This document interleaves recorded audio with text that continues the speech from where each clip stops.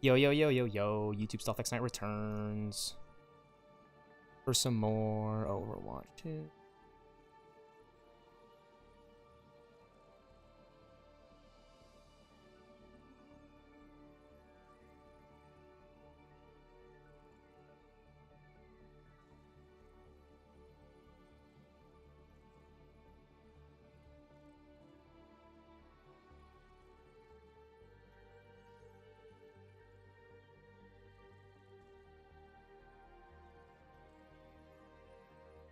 Yeah, we're playing some Overwatch 2.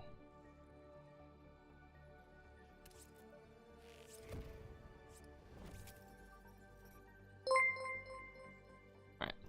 I'm just testing out. I'm not trying to bait anyone into donating or like be that guy, but I do like to test out my stream elements on Discord because they are very, very, very vital. Operation. Play some Overwatch Classic Goats. We're gonna play this mode. Totally normal watch. We're making progress with these challenges. I'm feeling very proud to have already played 20 out of the 99 games. So I'm hopefully gonna just, you know, not crash out, but I'm gonna crash through these games. I gotta lift up my monitor here. I think I always wants to like slide down, like side swipe. No, but I really appreciate everyone stopping by. We had a really awesome killer 10-hour stream yesterday on April 1st, April Fools. I'm not messing around. I had a 10-hour stream yesterday, and I'm gonna try to stream. We're only a minute into this stream. I'm going to try to stream for a good amount of time. That must sting. Played and joined this game too late. Why do I get the feeling I joined late? I did. Why do I get the feeling I joined late and I did? Whoa. Whoa. It's so laggy. Okay, there we go. I think that my PC just had to warm up. Yeah, I mean, being a streamer is realizing that you want to have all these cool features and overlays and all these cool things, but you know, you gotta make sure your PC, your computer can actually run them. Excellent. Okay. Graphics cool. I'm trying to, yeah. Oh man, see, that's what I'm saying.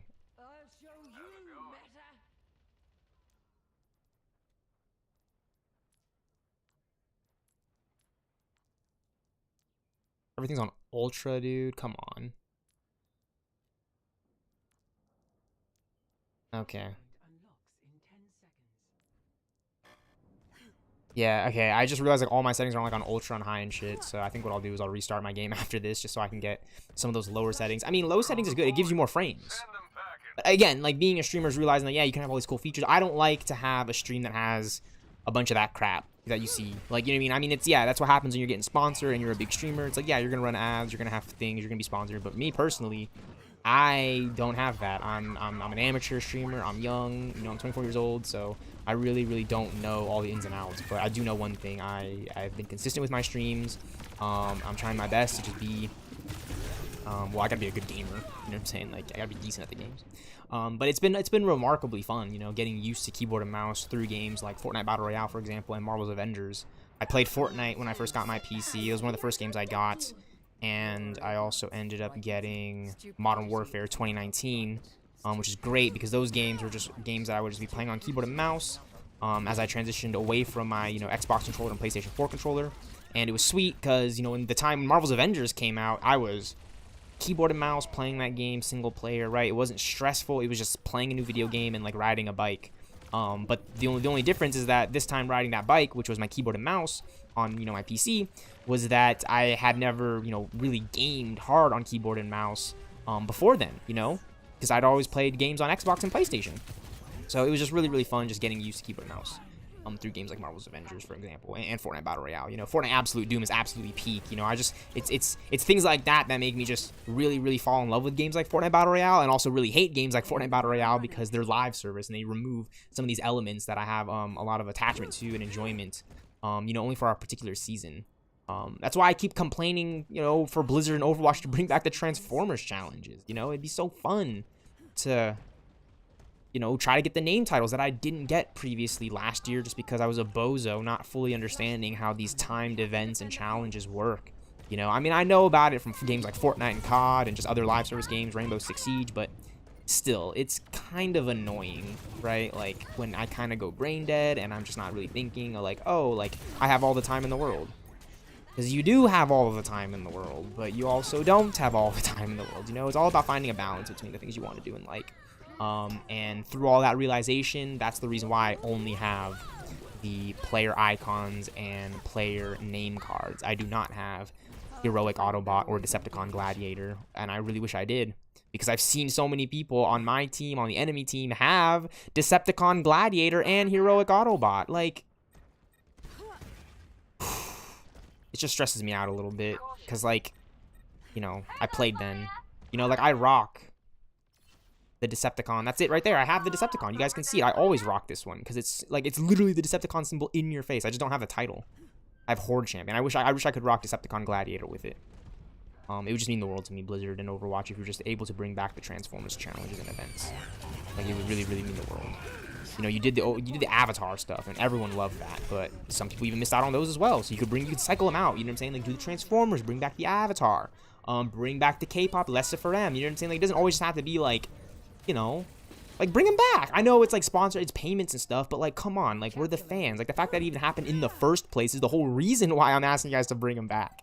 Because it's like, yes, you know what I'm saying? Look at Marvel, for example. They don't just, okay, Marvel is cameos and surprises and fan service, right? But that's a franchise that cares about its fans. So when they bring back Tobey Maguire and Andrew Garfield for Spider-Man 3 No Way Home, it's gonna be hype.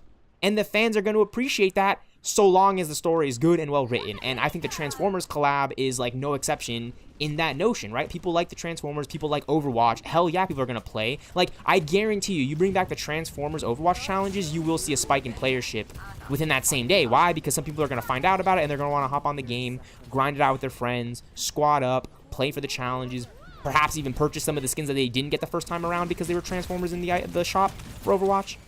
I mean, the possibilities are endless. You could even add in new titles and name cards to be unlocked on top of the old previous ones. I know it's a whole thing to incentivize, get people to play, but, you know, something that Marvel Rivals is doing right is that when you purchase a battle pass, it's yours to keep.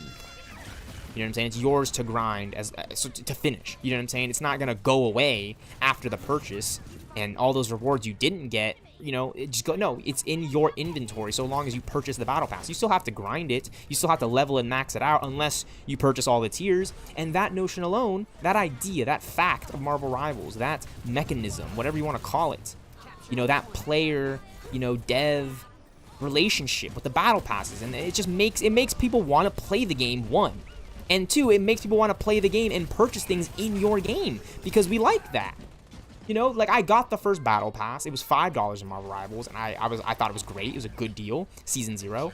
And then they increased it to $10 for Season 1. But here's the thing. So what? It's a $5 increase. Because as long as I spend those $10 now, I'm going to have that battle pass for the rest of time. You know, I'm 24 years old right now. I'm blessed to be in 2025 gaming. I really, really do not know how long I'm going to be able to game for and stream, but so long as I can do it and commentate and talk about it, I'm always going to be passionate and enthusiastic to share my ideas about this because I like gaming. I've grown up with this stuff, you know what I'm saying? I never really fully understood YouTube content creation and streaming and uploading and, you know, creating a community really until I started doing it myself. You know what I'm saying? I mean, I always knew it was going to be difficult to grow, but I never held myself to that alone. Like, I have to grow. I need to get subscribers. I need to get likes. I need to stream. Which I have been doing. I have been streaming because you guys, the YouTube stealthxknight streaming sanctuary, has been so supportive. You know what I'm saying? Just over a year ago, I had, you know, only like 100+ subscribers, and it's crazy to see this growth in, you know, the recent times. You know, it makes me want to, you know, I was talking about it with Alarion, you know what I'm saying? Like, we like to stream, but we stream in a way that's kind of like a live recording, you know what I'm saying? I'm doing a live commentary retrospective for Marvel's Avengers 2020. Yes, we got a new Avengers game on the way, and yes, I want to play as Ant-Man and the Wasp and WandaVision and War Machine and Quake and Mockingbird and the Falcon and the Winter Soldier and Black Panther and Marvel and Quake and Captain Marvel and Quake and the Scarlet Witch and Captain Marvel and Quake, right? And Mockingbird and She-Hulk and Kate Bishop, right? Like, I wanted to see that data mined roster that IGN put out just about, you know, a few weeks away from Marvel's Avengers official release in September of 2020. They got a data mine of the characters, the leaked roster for Marvel's Avengers. And what's crazy is that there are 3 rows of different heroes in them. Characters like Black Panther, Winter Soldier, and Kate Bishop were on that roster. Spider-Man was not on that roster, but as we know, he was a PlayStation exclusive because Sony owns those rights. But when it comes to, oh, it's unfortunate. When it comes to Kate Bishop and Black Panther and the Winter Soldier, those were the only 3 characters to get added in from that roster that IGN put out. Yes, we got the Mighty Thor, which is great and phenomenal. And yes, we also got Hawkeye. But we did not get Quake. We did not get WandaVision. We did not get Captain Marvel. We certainly didn't get Captain Marvel, She-Hulk, Vision, Ant-Man and the Wasp, Falcon. You know, we didn't get those characters. Doctor Strange was on that list. I cannot believe how much fun I have playing a game like Marvel's Avengers. So much so that I'm talking about it while I'm playing Overwatch 2. You're too kind. And the idea that we were going to get the opportunity to play as characters like Doctor Strange or War Machine or Ant-Man and the Wasp or Wanda and Vision or Quake, right? Like, she's honestly not like one of the most popular superheroes, you know, like your Iron Mans or your Supermans or your Spider-Mans or your Batmans and Aquamans. But it's Quake. If you know Marvel, you know Agents of S.H.I.E.L.D., you know the MCU. Oh my gosh. Fucking Quake in Marvel's Avengers? Are you kidding me? That's a character I would love to grind and play as in Ultimate Alliance 2, Ultimate Alliance 3, The Black Order, Ultimate Alliance 4, Marvel's Avengers, Marvel's Ultimate Alliance, Bill Roseman, Marvel's Ultimate Alliance, Sean Eskayeg, Marvel's Ultimate Alliance, Miller, Sadat the Gamer, Jay Shockblast, Caboose. Come on, guys. Marvel's Ultimate Alliance. You guys see the vision, right? Because we have the Ultimate Alliance series. We have Marvel's Spider-Man. We have Marvel Rivals. We have Marvel's Avengers. We have the amazing and phenomenal Arkham series. You know, I never got the opportunity to play those classic X-Men Legends games, but oh my gosh, could you imagine Marvel's Ultimate Alliance? Marvel's Ultimate Alliance? Marvel's Ultimate Alliance? Like, it would just be like the most revamped, remastered version you could possibly ever imagine of Marvel's Avengers. I think Marvel's Avengers, not what it should have been, but just think about Marvel's Avengers and everything you possibly could have imagined with that. Marvel's Ultimate Alliance torches that idea and gives you something entirely wildly different that makes you go, holy shit, Marvel's Avengers, right? Like, it reminds you in a way like that Marvel's Avengers was its own unique game that was heavily inspired by the Arkham series and previous Marvel games like the Ultimate Alliance series and so on and so forth. Like, I couldn't actually believe like how similar Iron Man like felt to me after having played Ultimate Alliance 2 2009 and then finally playing a game like Marvel's Avengers that's third-person action RPG, very much in line with Batman Arkham and Marvel's Spider-Man. Oh,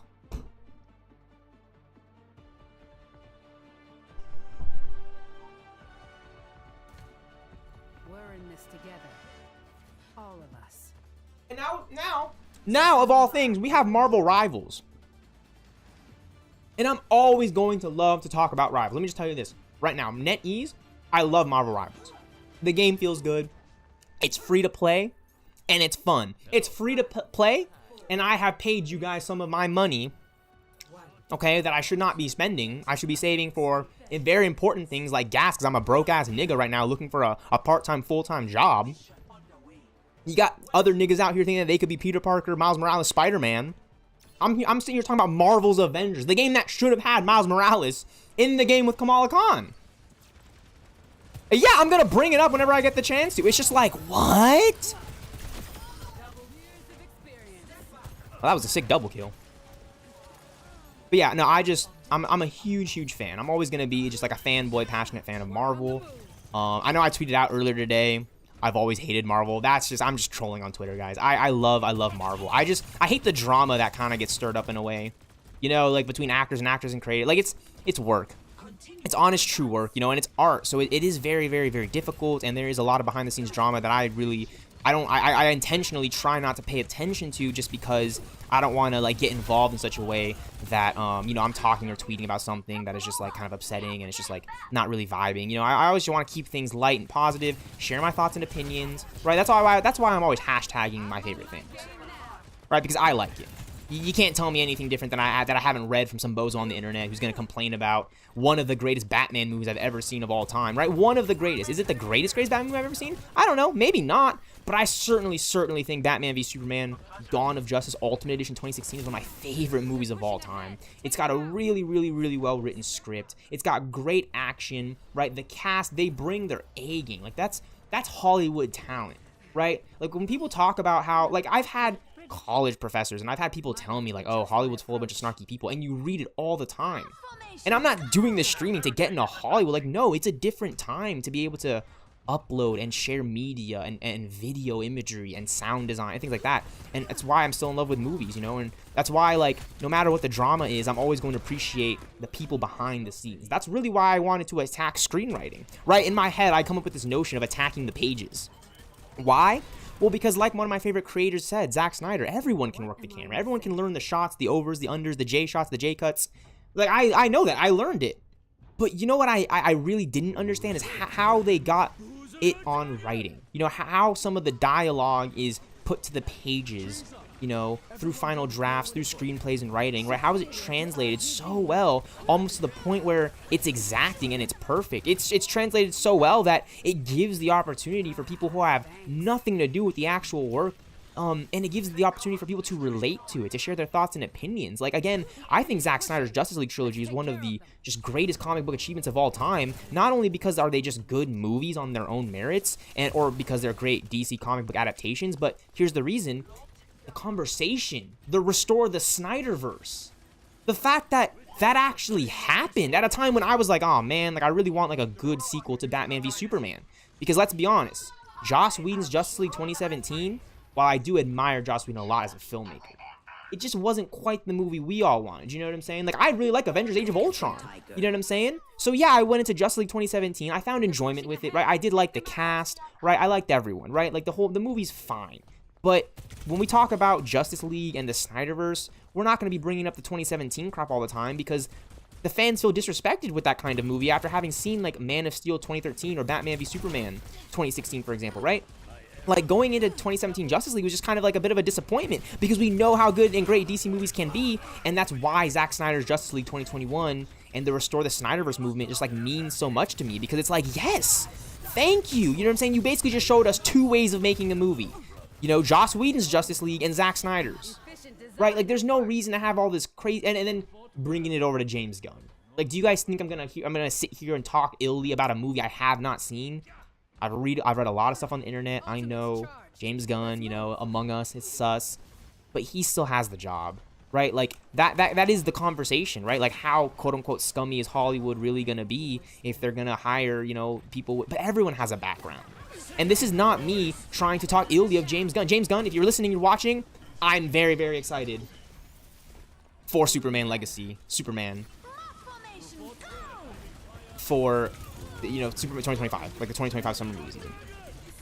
I'm so excited, you know what I'm saying? Because I'm a young screenwriter, amateur filmmaker, right? I need part-time, full-time work, but it's an opportunity for me to go to the movies with my family, my friends, and just enjoy a new, well-written comic book adaptation, a Superman movie. Like, I really don't think people actually understand how impactful Superman is. This movie releasing 2025 in July, you know, if you're just kind of someone who just like kind of, you know, glosses over the Marvel movies, or like knows of Batman and Superman and the Teen Titans or Young Justice, just be like, oh yeah, like I like like, no, but we grew up with Batman and Superman and Spider-Man. Like, those are the characters. Like, that's like the story, you know what I'm saying? Like the framework for a lot of us as we have grown up. And like, I'm way older than I ever have been, you know, but at the same time, I'm also the youngest I will ever be again, like right now. Like, I'm 24 years old.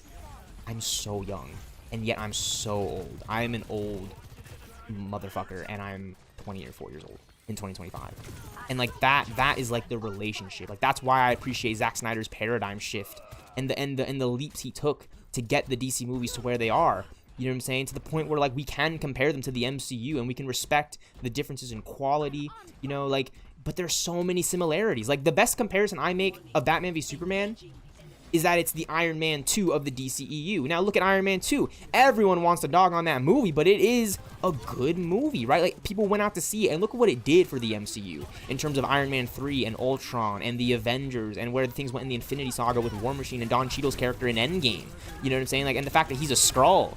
You know what I'm saying? Like, I really appreciate the work that goes into these stories, because I just enjoy them so much. I've always loved Iron Man 2. So as a young kid, it's like, oh, Iron Man 2, you're hearing, like, you're reading people on the internet on Twitter, right? Like, I got Twitter on my phone in 2014. The same on February 2014, I joined Twitter, right? Which is probably one of the craziest life decisions I could ever make, because it literally, I'm gonna be honest, Twitter kind of consumes a lot of my reading because everyone is tweeting something, and a lot of it is information that they're sharing and ideas and stuff that I'm genuinely reading. Like, I follow the news outlets that report on the comic book movie adaptation news because I want to have a good idea for what is going on behind the scenes before I go into the movie I'm watching. That's why I find movies like Quantumania very enjoyable to me, because I know what's going on behind the scenes, and I'm able to suspend my disbelief and just enjoy the story that the creators are putting out there. I'm able to respect the talent that the actors and actresses put in, you know what I'm saying? Same way people have done with Robert Downey Jr. and other, you know, talent across, you know, sports and other medium, right? Like, you know, politics, right? Like, you name it. It just goes on and on and on, and it's why I like this stuff, you know? It's the conversation. I keep coming back to it, and it's like, yeah, I like comic books, and I like movies, but it's not just me liking it because I relate to it, or I feel like it directly references and it relates and reflects my life. No. I like it because it's a reflection of humanity and life, right? It's the mirror that's held up, but it's not just held up on me solely. No, it's the audiences, it's the viewers, it's the community, it's the moviegoer's passion. You know, you can apply that to the gaming community, right? And the fact that we actually got Marvel Rivals now, and we've been wanting a Marvel co-op, you know, player versus player, raid-based game, right? Like, we still want an Avengers raid-based game, a superhero beat-em-up, very close to the Arkham series, good, if not even better than Marvel Spider-Man remastered in the Arkham series, and the Guardians of the Galaxy game, right? Like, the fandom is here, and I'm not saying that I want these creators behind the scenes to baby us or take care of us. I know all that far too much from playing football in high school. No. What I'm asking for, what I'm really trying to get at and discuss is the larger conversation, right? Like, you know, the fact that we still are talking about Batman v Superman, the fact that there are still people out there that are so sour on a movie that is actually a good movie, like, you know what I'm saying, a movie that had a lot of production value, a lot of talent put into it. Right? And you got so many people on the internet that have nothing to do with Hollywood because all they have is their social media and their mouths and their own self-contained opinions. Look, I have my own opinions, but I really do just try to get into what some people are feeling, you know, when they share their idea of like, oh, well, this movie, you know, I didn't really like it as much as I like this other movie or X, Y, and Z, you know? It gives me the opportunity to kind of go, okay, like, what do people like to see in their cinematic movie? Hollywood blockbusters and their stories, and all I can think of is how Batman v Superman pushed the envelope forward. You know what I'm saying?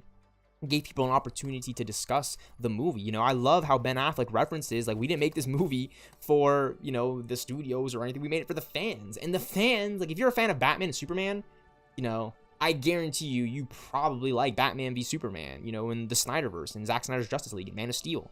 And if not, you've probably made it very evident and clear that DC needs to do something different, to which they are. We're getting a new Superman movie in 2025 in just a few months, 3-4 months away. It's April right now, May, June, right? 3 months away. We are 3 months away from Superman 2025. And that's so exciting. Superman in July 2025. And it's so exciting because I went into Man of Steel 2013 not thinking like, oh, okay, we're gonna have this be like the Iron Man for the DCEU movies, and then we're gonna move on from here to Justice League and Batman movies. Like, no.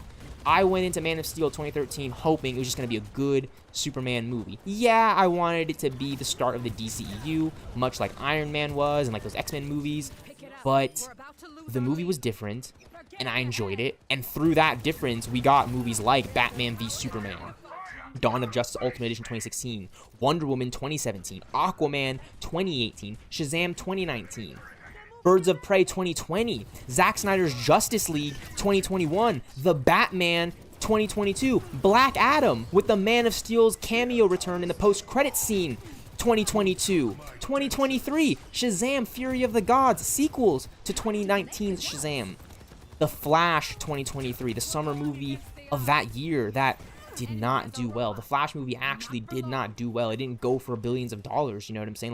Like the Avengers movies have gone, or, you know, even Batman v Superman and Man of Steel. But we moved from that. I thought it was enjoyable. I found it enjoyable.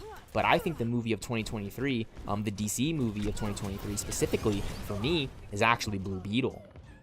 Blue Beetle with Zolo Mariduena. Hopefully I'm pronouncing that right. I apologize. But Blue Beetle in the DC universe. And apparently we're going to get an animation adaptation from that. Oh, I'm so excited for that. Oh, I'm so excited for that adaptation. Why? Because Blue Beetle in Batman the Brave and the Bold and Young Justice and the DC animated movie universe, the New 52 adaptations like Justice League versus the Teen Titans. I love Blue Beetle. He's one of my favorite DC characters. You know what I'm saying? I'm not Hispanic. I'm not Mexican. I'm not Spanish. I'm African American and Filipino, right? My dad's black. My mom's Asian Filipino. So, like, I still find relation and relatability to a guy who isn't, you know, doesn't have ties of ancestries that are really, like, rooted. You know, it's more of a foreign, or, you know, it's kind of like more of a cultural thing for me. And again, look, I love my white friends. Like, you know what I'm saying? Like, that's not what I'm trying to get at, right? Look at Bruce Wayne. Look at Clark Kent, Kal-El, right? Like, very clearly white male characters. Tony Stark, Steve Rogers, Peter Parker, right? But we're living in a time now where we can see those characters interact with, you know, Jon Stewart, you know, or Jaime Reyes, you know, or Zatanna Zatara, or, I don't know, maybe Teen Lantern, you know, I already mentioned Jon Stewart, you know, we can get Kyle Rayner up in there, you know what I'm saying? We get the female Lantern, Jessica Cruz, Miles Morales, Kamala Khan, right? Like, we are here, we're fans of the story, and we just want to see our favorite stories adapted well, you know what I'm saying? As minimal drama as possible, but that's a part of life. Like, I know it's a part of life, and well, as a fan, right, as someone who really tries to keep in mind separation of artists from artistry, you know, I just try to just enjoy it as much as I can while I'm here, and to talk about it, you know what I'm saying? This isn't like some cult following or some crazy scheme on the internet, but, you know, I can see why some people might feel that, you know, the odds are against them. But as Kevin Conroy's Batman says, specifically in Batman Arkham Knight, evening the odds. You know, that's what Restore the Snyderverse was to me. It was evening the odds. Like, DC really came through clutch. You know what I'm saying? Like, we have a true Man of Steel, you know, Batman and Superman team up, Zack Snyder's Justice League trilogy, right? He started off with Man of Steel Origin, then a Batman-Superman team-up movie that we've always wanted to see. Then, we went from there to the culmination of the trilogy with Zack Snyder's Justice League. Deconstruction with Watchmen, directed by Zack Snyder.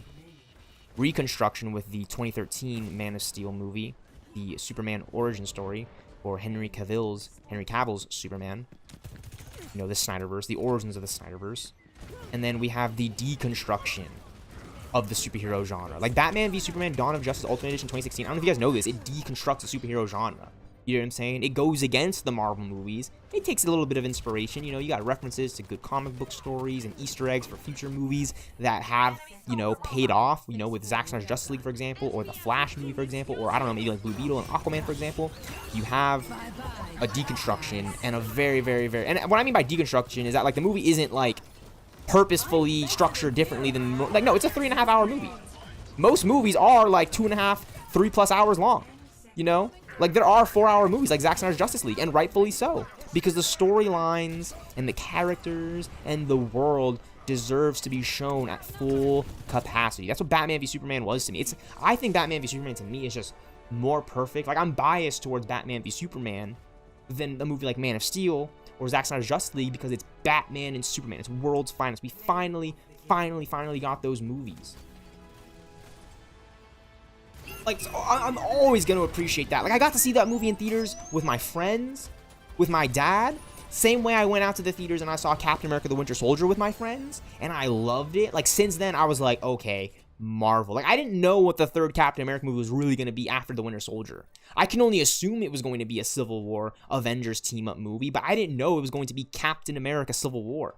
It was perfect. Why? Because I've already fallen in love and enjoyed Marvel since Marvel Ultimate Alliance 2, since playing that game for the very first time, and obviously watching the Spider-Man movies with Tobey Maguire growing up. You know, there's no reason to pit the Spider-Mans against each other. We've seen all of them on live action together, on the same screen together. We can all have a favorite Spider-Man while at the same time respecting and enjoying the other Spideys. Like, Tobey Maguire is the OG Spider-Man. His movies, everyone loves Spider-Man 2. It's great. I find it phenomenal. But I really like Spider-Man 1, the original with Green Goblin. I was scared of that movie growing up.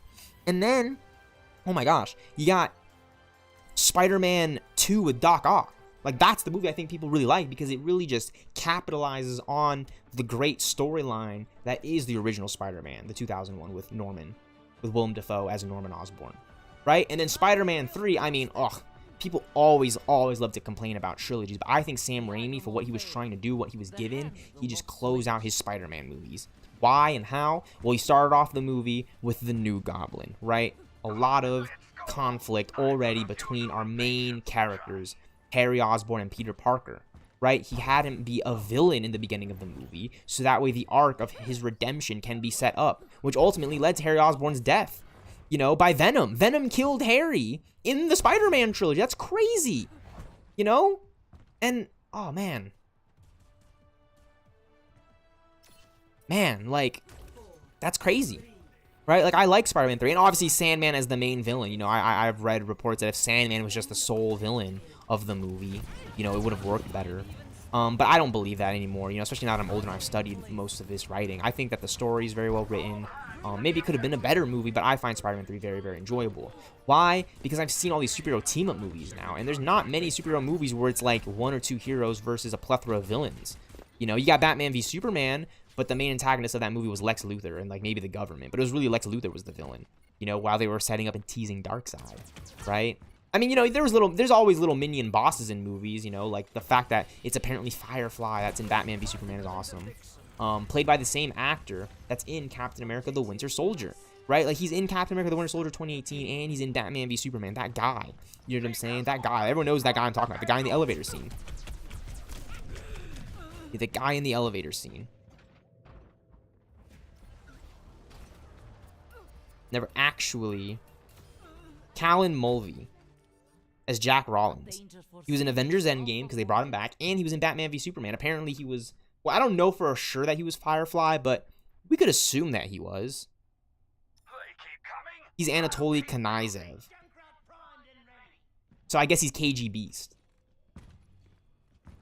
Right? Like, we know Anatoly Knaizev to be KG Beast, you know, from Justice League Unlimited, right? Like, Batman was fighting him along with, you know, Cheetah and, you know, Superman, like, Copperhead. So, yeah. I'm a fan. I'm just a true fan of the DCEU, of the MCU, the Marvel Cinematic Multiverse.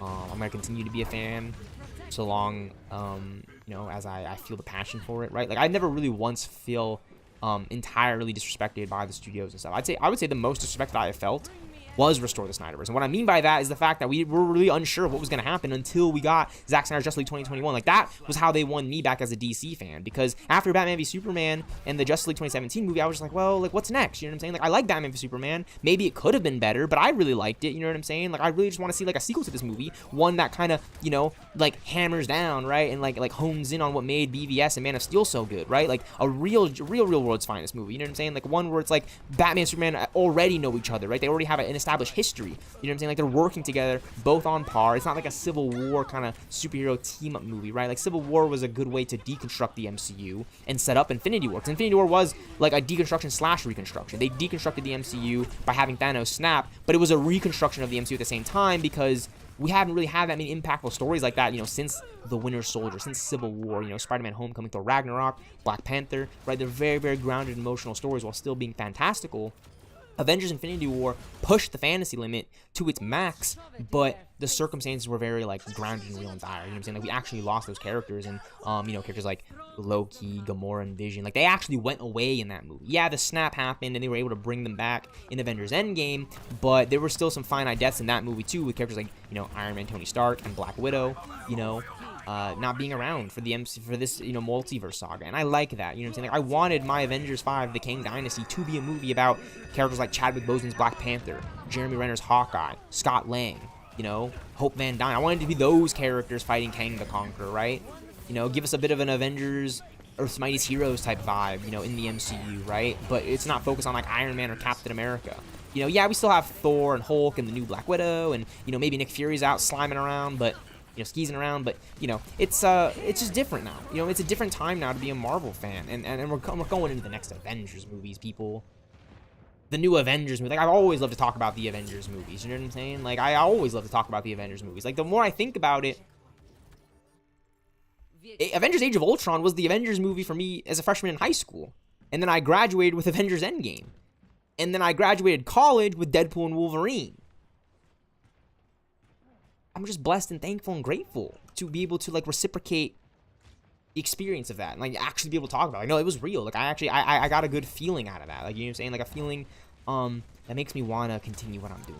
Stream, to get up every day. You know what I'm saying? Like, I like the notions of what the Russo brothers are saying, right? Like, it gets us up, it gets us excited in the morning, and, like, that's I'm excited to talk about it. You know what I'm saying? I'm excited to work on it. You know, that's why I'm an amateur script screenwriter, because it wakes me up in the morning, not necessarily to write, but to kind of brainstorm my ideas, right? So then I could take, you know, my writing to the pages. You know, I believe you should write every day if you're a writer.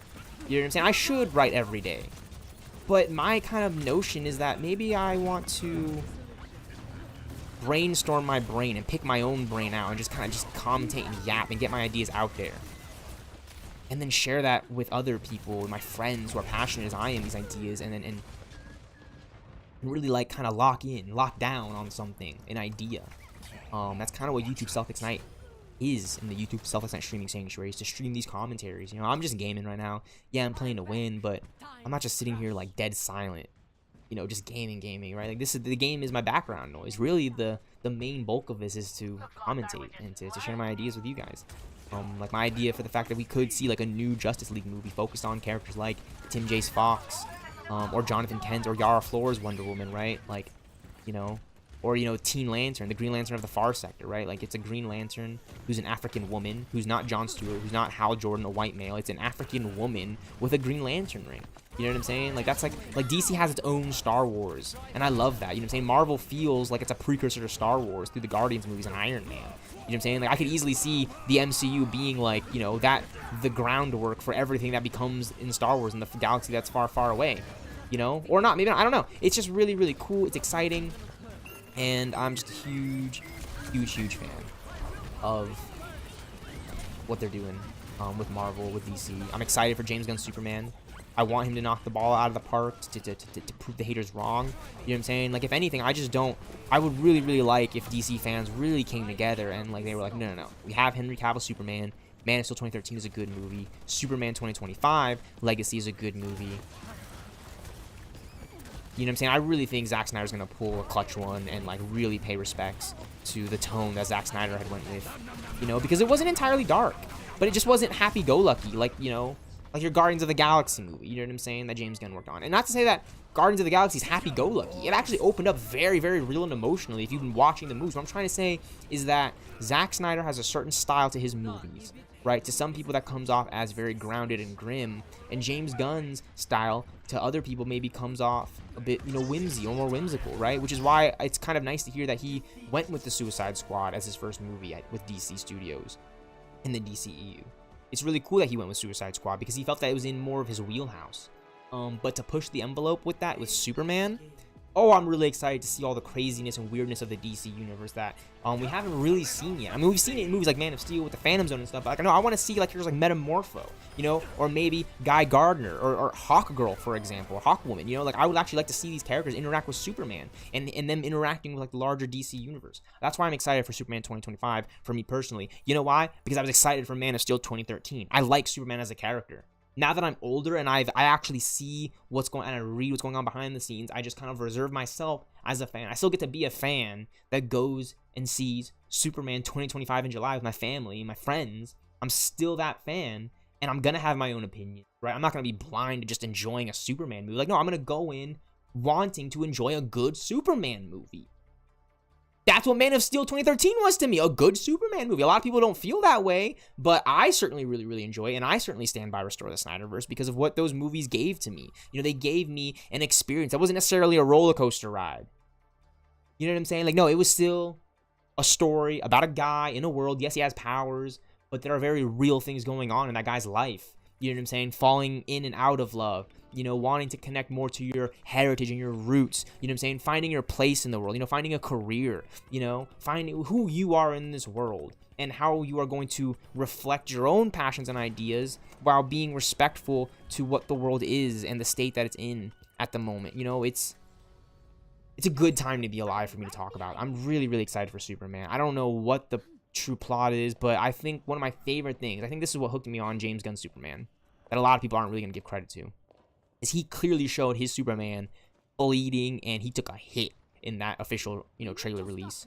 You know what I'm saying? And we know, as we know from Man of Steel and Batman Superman, like Superman, he bleeds, right? Like he takes hits, right? Kryptonite, you know, Doomsday, you name it, right? Like anything, you can think of it, right? Like Superman, you know, he's in, you know, we know him to be Superman, Man of Steel, but it's gonna be really cool to see James Gunn deconstruct that and go, okay, he's the Man of Steel, but there are threats out there that he is not, you know, fully, you aware of, like the fact that we know in the Man of Steel movie, in the Restore the Snyderverse, in the Snyderverse, right, like Clark Kent is really, really, really weak and heavily susceptible to his own Kryptonian heritage and their technology. Why? Because he is Kryptonian. I love that idea that, like, Superman comes to Earth, he can fly around, right? He has freeze breath, he has heat vision, super strength, super speed, right? Ultra hearing sound, all these really, really cool features. But as soon as he comes into contact with his own people, right? Zod and his General Zod and his army and Kryptonians and banished Kryptonians, he doesn't know. He doesn't fully understand it. Why? Because he's been so disconnected and removed from his own,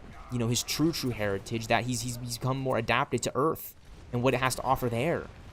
And it's crazy because that notion, like that idea, is why I really like Man of Steel and Batman v Superman, is that, there are things out there that even our main heroes, they can't be everywhere. I love that line in the Batman 2022. He literally says, it's a big city, I can't be everywhere, which gives like the perfect explanation for everything that the Batman is in the 2022 world and in, the Dark Knight trilogy. Like, yeah, he's Batman, he's the Dark Knight, he can do a lot. He may not have superpowers, but he's rich, he can fight, he's really, really smart, a tactician, the world's greatest tactician, according to Cyborg in Justice League, The Flashpoint Paradox 2013, right?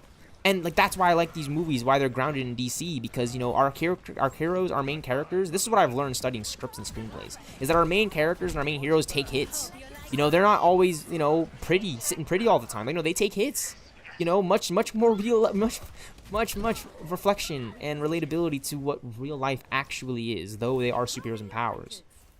Our main heroes, Iron Man, Tony Stark, they take hits. They get trapped in caves. They have to fight their way out of caves. They have to crawl their way out of caves. They have to crawl out of a dark hole. I felt like I've been in dark spaces and surrounded by them for such a long time, but honestly, right now, I don't feel that way. I have the opportunity to take the NeXus and this trolling notion and idea with the NeXus, and how when I first heard of it in games like Destiny, and movies like Avengers Age of Ultron, directed by Joss Whedon, right? Like the NeXus. Like, what does NeXus, this one word, what is this one random word that I first heard, what does it really mean to me? Because I didn't come up with this word. I just know it exists. Same way with other words. I just know these movies exist, but I know they were made, and it took a lot of work and production value and a lot of good writing and sharing of ideas to get the NeXus to a point.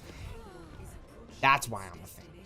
But that's why I always will be a fan, because, these people, they put in the time and effort, and yes, they reap the rewards, but it shows for that, like, it all shows for that. I'm just super great. Like, I've been yapping this whole time, and we've been losing games, which is kind of hilarious. Maybe if I was just, focused on the gameplay a little bit more, I would have won some games.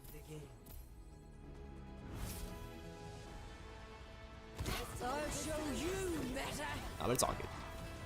It is all good. We are going to continue to get after it and just enjoy it and continuously be ready. That's why I came up with this thing of attacking, screenplay script pages in my head.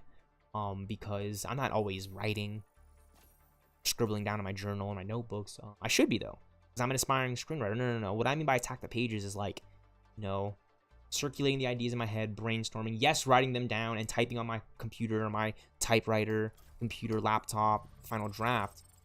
But it's about, like, just kind of keeping it in a place so I know where it's at in my mind, and then revisiting it and seeing what I want to do with it. Because I come up with some other idea, I stream consistently. But I don't always start out my streams commentating or with webcam on, for example. Like, that's what I mean, is I have an idea, and I have it in one way, but that idea could be something totally different.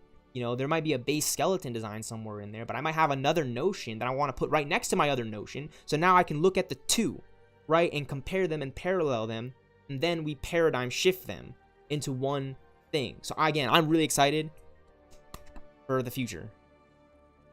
I'm the youngest I will ever be. Like, I'm so young right now, and I'm like the oldest I've also ever been. I'm old now. Like, I'm fucking old now. I'm not like a youngin'. I'm not 20 years old. I'm not 21 years old in high school or in college. Excuse me. I graduated college in 2019 when I was 18 years old. I graduated high school in 2019 when I was 18 years old. And then I graduated college in 2024 at 23 years old. So yes, it took me 5 years to graduate college. 1 year was a pandemic. And let's just say for a semester, I took maybe a few less credits so I could focus on those credits. College wasn't easy, but I did it. And I did it because I just had to take my time with it. You know, it got to a point right in the middle of it, or I didn't necessarily want to say, oh, I don't want to give. No. It was like kind of right in the middle. I was like, oh, this is. It's been getting real tough. I got more assignments than I ever have been. I gotta be responsible for it. I gotta show up to class. You know, I wasn't working when I was in college. You know, it was full-time college coursework to get my material in. Because that was one thing that I was honestly to truth, I was stressed about my schoolwork, but not to the point where I became like a rat. You know, I was stressed about it because I just knew I had to get it done. And I think that little bit of stress just kind of helped me just focus on getting it done and preparing my notes. You know, I never really tried to write my papers at the last second, and I don't think anyone should. But what I did do is I did space out all my ideas and notions and my paragraphs and my best ideas, gathering my resources and my quotes, you know, getting them all in line. So that way when it did come to the final writing of the paper, all I had to do was put it together and stitch it all together and reread it, you know, revitalize, redraft, you know what I'm saying, get feedback and notes, you know, get feedback from my professors before I finalize the papers, things like that. I think that was the most enjoyable thing for me in college, was finally realizing how much power I actually have over the control of my projects and notions. You know, and I had a lot of great support from my college classmates, being able to, you know, connect through things like Discord and, you know, share notes, which is really important. I'm not saying we cheated or anything, but as a screenplay scriptwriter, we shared notes with each other and, like, you know, oh, hey, like, I'm doing this for my project, because, you know, this is a good idea and I think it'll be a good presentation, and, you know, and I know a lot about it. A lot of my presentations were like adaptations of material. You know, I was writing an Ultimate Alliance adaptation for the live action setting. Like, what would Ultimate Alliance actually look like as a live action movie? And I based all my writing off of the actual game, you know, like the cinematic cutscenes in Marvel Ultimate Alliance. I tried to write those and implement those into my Ultimate Alliance movie, but at the same time I had to open it up and make sure it was different than the game, because it's a feature-length film. Like, there's a lot more that I can work with, and a lot more room, and you're just a lot more leeway writing an adaptation of a video game into a movie. But at the same time, I had to respect the video game. You know, it kind of came a little hard, because it's like, well, I need to involve this moment and this moment, but, you know, on paper for a feature-length film, it might not play out and translate as well. It's the translation of a video game to a movie that I love, right? That's why I was bringing up Need for Speed the other day, and like the Mario movie, right? And the fact that we're getting a Minecraft movie this week. Yeah. That movie is for kids. So what? You know, in my heart and in my head, I still feel like a kid, but no, I am an adult. I'm a full young man. Yeah, I don't want to say like I'm a fully grown young man, but I'm a full young man. You know what I'm saying? Like, I mean, I'm still developing my ideas and notions, and it's really exciting. You know what I'm saying? Like, I'm very excited for just like where things are headed. Yeah, it's a bunch of sequels. Avengers Doomsday, Avengers Secret Wars. But that's not to say I watched End of Watch the other night, directed by David Ayer Movies, and he released the Beekeeper movie in 2024 with Jason Statham, which is very enjoyable, action-packed, good story, really interesting drama, well-written cast. I love the cinematography and the shot making. Very good balance between action and drama in both End of Watch and the Beekeeper movie. And I've also watched Don't Look Up, you know, which was released in 2021 on Netflix, but I hadn't seen it until recently, and that movie really reflects very well where the world is at right now. And I also really respect movies like The Menu 2022 with Anya Taylor-Joy and Ralph Fiennes. I hope I'm pronouncing that right. Fiennes. You know, it's just really cool stuff. You know, I think Ralph was in the Wes Anderson's Grand Budapest Hotel movie, if I'm correct, which I think I am. You know, I know I am. I love Wes Anderson as a filmmaker. The Royal Tenenbaums, Rushmore, the Grand Budapest Hotel. Like, dude, that Wes Anderson dude can fucking direct movies, man. Like, he comes up with really good ideas. Like, that's why we know him as Wes Anderson. You know what I'm saying? Like, that's Wes Anderson. Like, I don't know if I would, you know what I'm saying? Like, what would Wes Anderson direct in terms of a comic book movie adaptation? That would be better than, no, Wes Anderson would just end up making some really good original idea, maybe an adaptation of like a book or a story. But he really has like his own style, you know, to really framing and like how he wants to present his characters, you know what I'm saying, and showcase his viewpoint of the world.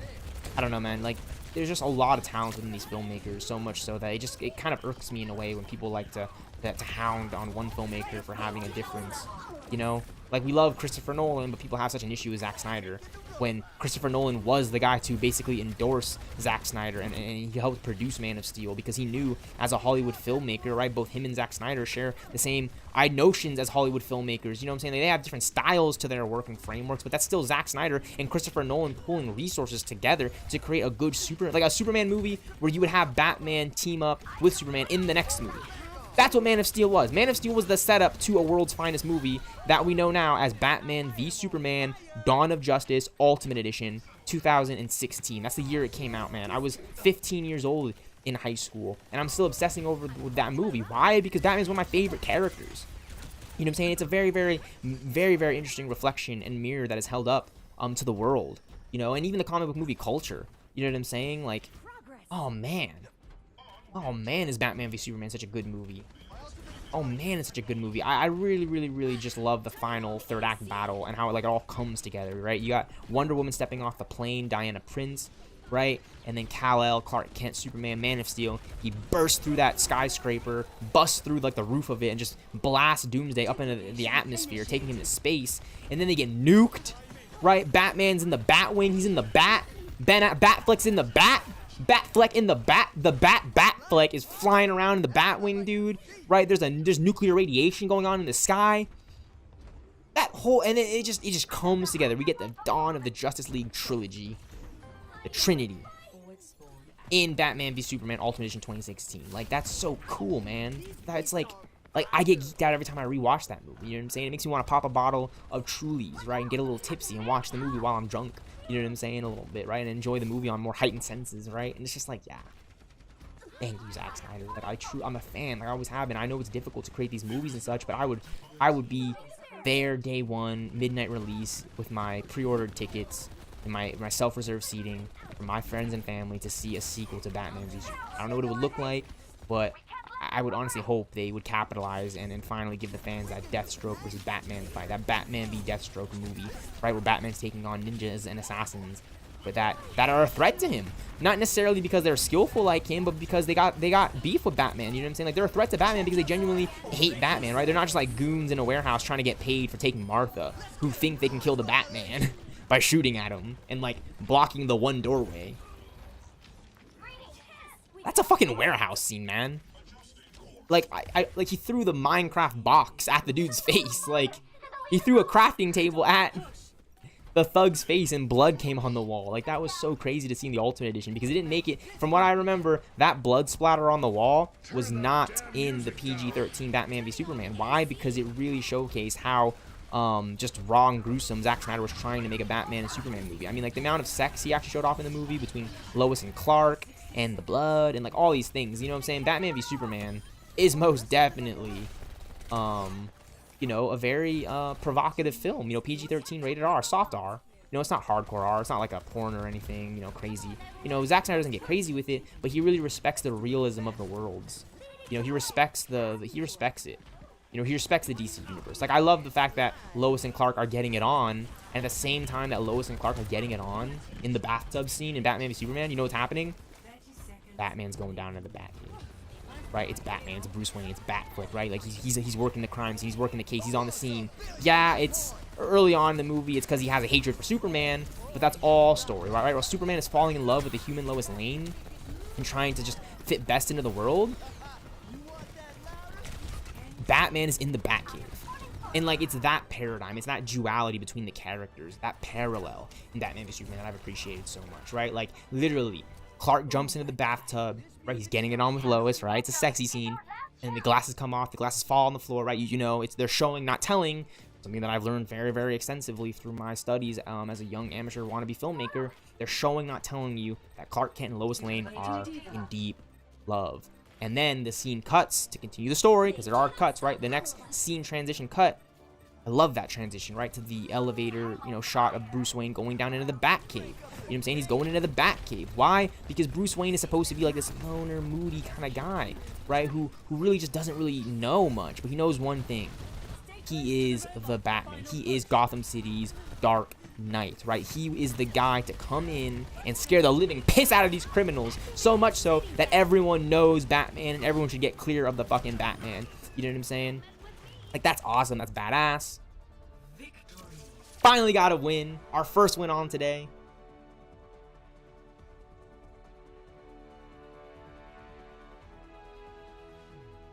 Play of the game.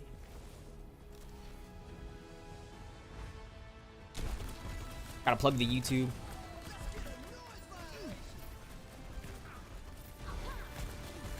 Yeah, I'm just a fan.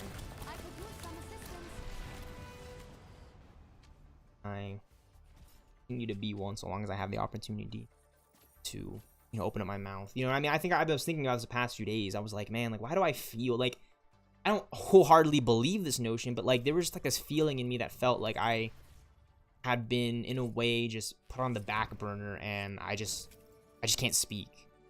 And I think a part of that, a lot of that idea had to do with the fact that I actually wasn't commentating a lot of my streams. It's something that I'm trying to get used to more now. More so than ever. Welcome to Oasis. You know, like using my webcam, using my voice, using my microphone. Because I can do that. I can do that. You know, like I can get on and talk about how much I like the MCU and the DCU and how much I'm excited for the new Superman movies this year. Like I can do that. I can do that. We have a Black Knight in here. That's crazy. I can do that. Now, you know, not now that I've taken the time to understand, you know, what it takes to commentate, you know, my gaming PC, all, you know, all these little things here, but like I can do it now. Like I find enjoyment in that, right? I'm not getting paid, right? It's why I need to, it's really the reason why I need to find a part-time and full-time job, because I need to actually make real money from this. You know, I'm not just sitting here commentating, streaming, hoping that like I'm getting the engagement viewers just so I can start making money off of YouTube. Like, no. What I'm trying to say is doing this because I enjoy talking about this and I enjoy playing video games. Like I enjoy like connecting as much as I can. And I've already torched a lot of relationships with certain people. Maybe not from my intentions, but maybe because they just don't like me anymore. But what I can honestly say is that I like me, right? I like the YouTube stealthxknight streaming sanctuary. I like NeXus. You know what I'm saying? I got close friends and homies that stop by my streams still, that I still talk to on a daily basis.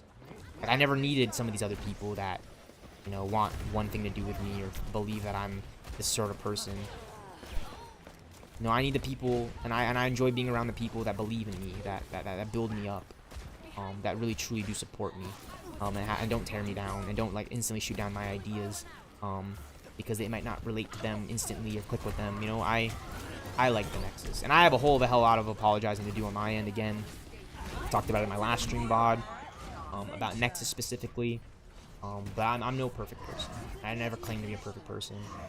I'm not even trying to sit here and say anything really. I'm just trying to just enjoy my time while I'm here. Because it is a short life. It's a short life. And I think everyone should have the opportunity to be who they are. It requires you to be strong. You know what I'm saying? Don't give up. Don't give up. Keep going. I'm going to be honest with you guys. You know, like 2023, I'm still in college. I'm studying. And I haven't given up. But, you know, it feels stressful, right? Because a lot of my previous high school classmates and people that I know, they were graduating in the year 2023, for example. And that's like something that kind of stuck with me a little bit. Because I am born on January 23rd, right? So 2023, January 23rd. I'm 22. I was 22 and 23. I'm 24 now. So it's been 2 years since I was still, you know, studying in college. But when it got to that point, I just realized like I'm on my journey. I'm on my path. Like that's why this commentary is here. This webcam, this whole thing is like it's my journey. It's my path. I love everyone else's journey and path. I want you guys to upload your content and share and post and you know, and go on Instagram, you know, and doll yourself up and look pretty, you know what I'm saying? And put on, if you're a guy, put on your chains. Like I want to see that, because everyone should have the opportunity to be in their own skin. Skin was one of the more impactful short films that I've seen. You know, when I started going to California State University Northridge and studying scripts and screenplays in digital media production. Skin was a very, very impactful short film. Why? Because the story reflects and relates so much to the state of racism in America, specifically directed towards black people and white people. And I love that because I'd never, you know, really like found out like the shorts that were on the level of Skin. I'd seen really good shorts, like the Cobb Elementary is a really, really good short about school shootings, something that I know something that I should not have. If that makes sense, you know, like I'm involved essentially in just a terrible mistake that people would know of, that people would love to still hang over my head because they want to be overbearing, and they want to dominate in such ways. But I've learned from my mistakes. I continue trying to grow. That's like the whole college journey is here for me. Like I don't know if I adapt my high school journey into a full-length feature film to show an outcry, but there is, you know what I'm saying? I think when younger kids, I'm not talking about like myself in high school or anything, I'm just talking about like in general, like when a younger kid is telling you something, it's because they're probably telling you something. And yeah, I'll just say that there are very much things that you do not joke about. This is the best advice I got from my friend's dad, my friend's father, who knows. He literally said to me, you do not say that shit. You don't say that shit. And once I heard that statement, when I got that response from him over the phone, my friend's dad over the phone told me, you don't say that shit. That was like a cultural reset moment for me. You know, I wasn't looking at him as like my friend's white father. Like, no, I was just like, it was almost like man to young men, young boy. Like I was like, okay, like I made a mistake. I don't say that shit. I should not do that. It's like the worst thing I could do. And it is the worst mistake I've probably ever made. But I think a worse mistake I could make is disrespecting my close friends. And there's no amount of apologies in the world that could ever make up for that, because there have been times where I have been in that position, been disrespected by people that I, you know, looked up to and admired. And what it does to me in that moment, it just makes me want to kind of like forget about it and continue on my own path and journey and try my best not to get involved in anyone else's drama or bullshit. You know what I'm saying? That's why when people, you know, certain couples and relationships post things on Instagram, you know, I'm happy for them. It's great, but it's got nothing to do with me. It literally has so much of nothing to do with me, so much so that people actually start to believe that I'm at the center of the attention when I have absolutely no ties, no relation, no correlation to it whatsoever. The most I would have a relation to it is that I know the person, we know of each other, we may know a little bit more about each other than we would like to, but we're very, at least from my perspective and my standpoint, I'm very respectful to their relationship. Now I haven't talked to anybody in recent years specifically about this, but it's just really hard to think about it sometimes. You know, like the idea of like, oh, could I have done something different? Right? Like that's what it all kind of ties back down to. That's why I really listen to what my friend's father had to say to me about not saying that shit, because it's the idea of, oh man, I made a mistake. I wish I could take that back. You know, I wish I didn't have to see that. You know, I think a lot of my previous high school and college classmates could feel the same way of like, oh man, we didn't want to see that. You know, you didn't have to post that. You shouldn't have said that. You don't say that shit. And like I keep coming back to it, and like that's why I feel so more enthusiastic now, because now I'm in like more of a clear headspace. Like I in a way, like this is another thing too. I feel like I'm back to me now in a weird way. Not because I'm streaming and I'm so removed from it, but because I've already gone through the experience of being a high school student. I was young then, I was stupid then, but I'm more wiser now. Not the most wise person, but I'm just older now. So I just have a better understanding and idea. I don't know about relationships, you know what I'm saying? I don't know. I've never had a girlfriend. Okay, it's, you know, I've had really beautiful and just smart, you know, women, young ladies that because I'm young, that I've been attracted to, that I, you know, really liked, but it's been hard for me to really like fully, you know, I don't know. I don't know. I really don't know what it's like to have someone. So I've made a lot of mistakes, right? So it's like, I think that's the thing about relationships, you know what I'm saying? It's like I care about my family, my friends so much so, and I want them to be successful and succeed. But I don't want them to have a sense of disbelief within themselves. You know what I'm saying? Like I want my significant other to like fully believe in themselves, so much so that like I guess I would be the person that they fall in love with or whatever, you know? Because there are times when like you kind of get the idea that some people are just kind of, oh hey, you look cute talking to you. Oh, but then this person, and you know, cheating, and I just don't see myself being in a relationship for like a month or two. Why would I want to be in a relationship with someone for a month or two? But it goes back to the idea, you have to try new things, you have to see what you like, and it's an interesting way to go about it. But it is also bullshit when people say that to you, like, oh well, you don't know until you date them and stuff, because you can kind of tell that they're just trying to soften you up for something else that they're looking for. I don't know what it is, but everyone is always just after something. I mean, I am too for sure, but I mean, I'm here doing this. There was never anything, you know. I mean, yeah, I mean, studying scripts and screenplays and working on production, but, you know, I have close friends at California State University Northridge that have shown me a path towards that. So much so that I don't really care about the actual large, like, look, I don't actually care about working through Marvel or working for Marvel or like doing it, but I am passionate about it.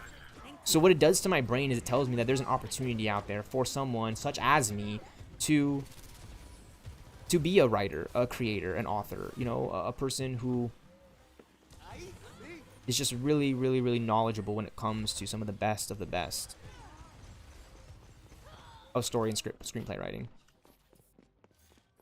I just believe that I'm now in a more better mind state to lock in, you know, to be me, to truly lock in on me. And who am I? I'm YouTube stealthxknight, the YouTube stealthxknight streaming sanctuary. My name's Trevor. Trevor with a T. Trevor from GTA. Trevor. Trevor. You know, they call me Trevor. You add in another E, it becomes Trevor. But I'm YouTube stealthxknight, the YouTube stealthxknight streaming sanctuary. Because I grew up watching Batman Begins and, you know, Batman Returns and Batman Robin, and I loved Batman growing up. Specifically Batman Robin, George Clooney's movie. I was just so blindly biased to people and the idea that that movie was quote-unquote a bad Batman movie. Like, I still think it's one of the best Batman movies I've ever seen. Why? Because it's got Batman Robin in it, and Mr. Freeze, and Poison Ivy. And then there's Danny DeVito as the Penguin in Batman Returns. Thank you. And that's awesome. That's awesome.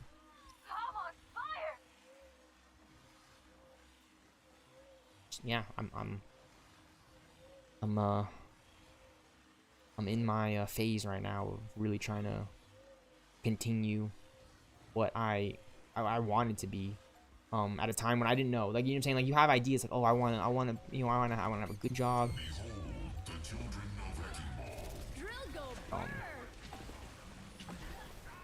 Yeah.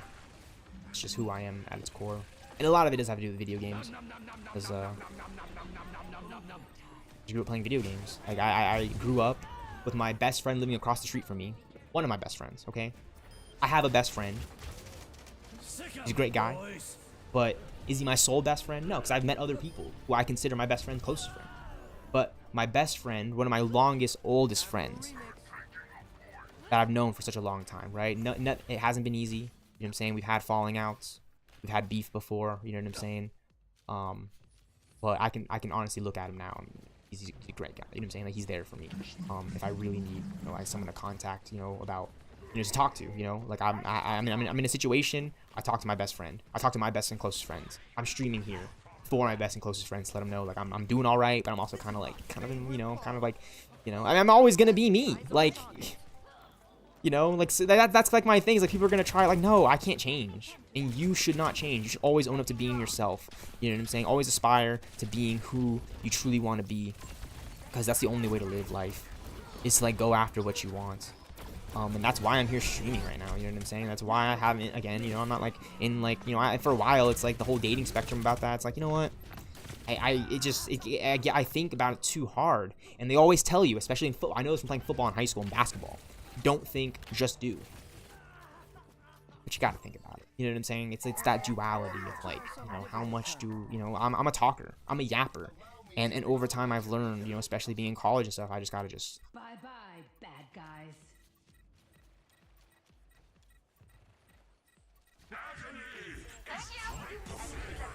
YouTube stealthxknight in the YouTube stealthxknight streaming sanctuary. Shout out to the NeXus. Hashtag reassemble. I am ready to activate the sound barrier. Who wants a billion hip hop?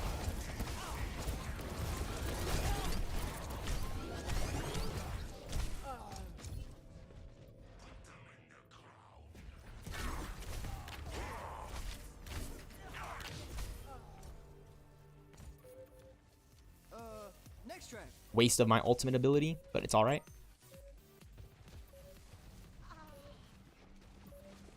I'm better than you at Roadhog.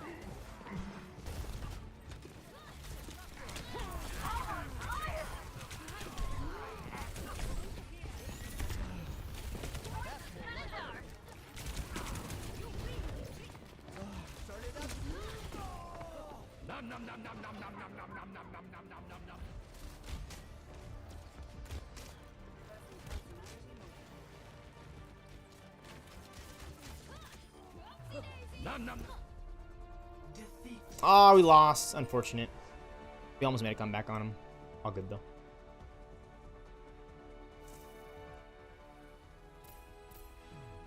Play Thank you for all the love and support, you guys. Seriously, it really means a lot. A little bit of lurk is a lot of love that goes a long way. I love repeating that just because I'm not expecting anybody to always be in my chat, you know, yapping it up, chatting it up with me, trying to connect, because everyone does their own thing, you know, and I'm not the biggest streamer in the world. I just want to upload and commentate and just share my ideas and thoughts. But for those people that do lurk, like this is the point of the stream. I'm looking at you in the cam. I don't know your user specifically because I can't see it pop up on my thing. I can't always see who's in my chat.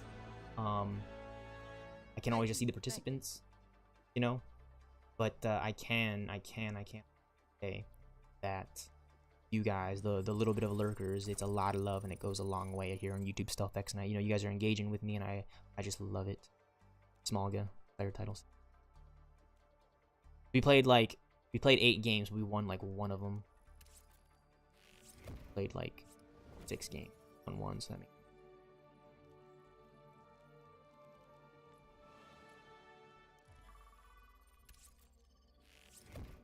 I go to history game report.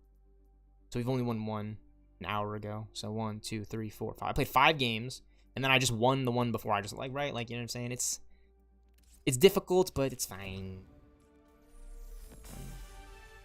Ooh. This one looks sick. Sawney May.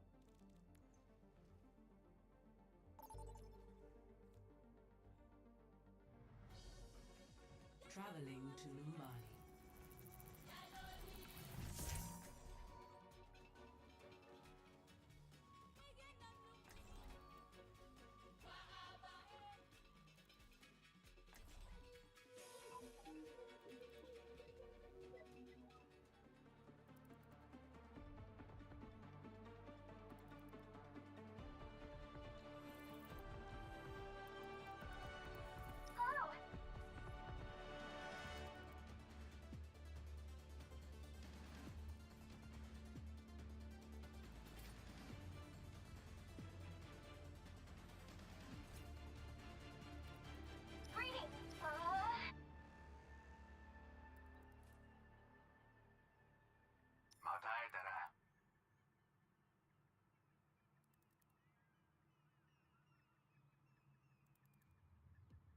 Okay.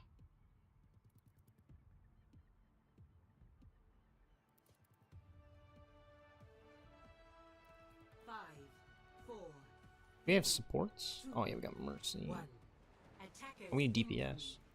defend Where's Sojourn? I've been really enjoying Sojourn lately. Just like I love this like rifle. Light All-Star. Actually, no, oh shit. There we go. I want to play as Bastion. I've been enjoying Sojourn, but I want to play as Bastion right now. I think a lot of people would know why. I'm trying to get the level of recruits going up for this character. It's kind of nice. So I actually started playing a lot. When I started really getting into Overwatch, when I was playing the Transformers Challenges collab, summer in 2024, right? I'm reflecting on it. I was playing a lot of Bastion. But then when I started getting more and more addicted to Overwatch, I was playing like Tracer, Reinhardt, definitely Ashe, and Pharah. And then I also really, like, Mercy is my most played, most highest level hero right now in Overwatch. Like I'm a Mercy. Like Mercy is just Mercy. Like Mercy is like Mercy is one of the first characters in Overwatch that I really like kind of came into contact with. Like, and I was like, oh my, I love the character design. I didn't really know. I mean, she's flying. I think pretty early on I knew like Mercy was just straight healing and straight damage boost. But I always knew like she had like a sidearm pistol that does a little bit of damage. But you know, it's Mercy. You're a support strategist. You're supposed to be focusing on healing and damage boosting when you should be healing and damage boosting in Overwatch. And it's just one of my more favorite games that I played in recent years. Marvel Rivals, of course, as well. And I'm always going to love Marvel's Avengers and Gotham Knights and Batman Arkham Knight and Injustice 2 and Marvel Ultimate Alliance 2, 2009. Ah, Marvel, please bring those games back to Steam, to Xbox, and PlayStation digital marketplaces. Like, please bring back the Ultimate Alliance series. Please make a Marvel's Ultimate Alliance 4. Where we can play as characters in a third-person action raid-based beat-em-up game, much similar to Marvel's Avengers. And Vince Napoli's combat design team, like, yeah. I'm a little kind of sick and tired of like these first-person and third-person shooters. I mean, Marvel's Avengers is a third-person shooter, but it's got melee combat in there. You know what I'm saying? It's got like raid elements. It's not just like a straight shooting game, right? Like Marvel Rivals, Marvel Overwatch, Marvel Rivals and Overwatch. They are they're very much like shooters, but they're co-op hero shooters. So there's a lot more of a team base effect on it. And if you have a really, really good team and you're really, really good at working together, if you're really, really well working together, I was about to say to well weather. I'm always talking kind of faster than I should be for my own good. Another thing that I've tried to get more used to and adapt to is the idea that I should be talking more normally and slowly instead of just yapping, which I've been doing for the past hour and 15 minutes in this stream. So hopefully I haven't been going too fast for anybody listening, but at the same time, I really apologize. I do talk fast. It's something that people will just bring up to me when for some reason. And if it's not that, they'll say something about my breath, which, you know, I brush my teeth, mouthwash, I do my thing. Everyone has bad breath because we all eat food. It doesn't always smell like roses in my mouth, but some people naturally have more worse breath than others, and I am very apologetic for that. I try to be more respectful of just how I'm talking and presenting myself. Thankfully, I've learned a lot, just more about how to handle my situation. You know, transferring from community college in my town to a 4-year university in Northridge, Los Angeles. So it's just been really enjoyable. And yeah, so I recently watched the movie End of Watch, directed by David Ayer Movies, and I found that to be very enjoyable. It's a really real movie. It's got Hollywood talent in there, a lot of familiar actors and actresses from the Marvel movies. You know, America Ferrera is in the movie. She's really well renowned. You know, I watched in my history of American cinema course, Real Women Have Curves. And like that movie is a very well written story. You know, like the cast was well written. It's about just an independent woman. You know what I'm saying? And like, you know, coming into contact with, you know, relationships for the first time and how she wants to handle herself in the world and carry herself as an independent woman. You know what I'm saying? Like this whole thing about just, I don't even really need to say much about it. Like you just know, like, let me just say this. We were about to have our first female president. She lost, but had she won, she was our first female president. But that didn't pan out that way. That's just how it is. You know, America voted. I voted. I'm not gonna say who I voted for, but America voted. It went to the other guy. You know, it went to Donald Trump, which is, I'm not trying to say anything, but I'm just, that's the state of the world. Like we had, and it wasn't just we had 2 women. You know what I'm saying? Like no, like it was 2 different female candidates that were in the running. You know, like I really like to talk about that with my mom because I'm alive for that. Like, you know what I'm saying? Like not a lot of women are able to, like, you know what I'm saying? Like I'm a guy and I'm not trying to, but it's a very real world. You know what I'm saying? And I am trying just to keep an open mind. You know what I'm saying? I believe in my own beliefs and thoughts and notions, but it's a very real world. And the reality of it is that we were, you know, there's 2 female presidents, right? One, you know, 4 or 5 years ago when I was in high school, and now that I graduated college. Yeah, I don't want to get into that anymore. But it's just that alone is like not supposed to be like a bad thing, but it's supposed to be something that we reflect on and look at and go, well, that's actually remarkable. Like that's history.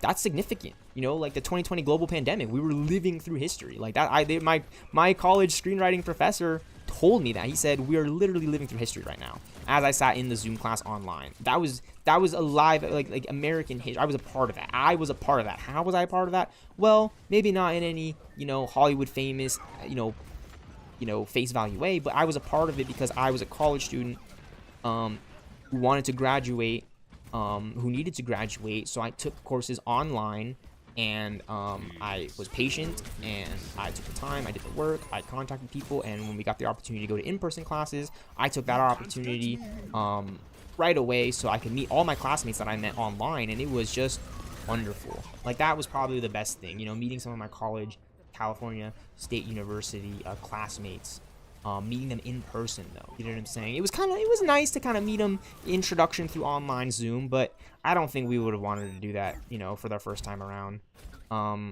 I think that it was just so much more special and so much more memorable to meet people. I mean, yeah, it was with masks on, but we're being respectful of each other's boundaries, you know. Even when they said we didn't have to wear masks in class anymore, a lot of my classmates, many of my classmates, and many of the students on my campus were still wearing masks. And I was just very, very happy to see that, to know that there were people around me that, you know, are very aware of the world that we're in, the pandemic. And you know what? Wearing a mask isn't just a sign of the global pandemic or COVID or anything. It's like, no, I want to mask up. You know what I'm saying? Maybe it'll help out with a bad breath. I don't know. But I'm blessed, grateful, thankful, so fortunate. So fortunate. You know? My parents have blessed me with this mind and this voice. And I really don't know what to do with it right now. You know? I keep talking about how I graduated college, but that was last year. And since then, I don't want to say I've been lost, but I'm trying to find my way. And I think I have a pretty good idea now. An alright idea. You know, I've been applying for some part-time and full-time work. I've been streaming a lot more. I'm using my voice in my commentary a lot more. I'm not just playing Marvel's Avengers. I'm trying to have a good balance. You know, like I want to upload Avengers and talk to you guys about it, but I don't want to like be yapping my way through it because I feel like it kind of, there's a disconnect between the audience, my audience in the YouTube stealthxknight stream. Like I feel like when my audience, like, oh, he's playing Avengers, not to like yap and comment and commentate, but we can, you know, jump into his stream and get him to talk, you know, because we know he's there. And then there are so many streams and VODs that I have where I just am not talking. I don't want to communicate in that way because I just want to share Marvel's Avengers with you guys, like my favorite video game right now. The game that should be in a different state, but it's just not. And that's just, I'm very proud of that.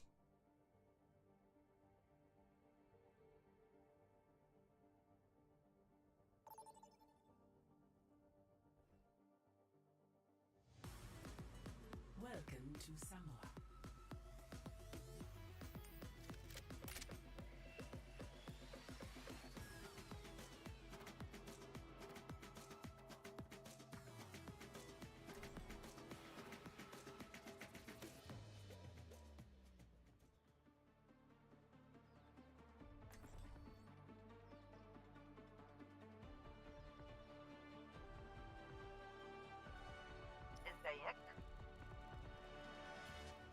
I'm a little surprised We're in this both together. went the vigilante route. All of us. What can I say? We've got good sense. Stay put. How are you? 5, 4, 3, 2, 1. Round 1. Capture the objective. Let's keep each other safe.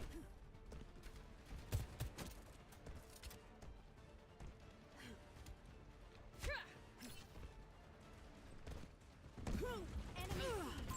Enemy here! The objective is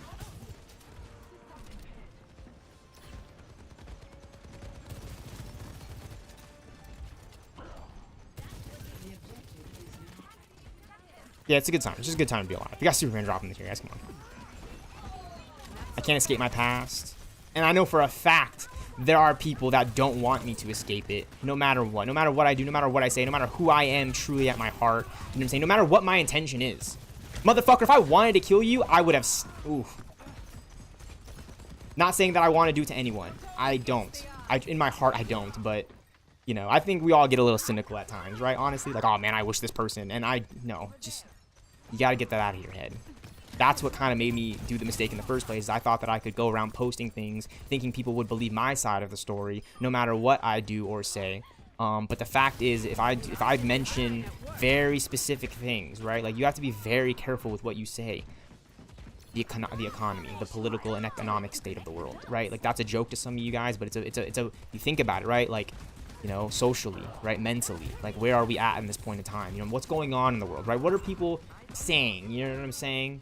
You know, what are people collectively coming together to protest in the streets of Los Angeles, in front of our courthouses, in front of our White House, right? Like, where is the world at right now? You know what I'm saying? I don't just follow, I follow the people that I know and that I've met and that have connected with me and had conversations with me on Instagram and Twitter. You know, and I follow back people that I personally respect in a lot of ways. You know, I don't follow anybody that I just don't like or anything. You know, I follow classmates and friends and the people that I've met and had conversations with. People that I went in to restaurants and they were working their shift there. And they served me. They didn't have to do that. They could have spat in my food for all I care or know. And all I can hope for them now is I just hope for them the most success and their passions and whatever the case may be, because I'm just so far beyond any hatred in my heart. And I always have been, you know? Probably the most hateful thing that I could have possibly ever done in my entire life is post that stupid fucking picture on Snapchat and then take my friends' photos and share that with everyone else too. Turning on the AC. Essentially dragging down the people I care about most in my life. I never want to do that again. Ever. My closest friends have helped me with my favorite short films.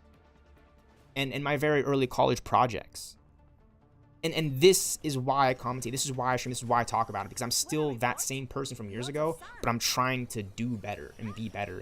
And be who I'm really supposed to be. I don't want to be wholly different than I ever was before. But adaptation. Transformation. Right? Like, I love the Transformers movies. Optimus Prime, he's the truck. He's the leader of the Autobots. Always has been. But he was, like, upgraded throughout that whole, you know, the trilogy and the Babers, you know, through the last night. You know, he got the matrix of leadership and the flight tech in Revenge of the Fallen, right? He got the idea that he was leader of the Autobots, and he got the support from Megatron in Dark of the Moon, right? In the race of Transformers, and the support from Lennox and Epps and Sam Witwicky. And then in Transformers Age of Extinction, we unlocked the Dinobots with Optimus Prime, and he got a sword and a shield, much akin to Sentinel Prime. And that's when we really think, you know what I'm saying? Like, that's I think, you know, by the time we get to Dark of the Moon, Transformers Dark of the Moon, you really realize, holy shit, this actually is all about the Transformers. It's about Optimus Prime. He's the main character in this movie still. It's not just Sam Witwicky and then him crossing over with Bumblebee and them. Like, no. Bumblebee, Sam Witwicky, Optimus Prime, Lennox, Epps, freaking Seymour Simmons, Cade Yeager. They're all main characters in this Transformers storyline. You also had Haley Steinfeld's character in Bumblebee 2018.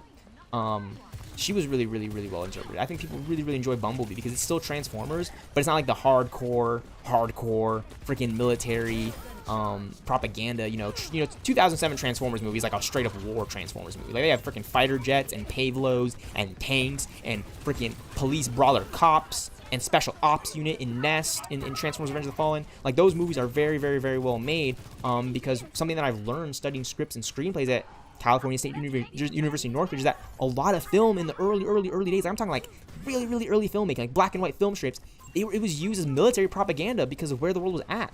And it's still using that same fact and notion today. It's just presented in wholly different ways and manners. I mean, look at Avengers Infinity War and Thanos, for example, and the impact his forces had on Wakanda. You know what I'm saying? Like, you can sit there and say America's Wakanda all you want, but if there's a threat out there to Wakanda, is a threat to Wakanda, and that's what Thanos represented in Avengers Infinity War. It's why the Avengers came to the Black Panther and the King of Wakanda. They went to Black Panther, the King of Wakanda, because it's the most defensible place on the planet. Why? Because Thanos is a threat. It's not just like Thanos is some happy-go-lucky villain who wants to blow up the world. No. He wants to get rid of half of all life in the known universes. Why? Because he's seen the effect that that's had on his soul planet. People fighting over resources, ideology, social economic values. And that's why I love film and cinemas. We can relate to each other. We can translate the music and the artistry so much so to the point where, yeah, it's annoying a lot of the people that I follow on social media because I'm spamming this stuff. But I really want to make a Batman movie.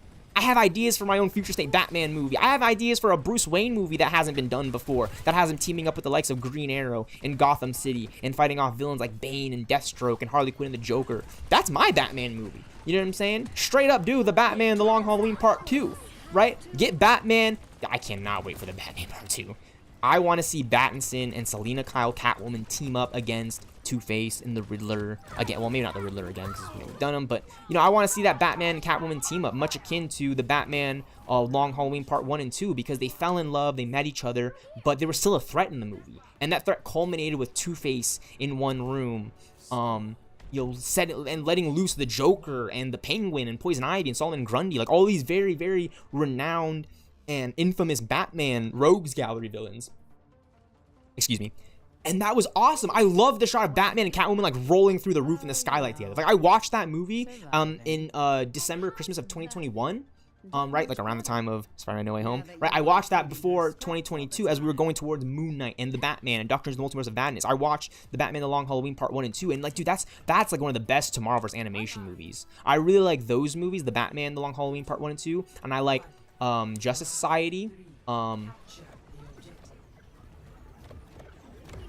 Or no, I'm sorry, excuse me. I do like Justice Society World War II with Wonder Woman and the Flash time traveling. But then I really fell in love with Legion of Superheroes with Supergirl and Brainiac 5.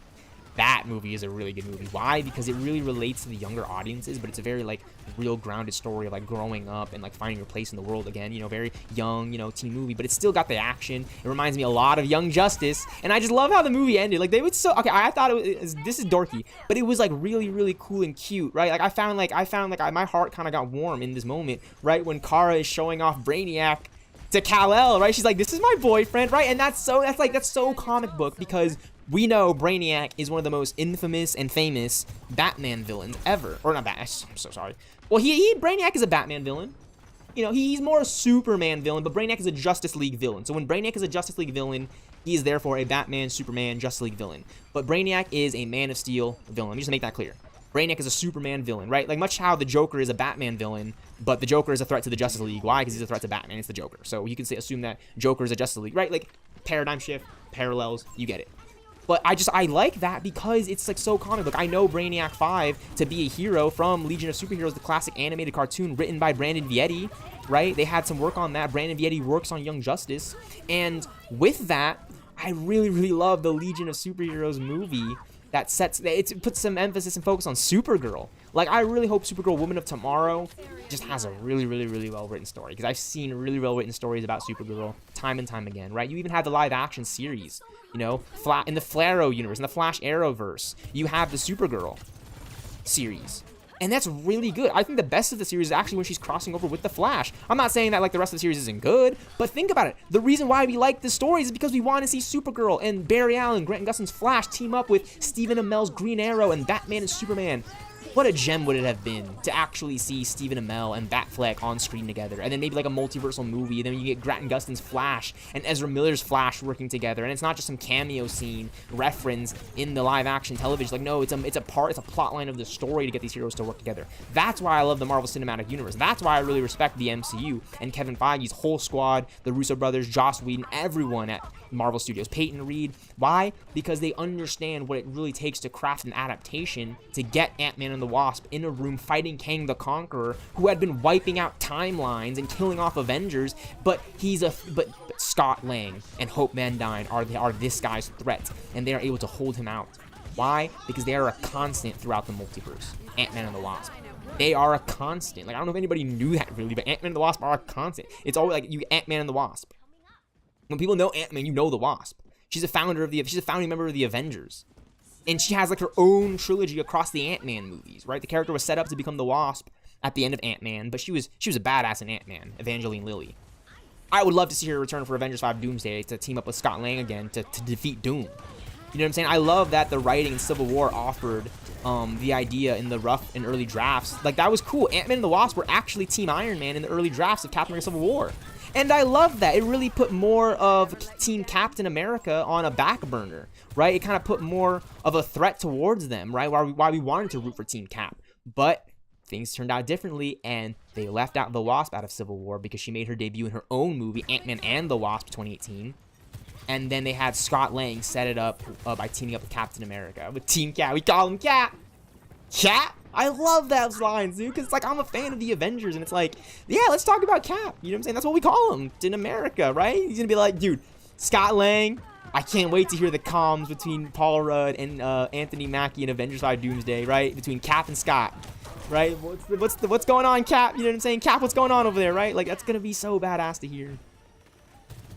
Bye-bye. Let's go, another win. So yeah, I really am excited for Avengers 5 Doomsday. It feels like we're getting an Avengers versus X-Men kind of thing going on. No more mutants. So I think, okay, here's my honest theory. We're gonna get like, much like No Way Home and Multiverse of Madness and Quantumania and Thor Love and Thunder and Wakanda Forever are like the multiverse story as a whole, right? Like, we're watching the MCU culminate towards the Avengers. I think the Avengers movie is just definitely going to do what the original Avengers movie did. And what was that? It paid off the idea that we're finally getting these superheroes together, right? It's not just like connecting everything back to Iron Man. No. What they're trying to do with the new Avengers movie, they're going to push, like, the Avengers movie was new. It was the superhero team up. They teamed up, they beat Loki, they beat the villain, and that was the Battle of New York. It created the Battle of New York. You know, like that event catalyst, which then led on to Age of Ultron and all these other things, right? Civil War, The Winter Soldier, Iron Man 3, Thor: The Dark World, right? That's what that is. Avengers 5 Doomsday, to me, is going to be a culmination of Marvel history as you know it. Hell, they might even leave out Spider-Man out of that movie. It doesn't look, we don't know if Spider-Man's in the movie. They announced the cast, but there are characters, very specific characters that they have left out of that casting movie. Why? I'm sure it's because they want it to be a surprise for Avengers 6 Secret Wars. But when I found out that Ant-Man and the Wasp were not on the poster, they were not in the casting at all for Avengers Infinity War, my head was scratching a bit then. I was kind of curious. I was like, those are my favorite characters. Ant-Man was in Civil War. Ant-Man and the Wasp is coming out after Infinity War, so maybe would you want to put them in Infinity War? Set up their... No. No. Avengers Infinity War is its own catalyst with the snap. And during the events of the snap, where are Ant-Man and the Wasp? Thank you so much, Kevin Feige, for giving us an Ant-Man and the Wasp story where they are fending off threats of, you know, illegal gangs and corporations trying to take control of the Pym particles and Hank Pym's company. They have Ant-Man and the Wasp. Ant-Man and the Wasp are on the West Coast fighting off villains in an action-packed high-speed chase, moving the quantum tunnel that houses Kang the Conqueror, Infinity Ultron, the Watchers, who knows what else, the X-Men, Doctor Doom, Fantastic Four. They are fending off MCU Goonies, bad guys, henchmen, while the Avengers are fighting This is our objective now. Thanos in Wakanda and on Titan, right? Ridiculous. That's ridiculous. I tweeted about this. I made a whole tweet talking about how... I literally made a whole tweet talking about how... It's like so cool that in Avengers Endgame, the quantum tunnel is just over yonder. Right? Like, the Avengers facility is essentially being raided by Thanos and the Black Order, right? And his whole Thanos' army, right? From deep space, right? They're raiding the Avengers facility in Avengers Endgame, right? Keep this in mind. Now, keep that in mind. Keep that in mind. There's a raid, big battle, war going on. In that raid, the quantum tunnel is just over yonder. It's like on the other side of the battlefield. In Scott Lang's minivan. Gifted from Tim from Luis. The homie Luis. The homie Luis gave Scott Lang the van that houses the just think about that. Think about the quantum realm, think about the quantum tunnel, and all of its infinite probability storm possibilities. Kang the Conqueror, the infamous Doctor Doom, Iron Doom, Infinity Ultron, Doctor Strange Supreme, the Watchers, right? Everything that What If talked about, Loki, Captain Carter, right? Like, think about that. It's like, oh shit. Marvel can really come out swinging with Avengers 5 Doomsday because the story can literally go any which way it wants to because it has been set up that way. You know what I'm saying? Like, we don't even know Scarlet Witch Wanda's in the movie. I hope she is. You know, not like for my sake, but like for my family, my friends. Like, I have friends. I have very sweet and pretty, super talented, and just amazing friends, right? Female friends, like girls, right? Who like superheroes probably a little bit more than me, maybe if not the same, more than me. They like Wanda. That's Iron, like that Wanda, it's Wanda Maximoff, Scarlet Witch, right? That's their Iron Man. My Iron Man is my Captain America, right? And I like Wanda. I like it, right? I liked her in Civil War. I don't know what my favorite Wanda movie is, actually. Honestly, right now, it might be Infinity War. I know to some it doesn't, but it is her movie. She's not in it the most. She doesn't have like the most screen time. But when you have Elizabeth Olsen, like just a really, really, really, really well-renowned actress in Hollywood, top-tier talent, right? Like, she's blown up. When you have that level of a character and caliber, yes, you're going to put him in the forefront. In Avengers Age of Ultron, in Captain America Civil War, in WandaVision. But in movies like Avengers Infinity War, you're going to tell their story without fully just telling it, right? Like, you want to show it. And they showed us WandaVision in Love and Infinity War. They showed us WandaVision being attacked and being in peril and the Avengers coming to their aid because they are the Avengers, right? And they should have support and they should have backup. And them falling back and into Wakanda and getting support from the Black Panther in Wakanda and the Wakanda forces to take out the Mind Stone, right? That is wholeheartedly, like, Wanda and Vision are like not just support it. Like it's their story. It's their story in Avengers Infinity War. That's what we went to go see. We went to go see those characters. I went to Avengers Infinity War to see Vision use the Mind Stone. And I'm a little cheesed, but he used it on Corvus Glaive, and he just fucking reflected it with his freaking glaive. So thanks, Anthony and Joe Russo. That was the most badass Vision fucking shot I've ever seen in my life. It really was. It was so cool. It's so cool. I repost it constantly. On Twitter, right? Like the Avengers Infinity War, my 4K Blu-ray, Avengers Infinity War main menu title screen, right? Like the one that just repeats on my Blu-ray, right? When you're on the menu, right? The main menu screen, right? Where you can select the scene, you know, you can turn on the caption, special features. I love special features in movies. That's how I've always kind of grown up being around movies, is the special features. I get put on my Blu-ray discs because I click on them because I've watched the movie countless times, right? My Iron Man's, Avengers, but I go into the special features because I know that they're real people. Real directors, real fans, real passionate people that got paid real money because I paid real money to go to the theater with my family to see it and to have the opportunity, you know, to rewatch. That's what I like about the special features, is the realism. Like, no, they really made this movie. The movies are real because they were really made. It's a fictional story. It's a fictional world, okay? There's not actually aliens. There's no actual I mean, I don't know. If anyone knows about any Infinity Stones out there, I would be very interested to see what we can do about that. Because right now, I love the Tesseract. And the Power Stone, and the Mind Stone, and the Reality Stone, and the Time Stone, and the Soul Stone, right? And the Beyond Stone, right? Like, I don't know. There's so many cool things. The Wisdom Stone. I know there's apparently like a 7th Infinity Stone. And in the comics, they were like Infinity Gems, which is kind of interesting. And the colors are all flipped around, I think, too. Like, the Reality is red. Mind Stone is like a yellowish. Soul Stone is more orange. Time Stone is green, which is interesting. Green means go. Which is cool. I mean, that's cool because time is always just going forward. Huh. So there's red lights for reality that bring us to a halt. But the green lights for the time stone must mean that time is always going forward. Now, we can look at that as the bad thing, because I don't know, maybe we want to constantly go back, but I see it as a good thing that Thanos says that things are finite. Because it just makes living here with our family and our friends all the more worthwhile to try every day while we can to be who we want to be. I don't know, it's just things I've been thinking about lately. But yeah, I really do like this stuff, guys. I really, really do. It's a good time. It's a good time.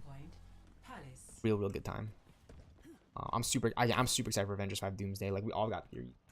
All have our own theories. I don't know how the hell the movie's gonna start. So yeah, I tweeted this. I said, this is crazy when you really think about it. Because it is the West Coast Avengers, Ant-Man and the Wasp, right? West Coast Avengers. They were in San Francisco, the Bay Area, West Coast Avengers. In a high-octane chase guarding the Quantum Tunnel. So that was Ant-Man and the Wasp 2018. They were guarding the Quantum Tunnel from the goons and the henchmen on the West Coast in the Bay Area, San Francisco. And then you get to Endgame. Where's the Quantum Tunnel? A multiversal prison housing characters like Janet Van Dyne, Kang the Conqueror,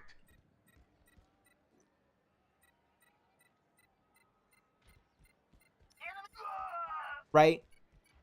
Who knows what else? It's crazy to think about the final battle of Endgame at the Avengers facility. And the Quantum Tunnel was just over yonder. The same Quantum Tunnel that houses Kang the Conqueror, Janet Van Dyne, the Hydra Stomper, I forgot to mention that from What If, Infinity Ultron, and the rest of the marvelous Marvel Cinematic Multiverse.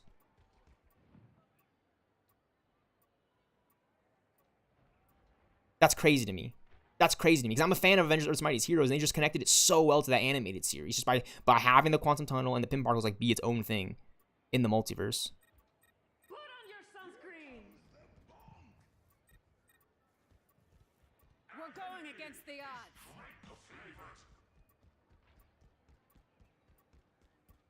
So yeah, that shit's cool to me.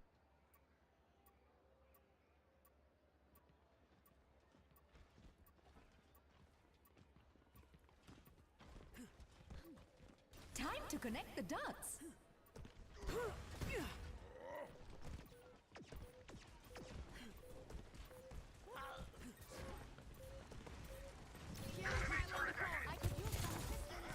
SPF 15 is useless.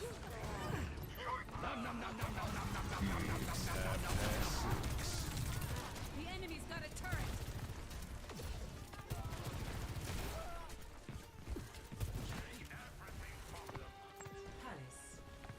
Enemy turret ahead. Next, flashpoint, garden. We are fewer in number, but greater in spirit. There's the enemy turret.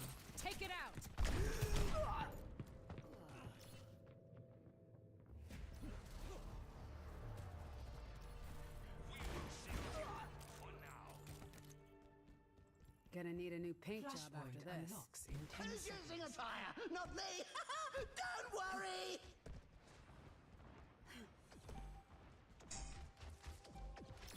Go take the objective with me. Over here!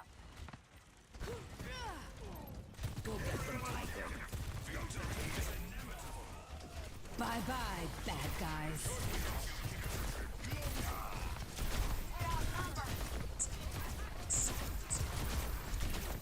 Cybernetics regulating.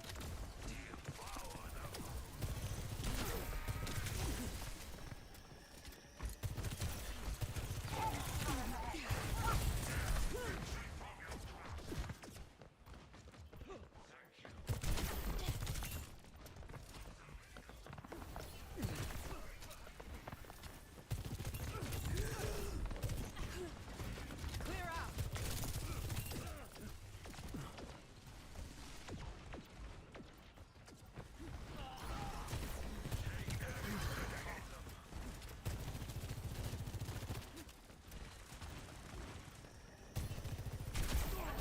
Time to connect the dots.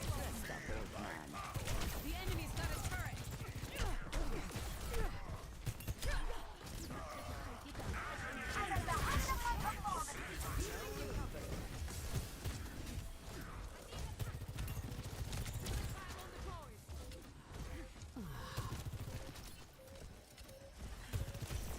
SBF 15 is useless. Not so fast. I expect better from you. Here comes the bomb!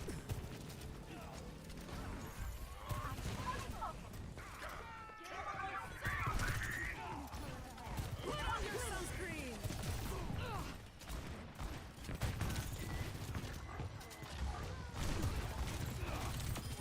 Not your finest hour. Feel empowered and ready to fight. Ha! I'm on my game now.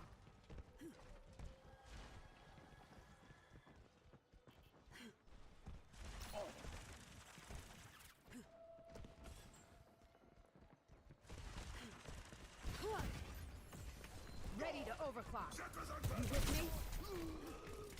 Changing my pylon's location. It's 6:30.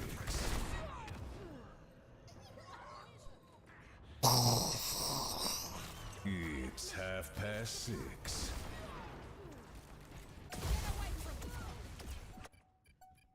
Recalculating.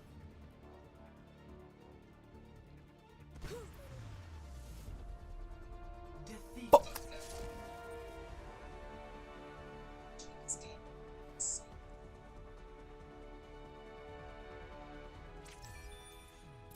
Play of the game. SBF 15 is useless.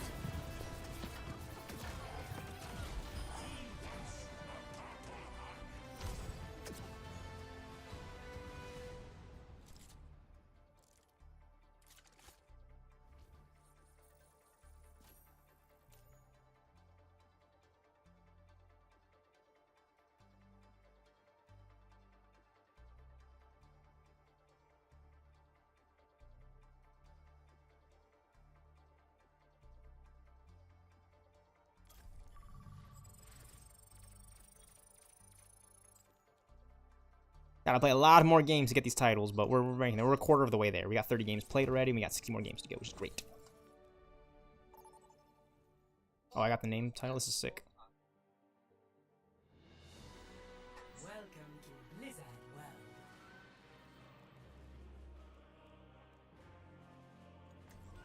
I have an honest skin? Oh, I do. So, long-range rifle that heals allies and damages enemies. Hold to zoom in. Okay, nano boost. Increases an ally's damage while reducing damage taken. Fires a dart that puts an enemy to sleep. Throws a grenade that heals and increases healing on allies. Throws a grenade that heals and increases healing on allies while damaging and preventing healing on enemies. Again, regenerating health. Okay, that's cool. Now, I'm going to scroll down on my Twitter account because I like to retweet this stuff. I retweeted this thing, the Overwatch Cavalry. Oh, my phone just died. Good. I don't want to be on my phone anyways. I'm mentioning Twitter because it's my tool to kind of help translate. There's a lot of medium, a lot of clips, a lot of scenes, a lot of movies I like. So I've been just kind of going crazy on Twitter, just rapidly putting it out there because, not because if someone else is gonna do it, no, because I'm trying to paint a picture. And a huge part of that picture has to do with Marvel's Avengers and Marvel Ultimate Alliance and the Batman Arkham games, for example, and like where the gaming, the state of gaming right now. You know, we just had a canceled Wonder Woman, and there was apparently a Flash game that was, you know, in the works, but it got canceled because the movie didn't do so well. Which is crazy to think that we need to have video games and movies tied directly to each other for synergy purposes. Like, come on, like we can do better.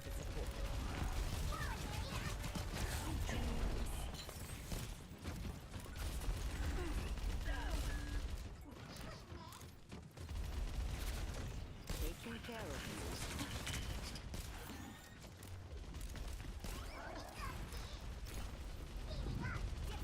Into I'm in.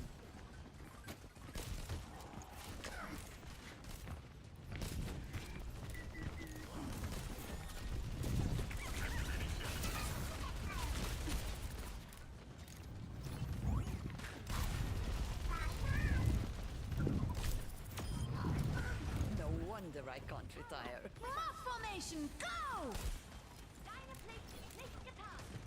Hostile spotted. Engaging.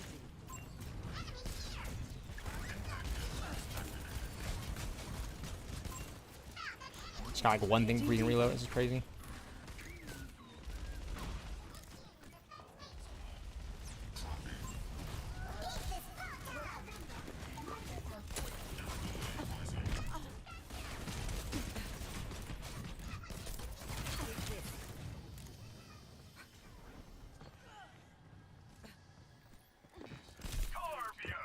Ready to work.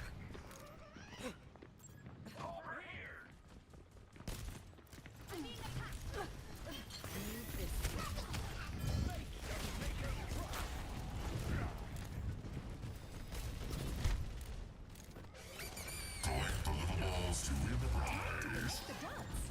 Man, playing as Ana is weird, bro. That's one of my first games as Ana, so I'm not really too sound on how to play this character. I mean, I know sniper, so I gotta hit my shots for sure, but I don't have a secondary open switch to you.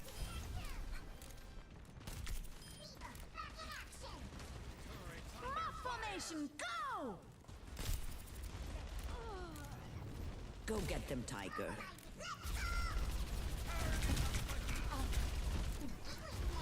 Yeah, absolutely ridiculous.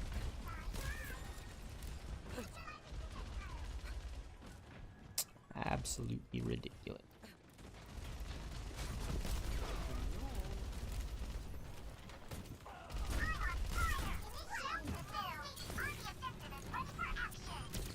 All systems on optimal level.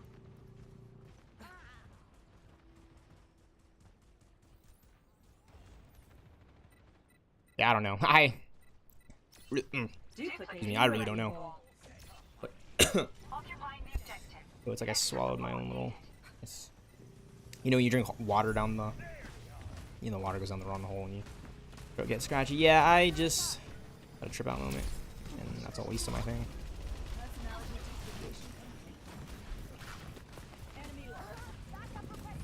Hope this helps.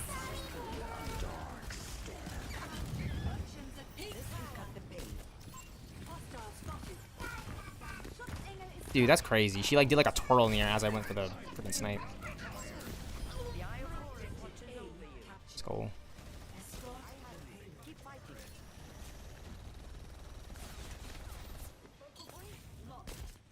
How did I miss that? That's crazy.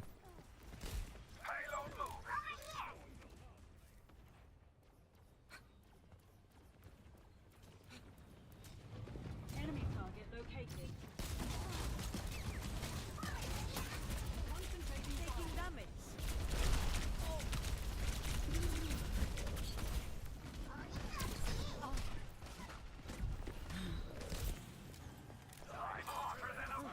I needed that.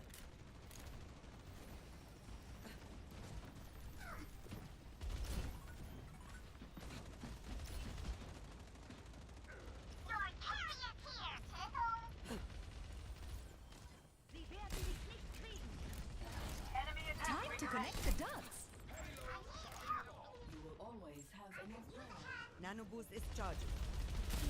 The floor is lava! Formation, go! High hopes for you. I'm here. Keep fighting.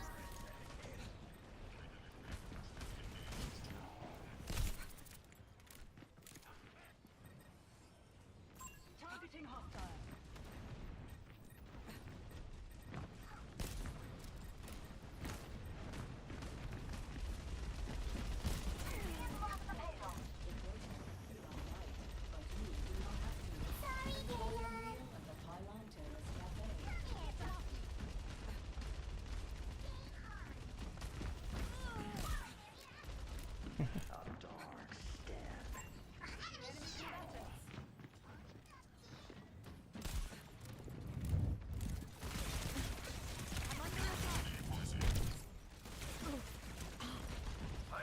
Duplicating devise.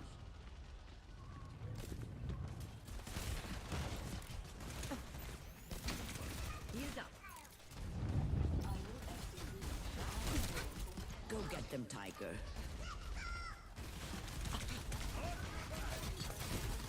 Nodding off. Happy birthday.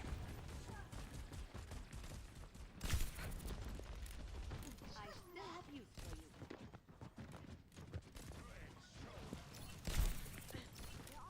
Negative.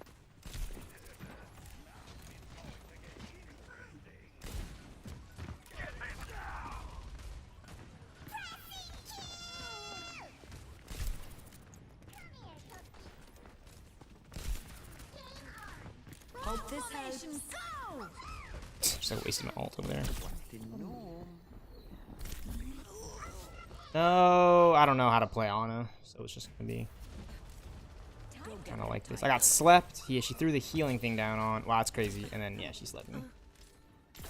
And I got teabagged too. Oh no, I got teabagged in a video game. My heart. Have to try harder. Yeah, it was like way worse things. Like my SSD having trouble.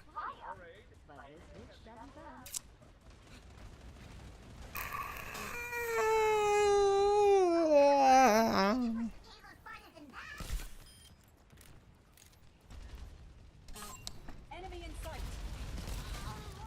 We're outnumbered. Be careful. Lightweaver here. Duplication initiated. I knew it. 30 seconds remaining. Our time is up. Push now.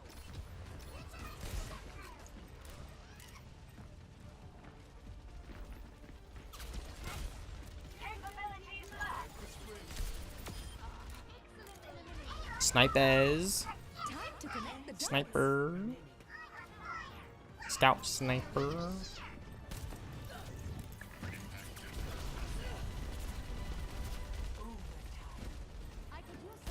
Top ghost killer.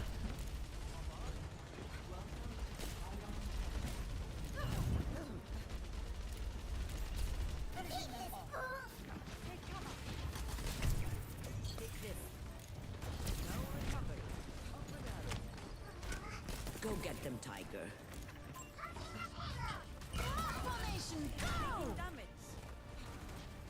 If I see even one axe, so help me.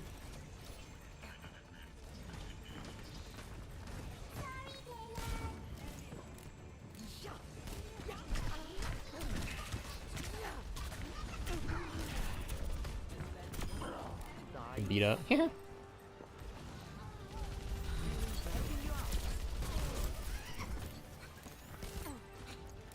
I need to be using the hip fire shot a little bit more. But I mean, I like to scope in because it, you know, it creates a better reticle for you to actually land your shots.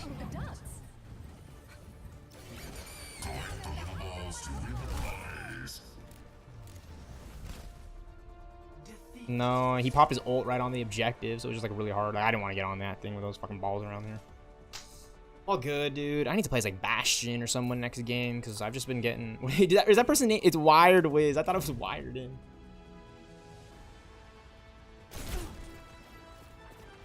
Target mark. Glad you stuck with it. Pretty cool Echo skin.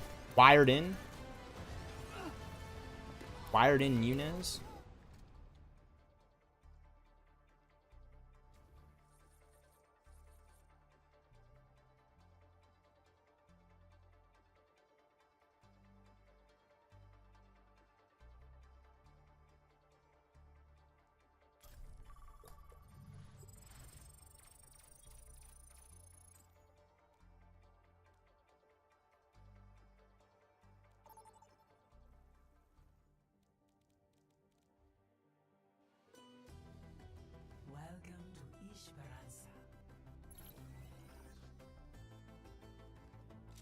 Bastion, Bastion, Bastion.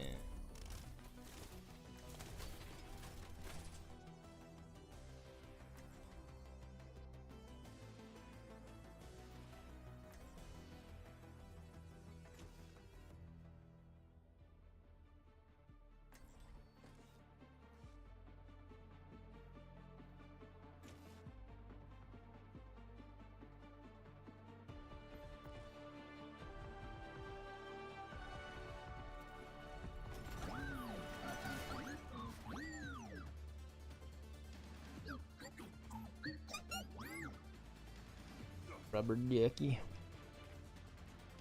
It has been very, very, very, very enjoyable. Just I can do. 5, Kind of lags a bit when I open them. 3, 2. By not a bit. Objective unlocks in 30 seconds.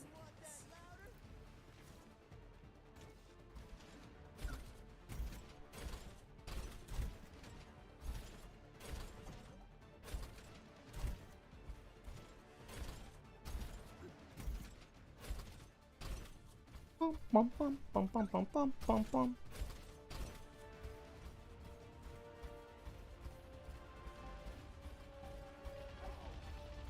Objective unlocked. Let the push commence.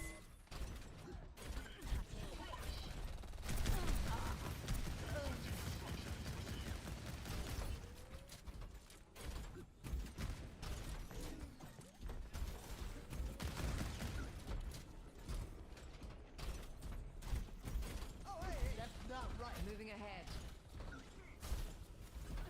Feel my might. Catch these healing waves. Pain is inevitable. Proceed with me.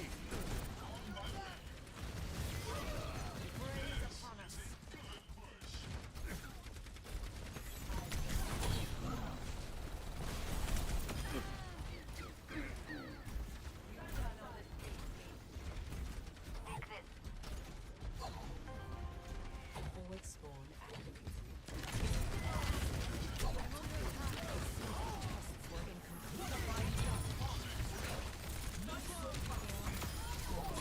Shit. Whoa, whoa.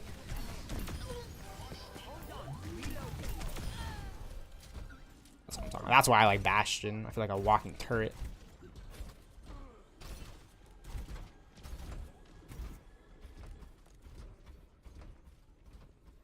Heroic DJ, that's cool. Big style.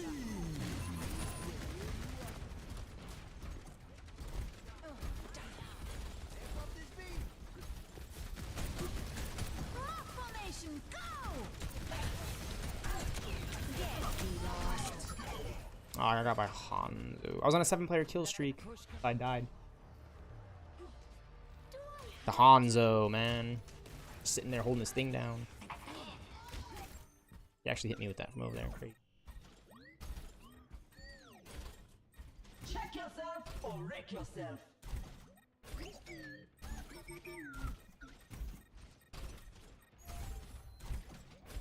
took the robot from us.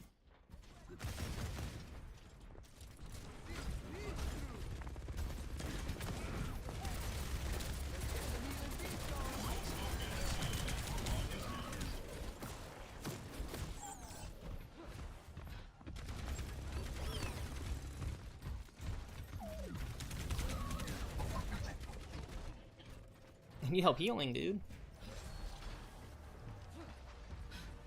Push it all the way to 113 meters, and now they're rolling on us, bro. Now they're about to start getting some meters on us, dude. I am unbreakable. Back in control.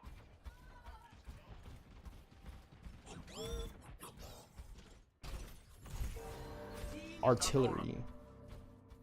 Configuration artillery, okay. Nom nom nom nom nom Reconfigure. nom nom nom nom nom nom nom nom nom. Configuration recon. Configuration assault. Oh, fuck off, man. It's like sitting in the alleyway waiting to roast me. And of course, there's like no healers like sitting there looking. This is bullshit. Oh, that's bullshit. He fucking hit me with his ultimate, man. Okay, well, he didn't hit me with the ultimate, but he just fucking activated his ability. That's troll. I like that line from Ultron in Avengers Age of Ultron. He's like, Captain America. He's like, it's an android, a fucking robot. Ultron. Super evil AI is just like, so done with Captain America.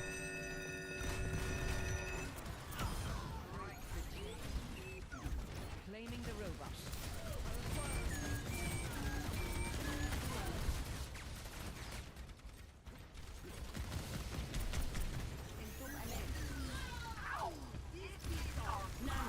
Administered. I'm talking about. My burning fist.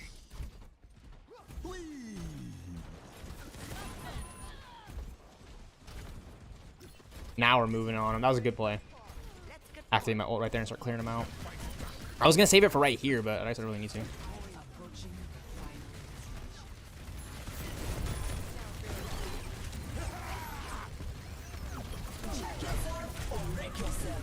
I had that Mauga one. It's like, where are the DPS at that point? Look at him. Look how weak he gets. Right here, right here, right here, right here. He's like 150 low. He's about to get even lower. I think they did get him, which is great. Oh, come on, guys. We're right there. I want to win this. Come on. To win. I think they're pushing. Oh, it's contested. Fences make good neighbors. Escort. Escort the payload. Everyone stand very still. See if you can get it over there. Snipe him. Trick shot him. Oh, that could. Maybe if I would have like lined it up like right here, probably could hit him on it. To a minute warning.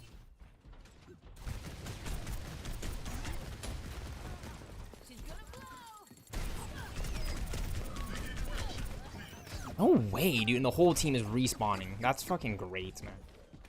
Just fucking great. Like, look at this Lucio. He's not even healing me. Like, I mean, I don't know that he can like a Luna, but jeez.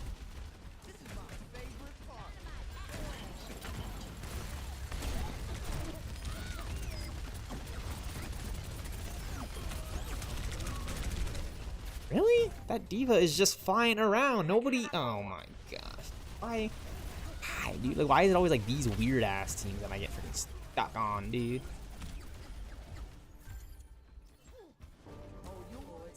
Got a minute to hold them. Like, Enemy is pushing their barricade.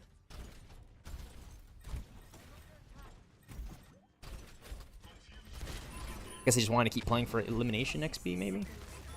Stats? Go get them, Tiger.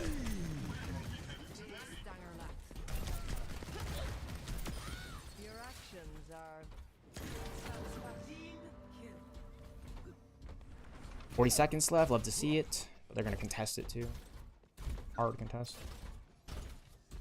Good to see you. They are just going to hard contest. Forward spawn at 30 seconds remaining. fend for themselves.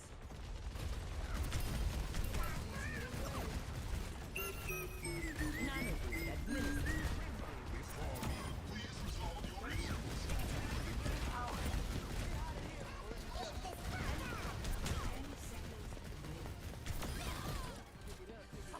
administered. Let's go, team. Time to push. Victory.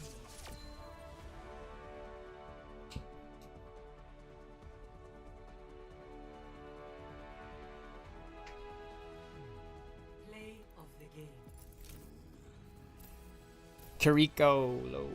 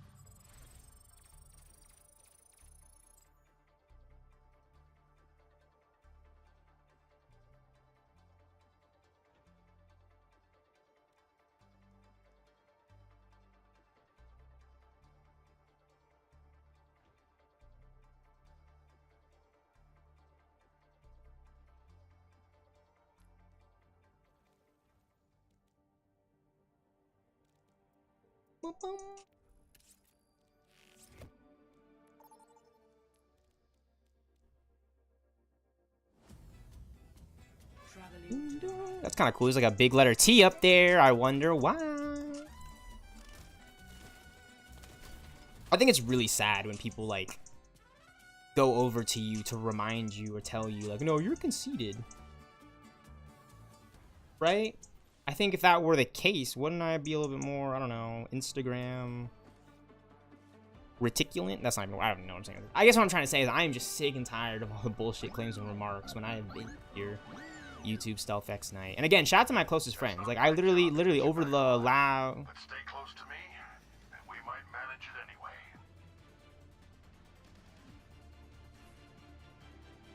Over the weekend. You have an intense gaze, Doctor. I'm thinking on how best to utilize you. Thursday, last Thursday. The coming battle, you mean? Perhaps.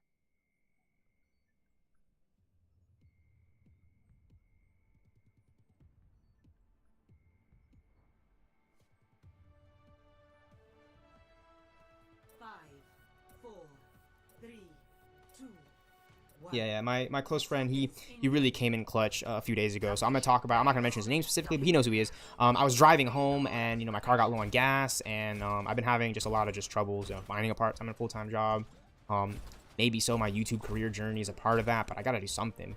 It was just it's just a tough situation right now. I really didn't want to have to ask my mom again, because my mom has been supporting me my whole life.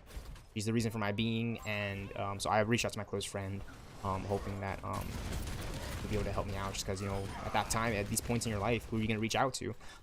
And he really, he was able to respond, and he helped me get home.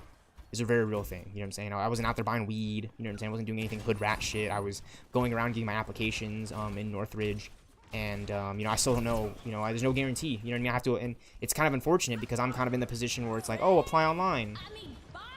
That's what they tell me in person. I apply online, I don't get a call back, and it's just been, you know, goes for a while. So I have to kind of go around with my application and show my face in the door and really show interest in any of these potential part-time and full-time work spaces. But yeah, it was just a hard situation because, you know, that's why I've been reflecting a lot lately. And yeah, it's just, you know, and this is the same close friend of mine who lived across the street from me, for like 10 to 15 years. You know, like I lived across the street from him. You know, our family, like, we were very close. A blessing, truly a blessing. And like in that kind of neighborhood, right? And and then I ended up moving out of there because I went to move in with my mom. But I would always go back to my dad's place and visit him. And whenever I go back to my dad's place, my best friend would be there. My best friend who introduced me to my other best friends. You know what I'm saying? This is really why I have such a huge connection with the comic books and stuff. Whether or not if people, my friends, they like them as much as me or care to, it's because it's like it's a piece of material that I'm looking at, but I know for a fact it's not just me. Like I don't just see Batman and Superman. Like I see my friends. You know what I'm saying? Like tons of people. Like I have a Batman onesie. You know what I'm saying? Like yeah. Oh, I'm Batman. Right? But come on, I'm an African American kid in 2025. My favorite superhero is Batman. He's a dude who dresses up in all black and he beats the living shit out of bad guys. You know? And he's a billionaire, right? And by day, he's a billionaire. He's a secret vigilante, right? So it's just like that relationship with like vigilantism and heroism and just like all those notions and stuff. You know, I really think like we can get like a cool... I'm not saying we have to race bend or anything, but you know, I mean, this is the white world, quote unquote, we live in. I would like to see a black Batman. You know, or like a character that's like more akin to Lucius Fox, like in the cowl of Batman. Not because I don't like Bruce Wayne or anything, but because there are young kids like me, even younger, that are going to grow up with Batman. And are we just going to reciprocate the same story of Bruce Wayne in DC? Or, I don't know, maybe it's Dick Grayson, Jason Todd, Damian Wayne, Tim Jace Fox. Are any of those guys going to take up the mantle, right? We got Batwing on deck. You know, he's the Falcon. He's the Batman Blackwing Falcon, but... he's a black superhero, you know what I'm saying? Like, I want to just see, right? That's why I'm excited to see Miles Morales and Kamala Khan and Richard Rider Nova and the Fantastic Four make a comeback and the X-Men, right? Because we love our white superheroes, you know what I'm saying? Like, we love all You know, we want to be more accepting and more inclusive, and, you know, it's not a perfect world, but I think with the Marvel Cinematic Universe and what they've done with, you know, Shang-Chi and the Legend of the Ten Rings, and Captain Marvel, and Miss Marvel, and Monica Rambeau Photon, I think it's been a really, really, really special time. It's just been a really, really amazing pleasure to talk about it and share it. Whether or not everyone around me loves it or not, I really enjoy it. But that just is what it is. Again, I'm super, super ecstatic and hyped for James Gunn's Superman. I've always liked Marvel and DC, but Batman's always been my favorite superhero. Batman and Spider-Man, really, and then Iron Man, the X-Men, the Fantastic Four.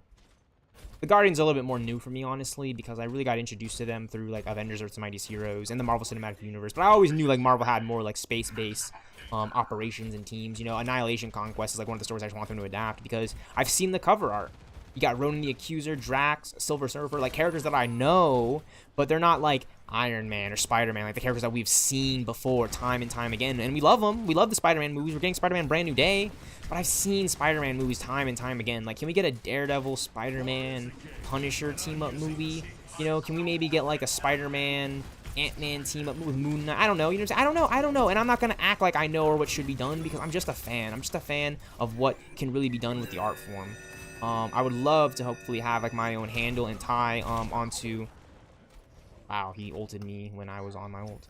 I would love to have my own handle and tie on my own stories for sure.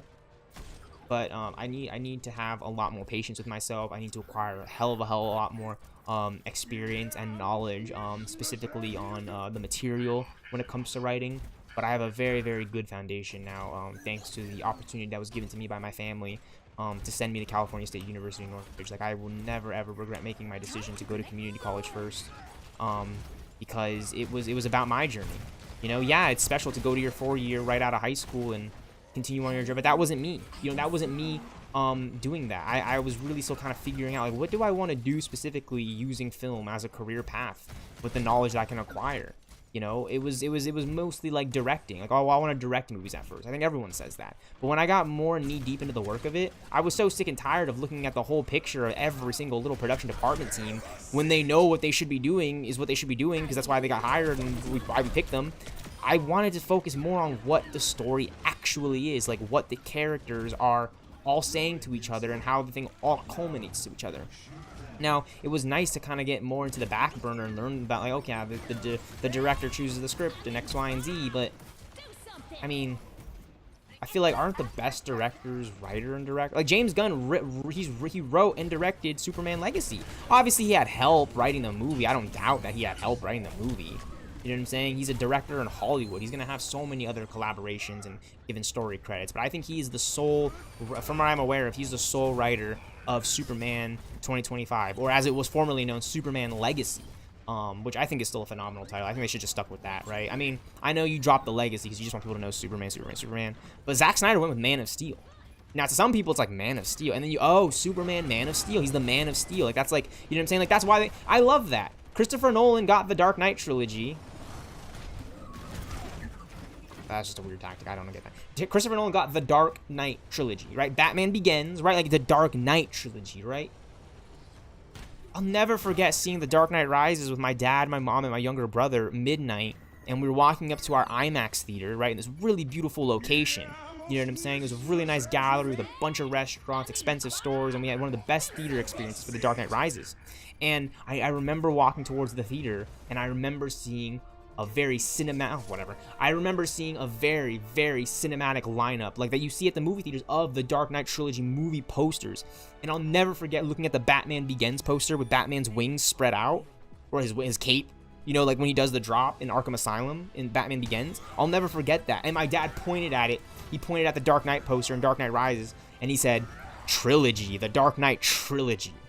3 movies, beginning, middle, end. So you guys want to know my idea for like what I would want to do for a Batman movie? You guys want to steal my Batman ideas here on YouTube, stealthxknight? Well, here, I'm going to lay it out for you. All right? My first Justice League movie is a Batman Superman World's Finest team-up movie. A true World's Finest team-up movie. If you've seen Batman v Superman, Dawn of Justice Ultimate Edition 2016, I'm going to push the envelope forward. That's how I'm writing it. World's Finest. Then, sequel to that movie, is a deconstruction. Okay? World's Finest, Batman, Superman is a reconstruction of the superhero genre as we know it and why we fell in love with these comic book movies. Team kill. Team kill. My sequel is a deconstruction of that notion and genre, and it heavily involves another defeat because I just joined late. That's crazy. We're here to be Score 0-1. But that was the first round. Okay. All good. It's all good. Yeah. So so my sequel to World's Finest, my World's Finest written movie, written by Trevor Davenport. I heard their fish. You know, I'm not really in my directing kind of phase right now, but you know, given the opportunity, I can run a production team. You give me you surround me with the right people, the right sound design team, the right actors. I think that's my thing. It doesn't matter what camera I'm using. It doesn't matter the equipment really. I need actors who want to show up and give physical talent, straight up. And I don't just mean that when I'm streaming. I mean like people that would be there and show for me. That's why shout out to Beastbird. Shout out to my friends Javier and Julian. Beep Boop Beep Bop and Dr. Goated. I apologize for invoking your guys' names, and you guys probably hate me right now for everything who I am, but that's what I mean. Like, you guys have supported me, and that's why I want to continue doing what I'm doing to, you know, share stories. But yeah, so deconstruction, right? Deconstruction, reconstruction, right? I'm following Zack Snyder's methodology of filmmaking because why? He's a filmmaker.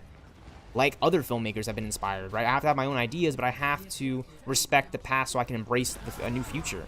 And I think that a deconstruction of World's Finest would be so perfect in the sense that this is a future state DC extended cinematic universe movie, a DCEU, a DC cinematic extended universe movie.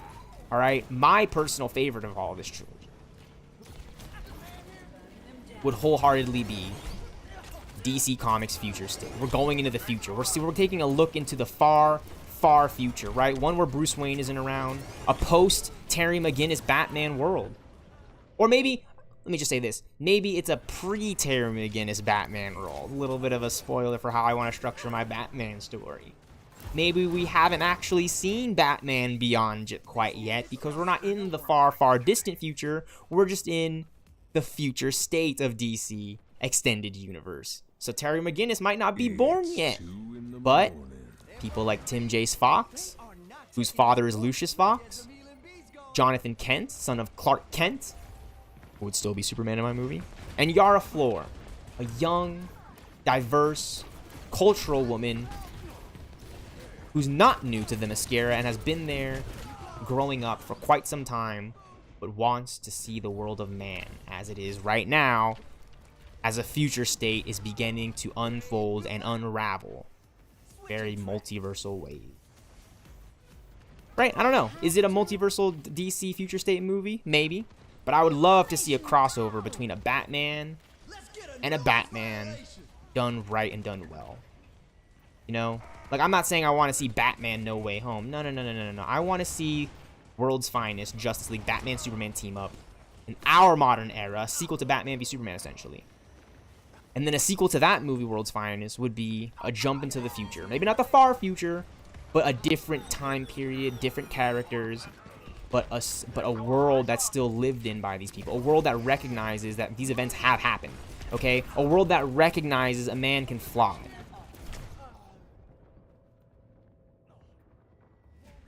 Right? And to culminate it together, to make it a trilogy,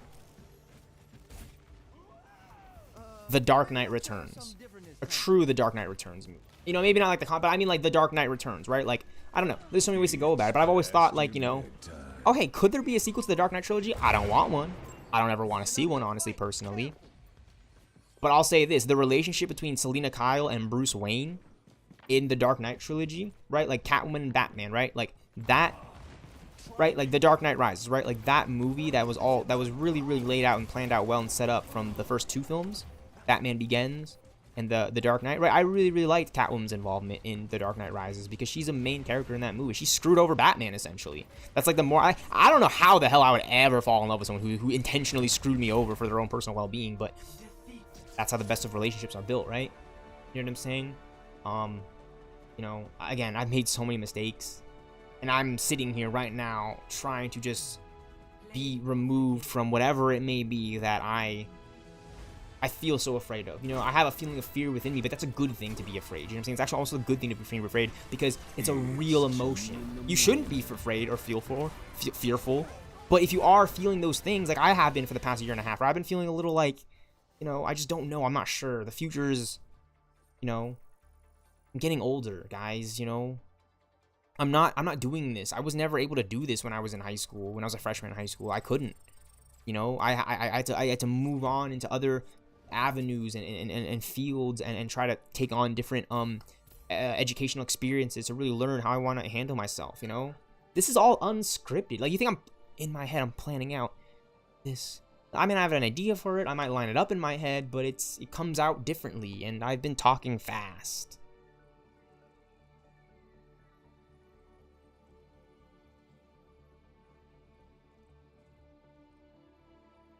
I've been talking fast.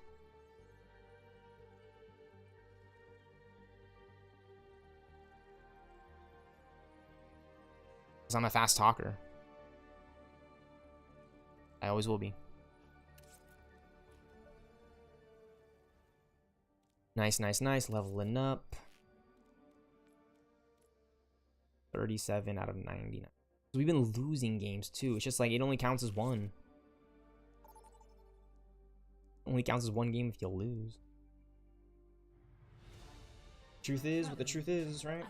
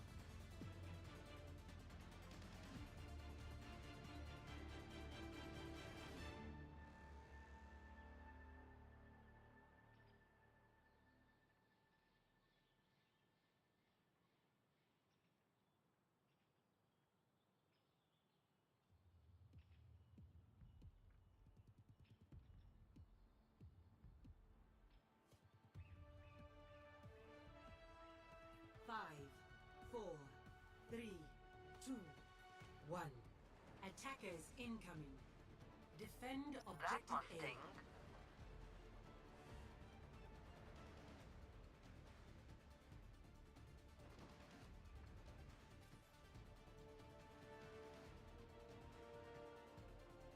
Hey there.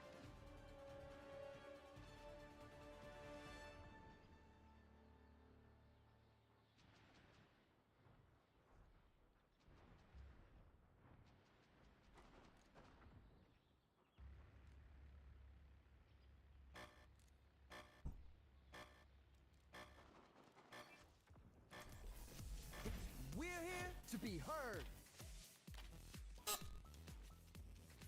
Healing boost. Bum bum bum bum. The new NVIDIA launch pad.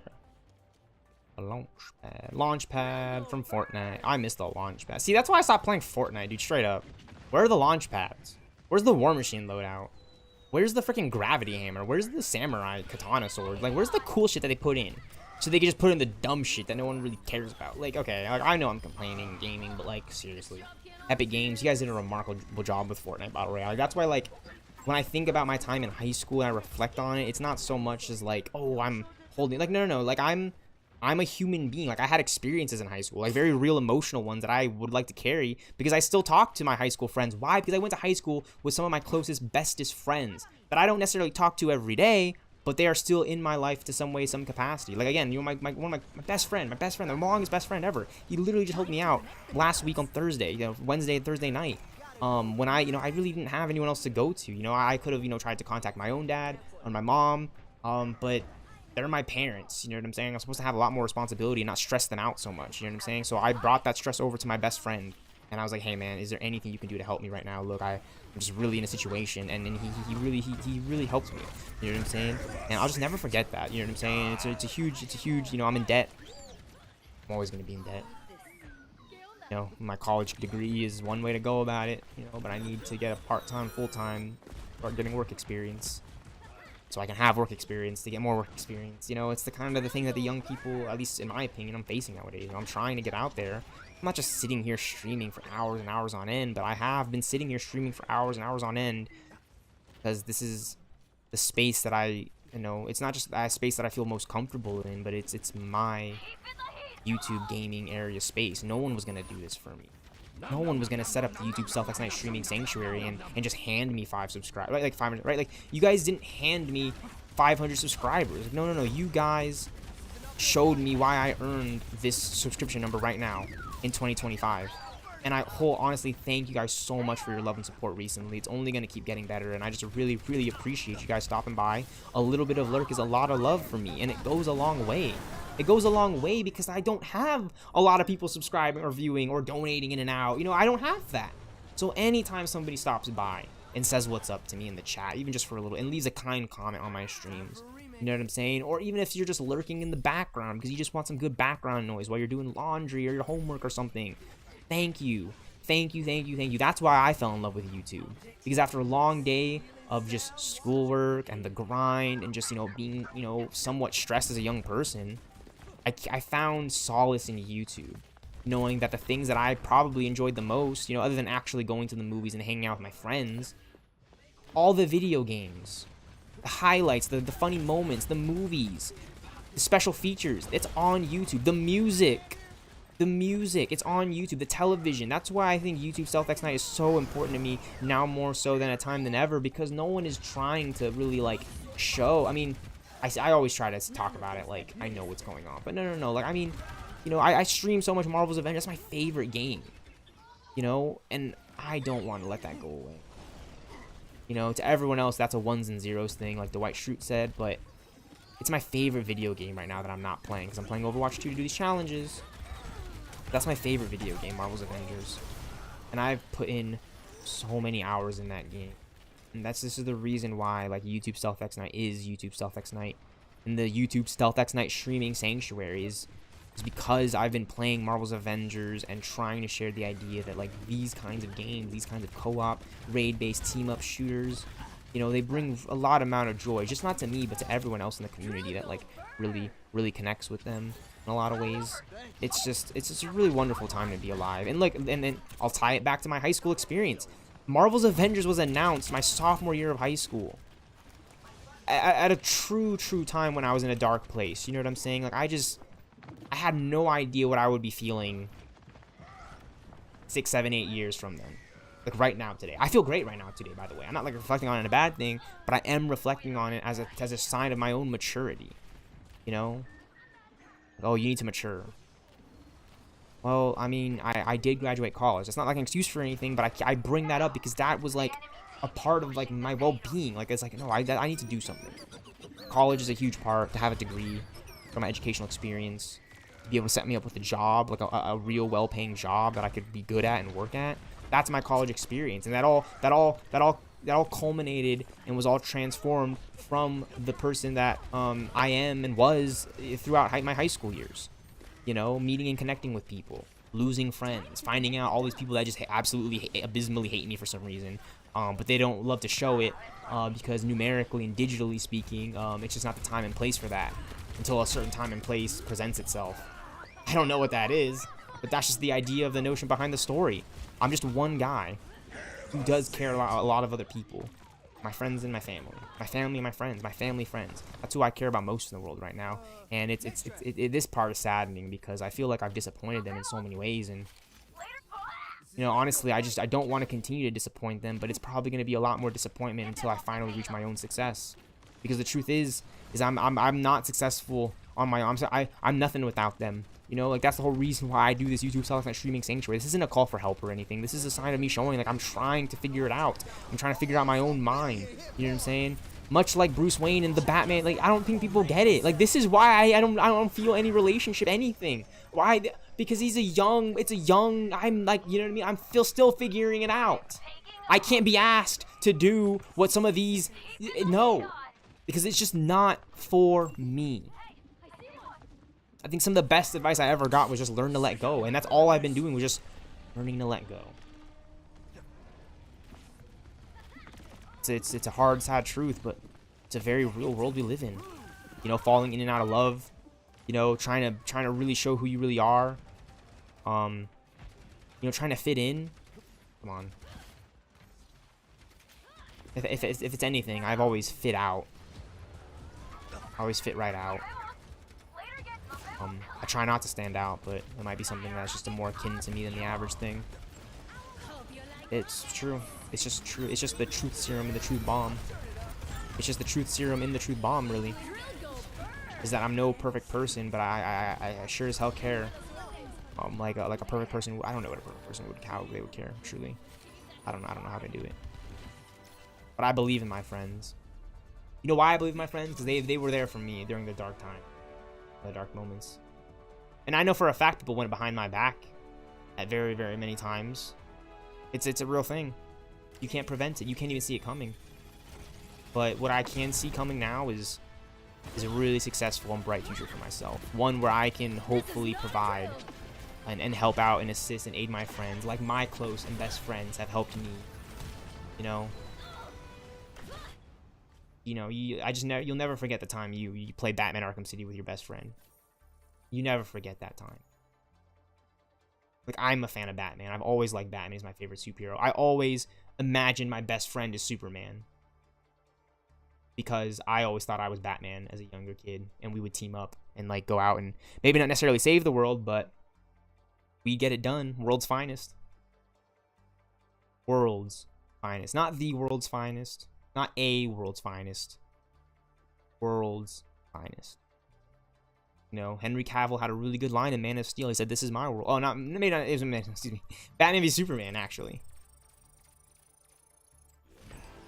You know, he literally tells Lois, "This is my world. You are my world." I haven't really felt that way about anyone. Like, in a long time. Like, maybe I thought about that about, like, someone in high school or, like, you know, in college. But, like, no, that was a different time then. I gotta move on. I gotta learn to let go. That was a letting go sign for Henry Cavill. Like, he showed that to Lois. He said, "I love you. You are my world. This is my world, but I'm letting go of that now. I gotta go stab the beast in the heart. I gotta take the Kryptonian spear and stab the beast in the heart." You know what I'm saying? Because this dark world, this very real world, like, what's bringing people together nowadays? Is it James Gunn's Superman legacy? Is it restore the Snyderverse? Come on. You know what I'm talking about here with this. Batman v Superman is a good comic book movie. Sure, Ant-Man and the Wasp Quantumania is on the worst side of Marvel. You can have that one, Marvel haters. Because you couldn't get away with it with Spider-Man No Way Home. Or Doctor Strange in the Multiverse of Madness. You know, like, I really, really don't know. And I was saying this the other day too. It's almost a good thing. And it's the best possible position to be in, of the fact that you don't know. I don't want to know about the drama. I don't want to know what's going on in everybody's lives daily and constantly out. I don't want to know. I don't want to hear about it. I don't even want to see it. Because I got to worry about myself and do my own thing and care about my clan, you know, my people. And sure, when the time comes for it, then I'd love to give some attention to some of these things that, you know, I hadn't previously thought of before. But I'm only one person right now, like we all are. You know, and my close best friend didn't have to help me out last week. He just didn't. He really just didn't. In fact, I was not expecting him to at all. I asked, you know, just to find out, because who am I reaching out to in this point? Like, in moments like that, who am I reaching out to? I'm reaching out to my best friend because I really do need to, like, I need to figure this out, you know? And he helped me out, right? He got me home. Okay, I didn't have to push my car up the hill or get into it with any of my parents about, you know, not having a part-time job. It was just, you know, that's my situation right now. And, like, that's why I'm able to talk about it in such a real sense. I don't know if that makes me a good filmmaker, a good storyteller, but it does show me as a YouTube stealthxknight in the YouTube stealthxknight streaming sanctuary. Yeah, there's just a lot going on in my life right now. A lot, and a lot more will be going on probably sooner than I can hope. So, there's that.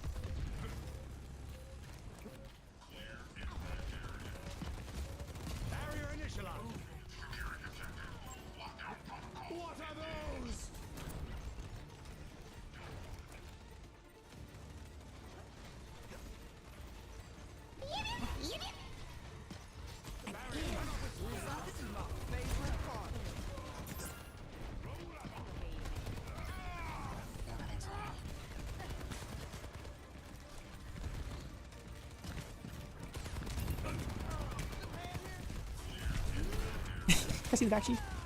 Pronto.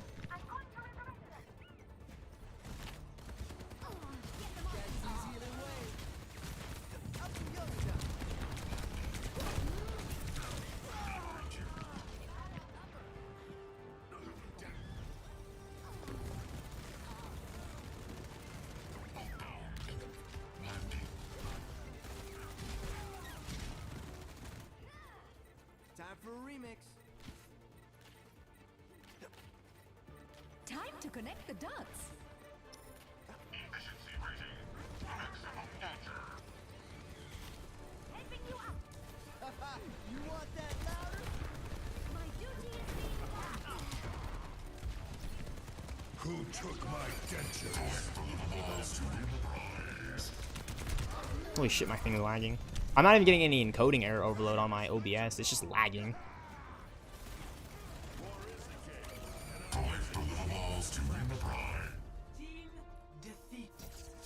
Darth Donovan. Shout out to Darth Donovan on the team right here, playing as a Roadhog. Dang, I'm trying to see that. I haven't seen any Decepticon Gladiators. I might have missed one in one of my games.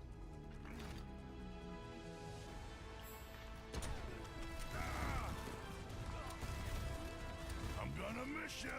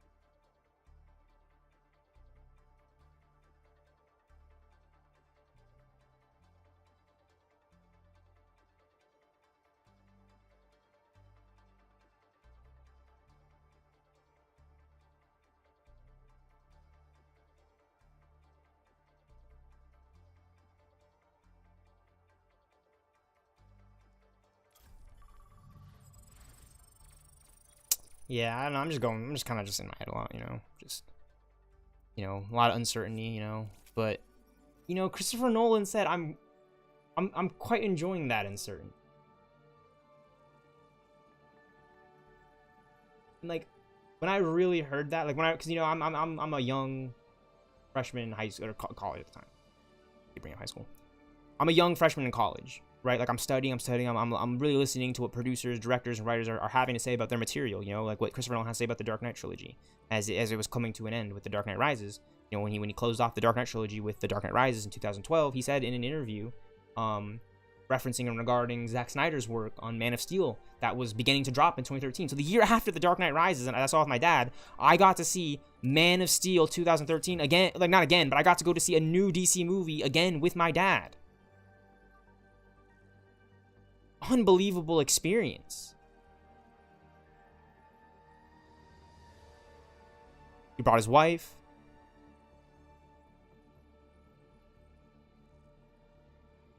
And it was amazing. It was just amazing. It was perfect.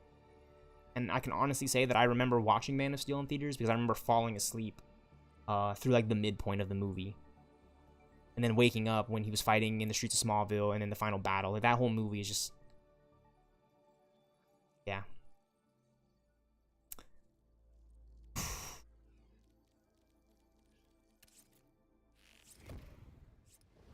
But yeah, I think I am enjoying that. I'm not... See, like, when I say I think, it's like, well, do you know for sure? No, I know for sure. I am enjoying the uncertainty.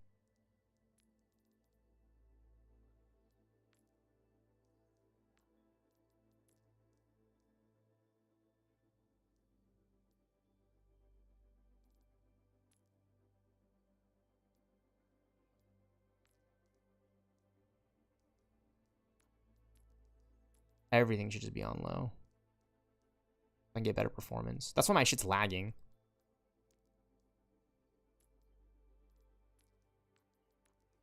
Let's just go everything low. Texture filter quality. We can keep that on high because it's not ultra epic, but we'll keep it on high 4 times. Turn this to low. Anti-alias quality low. I'll put that on medium. Put that on medium. So that's on high, the texture filtering quality, but everything else should just be like off or low. Shadow detail, we'll leave that on low. Everything on low. Medium. Low, low, low, low, low. A restart is required to apply some settings.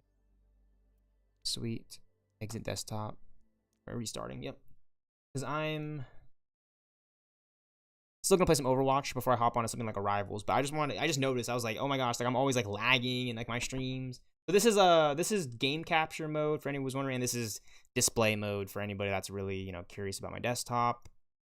I love Zack Snyder's Justice League trilogy. That's clearly why I have the YouTube video up. We're gonna get James Gunn Superman too, so Superman Legacy in July of this year, so that's gonna be really, really special just to go out to the theaters and experience that. And you know, the Batman 2022 hype was there. Like I was still in college, and I remember coming into class the next day, and like I just was so excited because there was a new Batman movie to talk about with people who like movies and probably like comic book movies adaptations like myself. So the Batman 2022, an unforgettable experience, and I'll never forget. I got to see the movie on Tuesday night on March 1st of 2022, and then my younger brother asked me on Thursday night that same week, because Batman was releasing that week on Thursday night midnight previews. He said, "Hey, do you want to go see the Batman again?" He wanted to see it again in IMAX. And it was just my younger brother and I. So my mom, my brother, and I, we went to see the Batman on March 1st of 2022 together, and in IMAX, which is awesome. And then my younger brother and I went out on Friday night later that week. So it was the 3rd was Wednesday, the 4th. We saw it on March 5th. Friday night, the Batman 2022. That opening with the Riddler, insane. Like that, the Batman 2022 is one of my most favorite recent comic movies.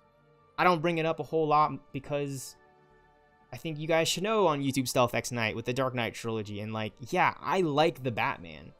I might be a little bit more biased to Batman v Superman and the Dark Knight trilogy and Batman Robin because I grew up with those movies, you know, through high school and into college. But being in college, studying film and screenwriting, that I had already made my switch to, you know, really committing to getting my degree in screenwriting, feature-length films, you know, the year prior, you know, towards the end of 2021. And I was taking more screenplay and production courses in 2022. So just having like the mindset of like that, it's just, yeah, it was amazing. It was an amazing time to go to the theaters. There were women and children and like family, everyone. It was a Marvel movie. The Batman 2022 is a Marvel movie. You know why? Because people showed up. I mean, it's not a Marvel movie, but like, you know what I mean? Like people, it was an experience. And like, are we gonna have that? No. Like, it's every movie is different. Every theater experience is different. I shit you not. Okay, Transformers Revenge of the Fallen, opening night with my dad. Everybody in the theater went apeshit, clapping, cheering, like Avengers Infinity War Thor, when Optimus Prime got rezzed, all right? When he got mercy rezzed by Sam Witwicky with the Matrix, all right? When he got picked up, all right? When he got rebooted. When they rebooted Optimus Prime with the Matrix reboot card in Transformers Revenge of the Fallen 2009, everybody went apeshit. That's my number 1 theater experience. My number 2, I shit you guys not, is Black Adam 2022 with the return of the Man of Steel, Henry Cavill's Superman. I should have recorded it on my phone, but I didn't. But the internet will not believe me. But I am here to honestly, it topped Thor in Infinity War. It topped Captain America Civil War, which is pretty damn good. People went crazy when Ant-Man went Giant Man. It topped No Way Home. I was in the theaters in December 2021. Okay, December 17th, 2021, Friday night, opening weekend, Spider-Man No Way Home. I was in a packed IMAX theater. Everyone went crazy. That movie's hype. Everyone likes Spider-Man. Everyone knows Spider-Man. Black Adam 2022, October 2022, the following year. Black Adam 2022, pretty good movie all the way through. It's all right. It's all right. You know what I'm saying? Like Dr. Fate is probably like the best thing. You know what I'm saying? The story's all right. It's a fine comic movie adaptation. Maybe not one of the better ones, but definitely Black Adam is it's a fine movie. It's a fine movie. Like by itself, it's just a fine movie. You know what I'm saying? Got good actors, good actresses, and a pretty good story that like really holds up a mirror, held it up pretty well, and reflected the state of the world right now and what's going on outside the country. And you know, because I live in the U.S., I live in California. Please don't be weird. Please be respectful of me. But yes, I live in California, the United States. I'm a young African-American kid. Put that together with what you will. And I'm trying to tell you guys, Black Adam 2022, Man of Steel's return in Black Adam 2022 was through the roof. Through the roof. I saw that movie in IMAX, opening night, over the weekend, on Friday night. Everyone went crazy when Man of Steel showed up. When the Man of Steel, Henry Cavill's Superman Clark Kent showed up, Kal-El. I'll never forget this. When the visual credits were ending, when the mid-credits were ending, when they were ending, right, and the post-credit scene began, everyone in the theater got quiet. Everyone in the theater went dead silent because we wanted to know what's happening next. You know, there's like a drone. Amanda Waller's there to some capacity, right? The same Amanda Waller that was in the Suicide Squad movie in 2021, Suicide Squad 2021, directed by James Gunn, right? They brought her back for a little, you know, connective cameo, larger DCEU post-credit scene, like the Marvel movie would. And then out of the shadows comes Henry Cavill's Superman. I remember, right, when the silhouette was there and you kind of hear like the voice. I'll remember some guy in my theater. This is the point where I should have recorded it on my phone. Some guy in the theater to my left, he said, "My boy!" And as soon as he said that, and Henry Cavill Superman walked out of the shadows, DC on top, right where it should be. Okay? Everyone went fucking nuts over Henry Cavill Superman's return. I guarantee you, if Zack Snyder drops the news that they're making Man of Steel 2, Man of Tomorrow, they're going to be talking about that until the movie's released. You know what I'm saying? You are going to have Warner Brothers. You bring back Henry Cavill Superman, you bring back Zack Snyder and his Justice League, you will have that payday you're looking for because the fandom is here. The only thing you have to do as a Warner Bros. Studio is let the directors and artists and actors and actresses and everyone, let them do their craft in making a good movie. Something we know that Hollywood filmmakers are capable of. Because time and time again has Zack Snyder showed us what a good movie is. With Sucker Punch, with Owls of Ga'Hoole, with Rebel Moon. You name him. You know what I'm saying? He's got a good filmography, and that's why he's the name and the household name that he is Zack Snyder, because he shows up and he shows out. Christopher Nolan, Wes Anderson, Matt Reeves, the Planet of the Apes series, Joe and Anthony Russo with the MCU. They really did some good work with the MCU, and they have got some really good indie films. You know what I'm saying? I hear Cherry is very interesting with Tom Holland, but Rotten Tomatoes scores probably don't reflect that as well. So should we be buying into Rotten Tomatoes because they're critics, or should we be following the creators and artists and producers who are trying to give us material so they can make money, right? They wouldn't make as much money as they would if the material actually isn't as good as it is. You know, Endgame was the highest grossing movie, billion-dollar movie of 2019. And then before that was Infinity War. You know, I think the people behind the scenes have every right to complain about their payday and their paychecks, considering the actual amount of money that is made in these Marvel movies and the amount of value that is, like, reciprocated from it. You know what I'm saying? I know today is a very interesting day. We're hearing some, a little bit of spicy info about a certain character that was supposed to be an Endgame, that was in Infinity War, but they didn't make their return because of behind the scenes whatnot. Score 0-1.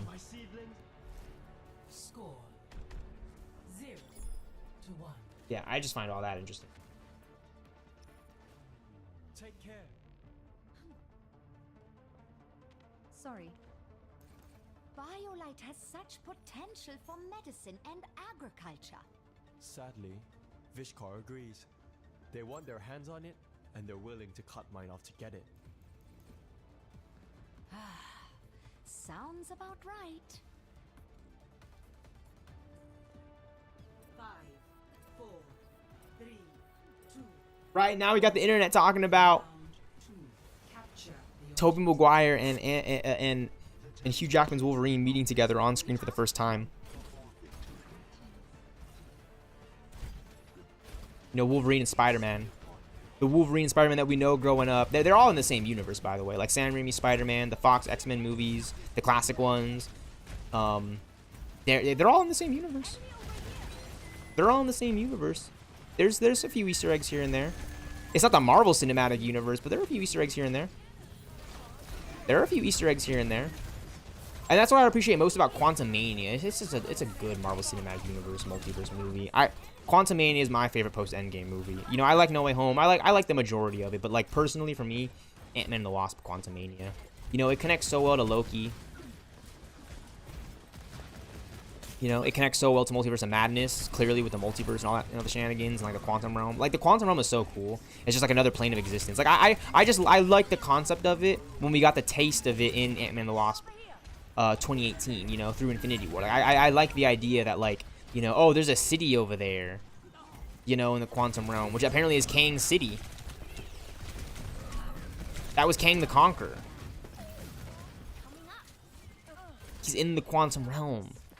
You know, I mean, they don't let us know that right away, but as Marvel has continued on since, like, the, you know, the early Fox X-Men, it's like, now they can do a cool storyline with that, right? Like, they kind of set it up and they tease it a little bit in Ant-Man and the Wasp. They're like, oh, yeah, well, maybe in a future movie we'll actually go to the quantum realm. You guys can find out what that city is over there in the background. Aha! Kang the Conqueror! Time Lord! He's been killing the Avengers! But Ant-Man and the Wasp are constants.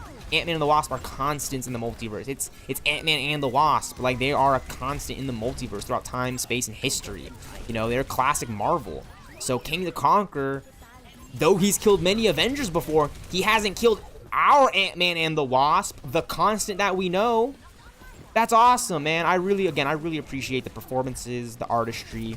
I'll never forget my mom mentioning to me, you know, when Quantumania started, she was like, oh, this is a little bit like Star Wars. It's reminding me a little bit of Star Wars. Not to say that any MCU movie hasn't reminded her of Star Wars. It's just the opening shot of Quantumania was like, oh, this is giving me some Star Wars remind. Like, instantly, she instantly thought Star Wars.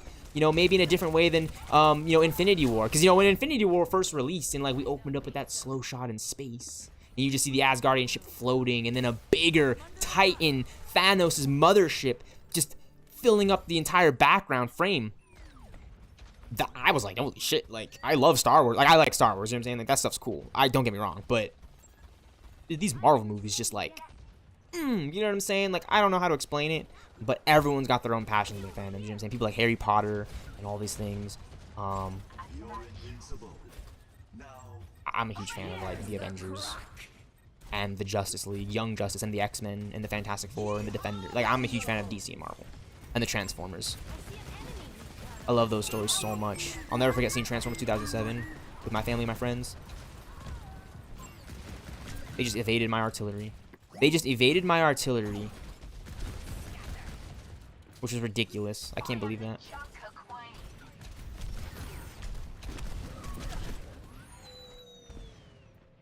Truth Serum. Truth Serum Reality Bomb.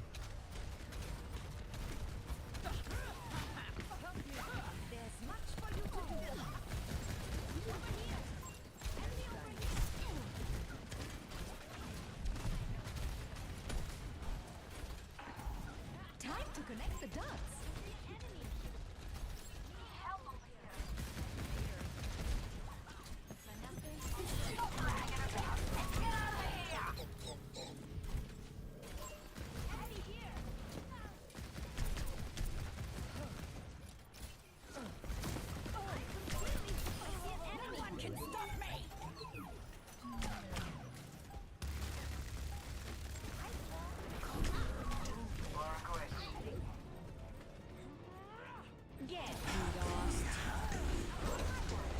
Go get them, Tiger.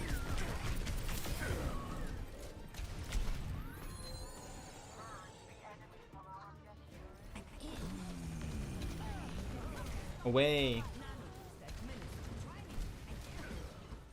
Away, homie. I like those references. And Spider-Man No Way Home was getting, you know, it was like, oh, no way, homie. Activating seating fan. Over there. Stop lagging at the enemy. Get over here. Dein Schutzengel ist da.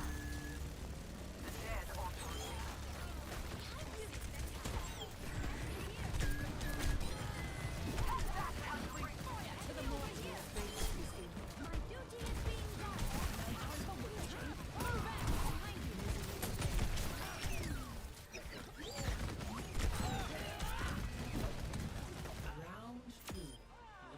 Nice. Nice shot. Complete. Got him. Score 1-1.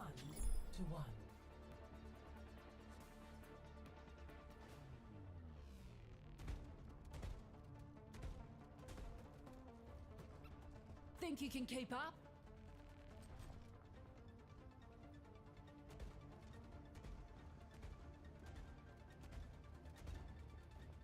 Weather report. Lots of sun. Piece of cake. Heyo. White same. 5, 4, 3, 2, 1. Round 3. Capture the objective. All right, we're tied up right here. We can win this game. That'd be nice. It'd be nice to get a win so I could, you know. Hi. Inky Bat has the Moth player title. That's interesting.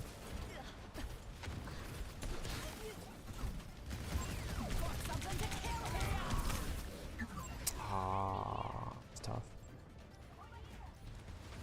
I'm getting res. Let's go.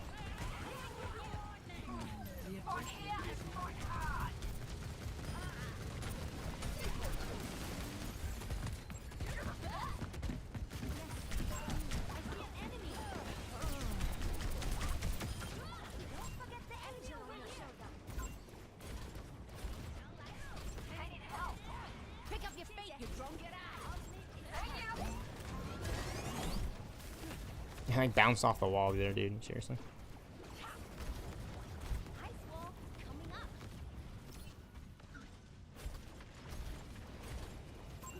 Hey there.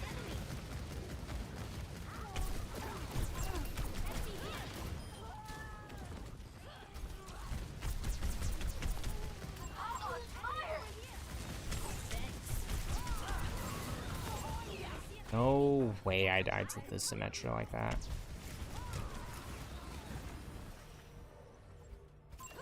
Enemy over here. Hello there. Gilda. Turning on the AC.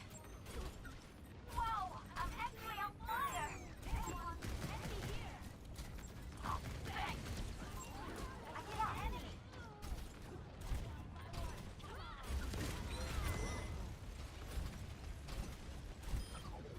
I'm on the road.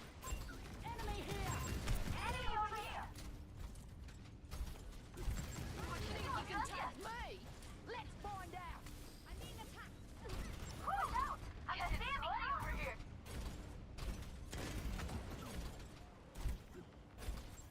Over there. I see an enemy. Thanks. Drill go burn. Enemy over here.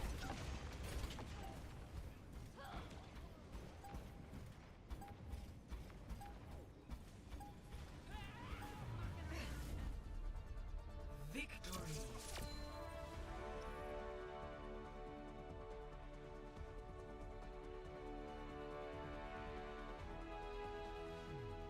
Play of the game.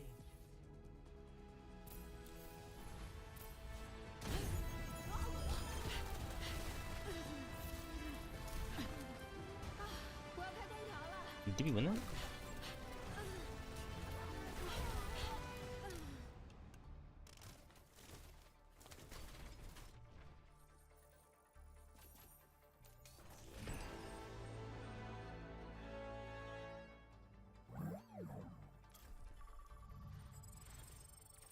Yeah, we did win that. Awesome. Look at that. So we're close to that. 42 out of 55 games. 42 out of 99 games. So this is the reason why I've kept complaining about the Transformers challenges, because it was so many games to play. It was like 120 games to get Decepticon Gladiator. And I didn't get it.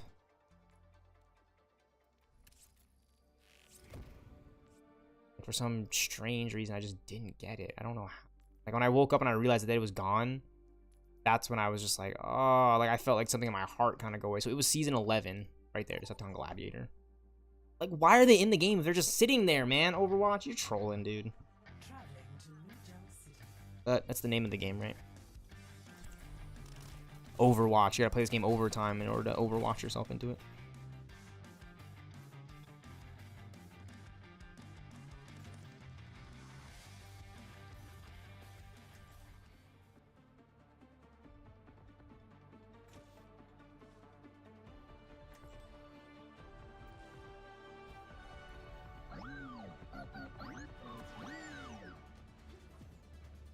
anybody asks, I was never here.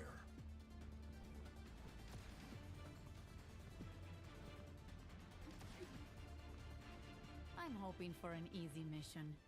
Don't make this harder than it needs to be.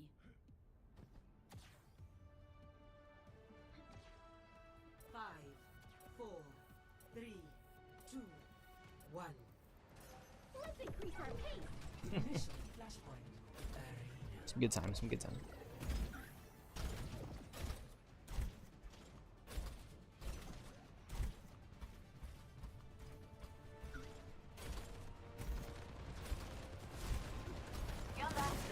Flashpoint unlocks in 10 seconds. Actuating the barrier. Barrier is weak. Barrier has been overwhelmed. Flashpoint unlocked.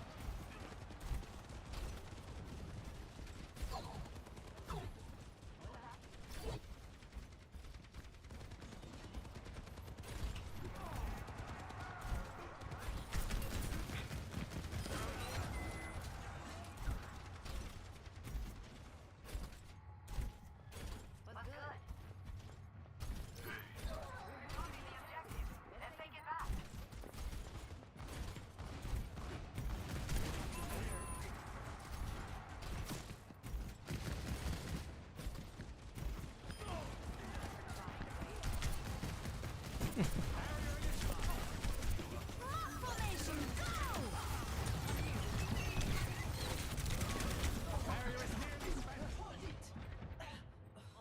Dude. I don't know about that push, man. Healthy porn.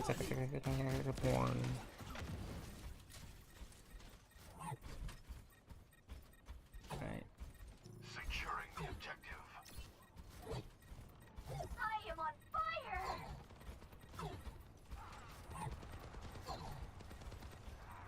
I am capturing the objective. I'm coming in hot.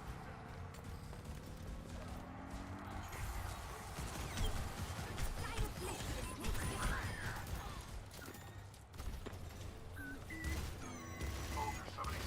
Reporting to duty.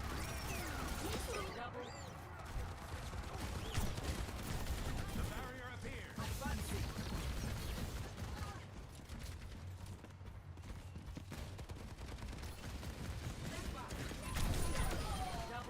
Let's go. Nasty little dubber. We got double dubber. Bias record, go to all time. Pride of Poseidon. Medic. Yeah, I'm just looking out for Decepticon Gladiator. I mean, hang on, let's go to the social. Someone could be running the, you know, the icon and the title like I am, but I just have the title, I guess. I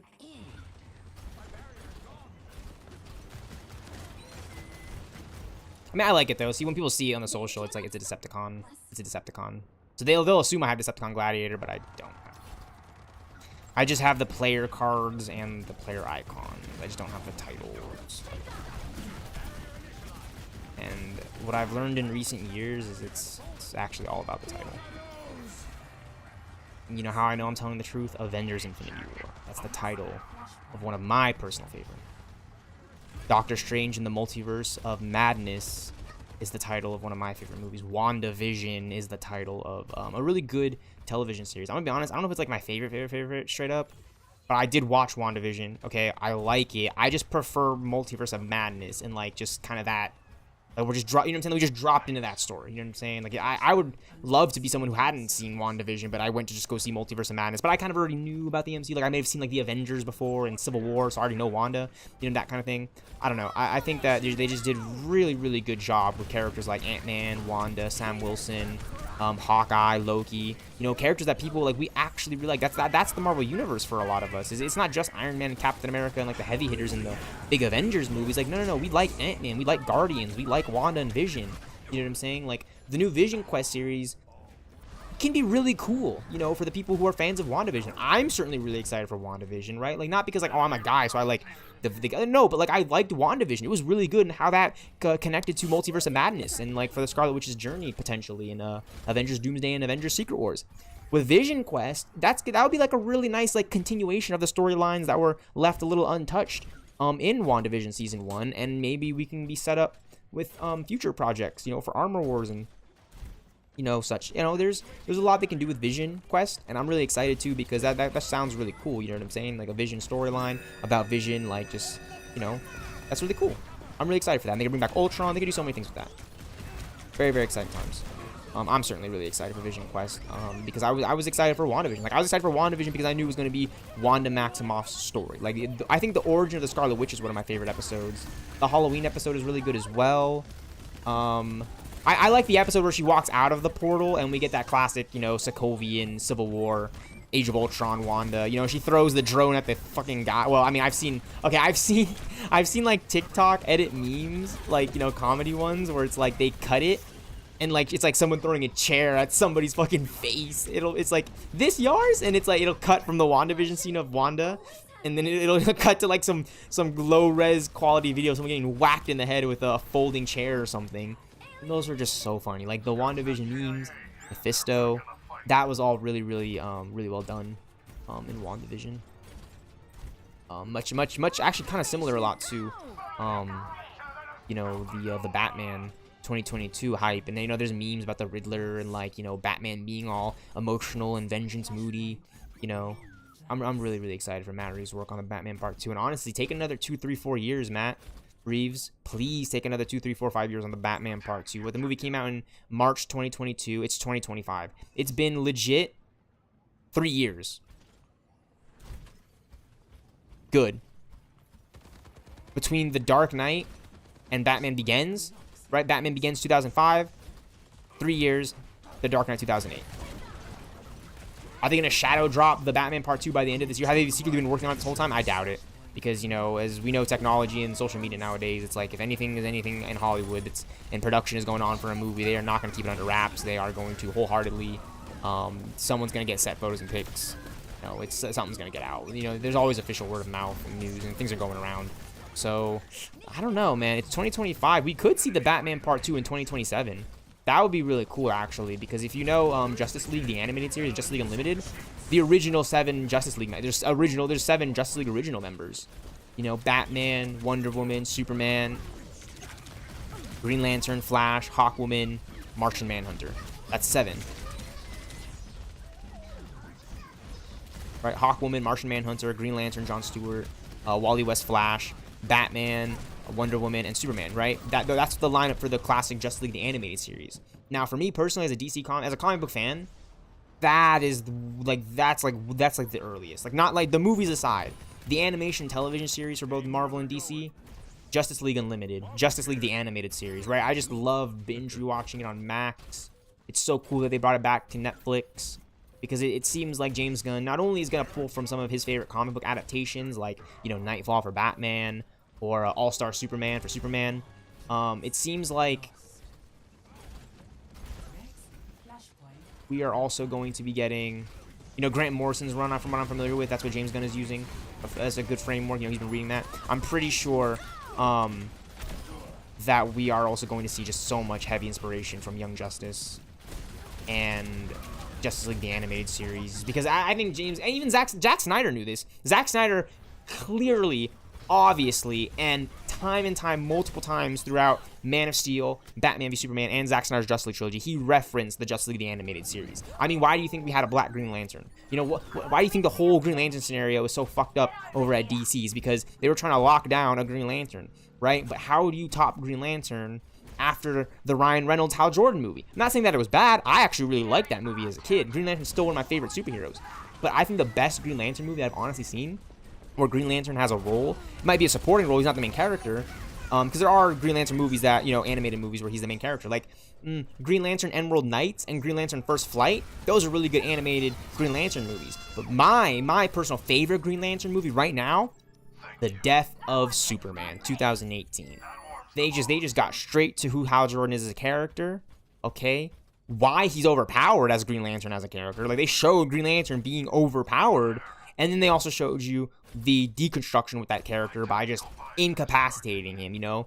Doomsday knocks Hal Jordan clean right out, and that should just be enough to tell you Superman, The Death of Superman. Green Lantern in that movie. Like, that should just be enough to, without fully telling you or even fully showing you, that should just be enough to give you a taste of what that movie really is in its entirety. Because I really, really enjoyed The Death of Superman 2018. That's one of the best DC animated movies that I've seen in recent years, on par with the Flashpoint Paradox, straight up. The Flashpoint Paradox is awesome, but I love me some of The Death of Superman 2018 because it's like a Justice League story. Superman is the main character, and Batman, Wonder Woman, Green Lantern, they're all the supporting Justice League role team, fulfilling that supporting side character role. You know, Batman is like, he's a side character, supporting character in The Death of Superman 2018, but it's not a Batman movie. You actually gave me a Justice League movie where Batman isn't the main character, and yet he kind of is a main character by being a supporting character. That's The Death of Superman 2018 to me, and that's the idea I want to take in with my DC Comics Future State adaptation for live-action feature-length film, right? That it's about Batman. In fact, he is the main character in a way, but through the midpoint, I want to quickly show the dynamic and paradigm shift of like what actually happens when you have Batman in a world running around. You know what I'm saying? Like who he runs into, other heroes he might team up with, other villains that potentially get pissed off about his doings in Gotham, and where that might take him outside of the world, outside of the United States. That's the DC Comics Future State movie that I want to make personally. You know what I'm saying? One where we actually get to go through a DC universe multiversal run. You know what I'm saying? And actually see, maybe not like familiar locations, but really, really iconic pieces that you would probably only discover if you ever read the comics or watched some of the more classic animated series like Justice League Unlimited, Batman Beyond, for example, Young Justice. I mean, I'm still waiting to see a live-action Young Justice, and honestly, the closest thing we've come to it is Zack Snyder's Batman v Superman Dawn of Justice Ultimate Edition 2016. Think about it. That's the origin story for the Justice League in the Young Justice universe, in my opinion. No, I know. Earth 16, the Snyderverse, they are separate. But it is still a cool headcanon, in my opinion, to think that, like, oh yeah, live action, Batman and Superman were squabbling it up. They had a bit of a civil war, but they teamed up and they defeated Doomsday together while Superman made a sacrifice. And then years and generations go on, and eventually we form the Young Justice team. How, why, who, when, and where? I mean, that's when it all kind of falls through, because obviously you can look at the Cyborg of it all and say, well, Cyborg is, you know, he's in the Justice League in this movie, and he hasn't even gotten his powers yet in Young Justice until season 3. There you go. But my headcanon is that, like, it's a DC multiverse. It is. The Snyderverse is the pinnacle of it. Why? Because it's the DCEU. And that's why fans have felt disrespected in years, is because they really wanted a sequel to Man of Steel, like a sole sequel, one without Batman. I think that would probably be the best way to go. Like, okay, you can take Batman out now. You already did the Batman Superman team up, we love it, but make a solo Superman sequel. Maybe you have Batman cameo and tease to set up, you know, the Justice League movie, Zack Snyder's Justice League parts 2 and 3. But that's fine. You know, nothing more than that. Those are just my ideas and some of my wishes and hopes, but I'm excited for Superman Legacy. I'm excited for Thunderbolts. I'm excited. I'm just excited to get back into the theater with fans and see, like, a new story. Martian, always have been. Just a new story. We actually made a comeback on this.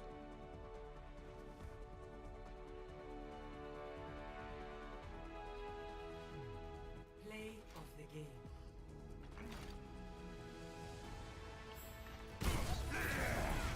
Everybody riot!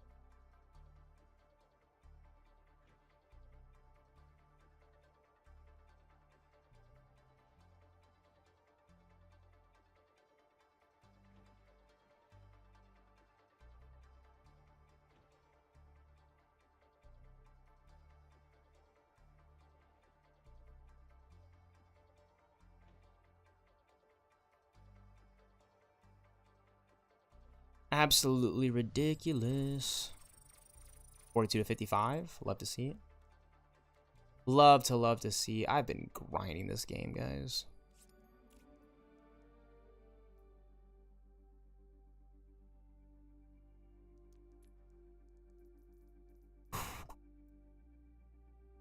Bastion.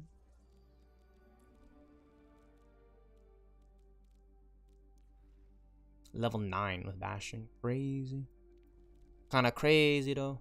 Mercy, I'm level 24. So it's like kind of like filling out the outlines, which is pretty cool that they're doing that. Not gonna lie. All right, I just want to see the title. I just want to show you guys the titles that I do have owned before I get into the next games here. So Stalwart Hero from Overwatch. So that's like Overwatch, like when I unlock from Overwatch. Alliance Champion, Horde Champion, Hero of 2024. That's 12. So this is when I was playing in 2024. And then Season 13, Quirkless, Mutated Monster, 6v6 Enthusiast. Season 14. So this is like Christmas at the end of 2024. So you get Gingerbread Friend, Mid Guardian, Cabbage Merchant, Off, Fearless Fighter, and Goat of All Time. These are the ones that I have so far. I like Mid Guardian. That's cool. But I kind of prefer Horde of Champion. Like Horde Champion to me is the closest I have to Decepticon Gladiator. I mean, I have 6v6 Enthusiast, Quirkless. I have like all these other ones that are pretty good, but and if I would have had Season 11's Heroic Autobot and Decepticon Gladiators, God. It's like I'm sitting here just thinking about that alone. Why I need to take a break from gaming and streaming, go figure out my shit. Thank you for all your support, guys. Seriously, it means so much. In a streamer moment right here to throw up my legs. I hope you guys know, I don't actually just sit here just talking into the mic and game. You know, I'm usually just kind of, you know, I'm in tune with the way things are going right now.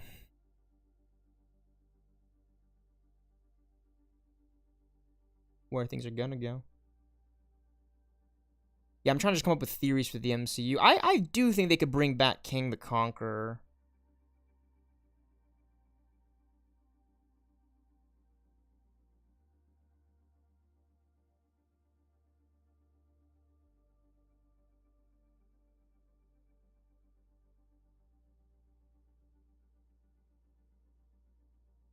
That would be cool.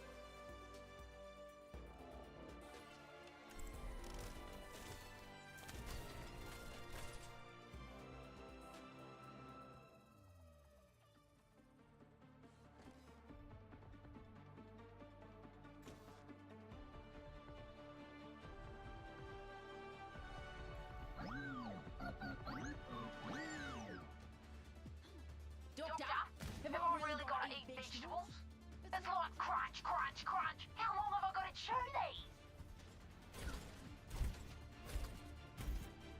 Take care of each other out there.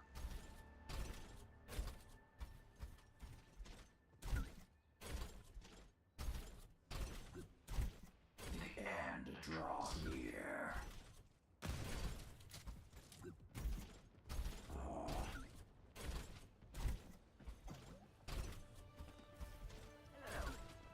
Five, four, three, two, one. Attackers incoming. Stop the payload. Everybody holds.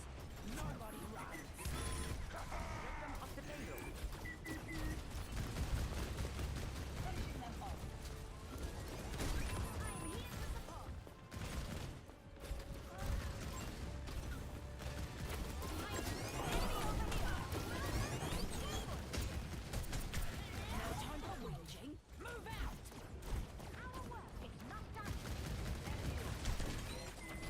Think you can take me? Let's find out. Behind ya.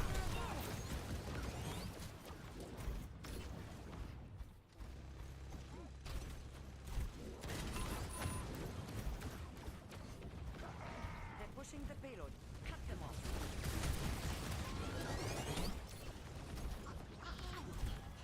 Shukran.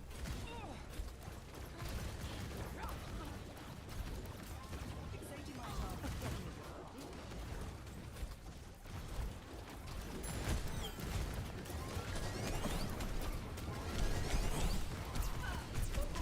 I'm better than you at Bastion.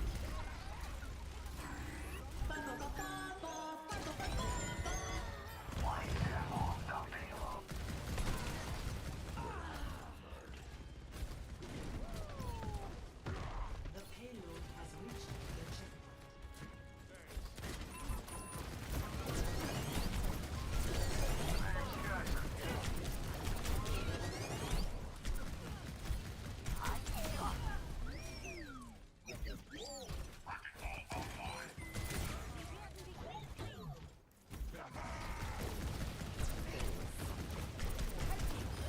Head in the clouds, but your grave down.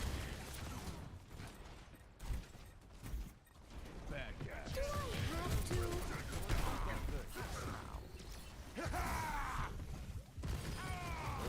smoke, there's fire.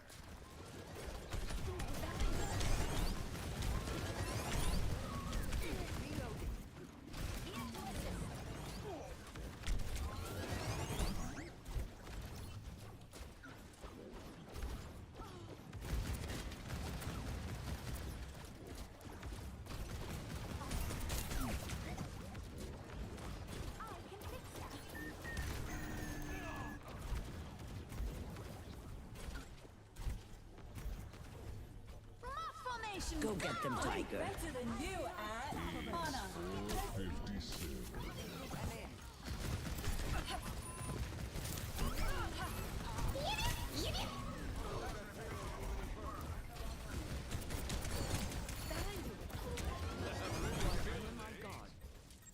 Helping you out.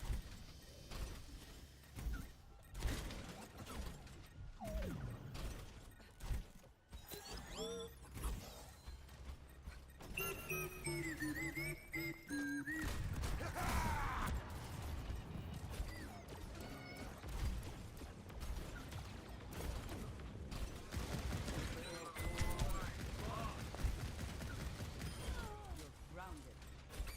Behold the children of Reckoning. Barrels are smoking. I see an enemy. Howdy. Behind you.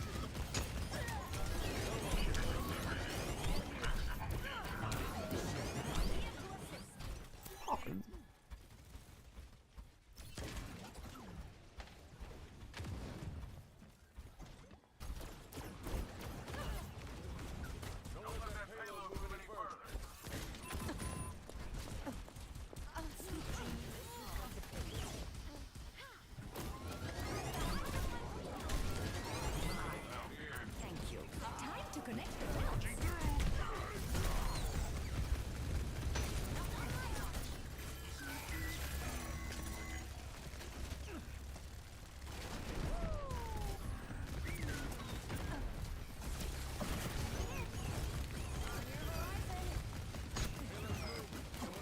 Good fences make good neighbors.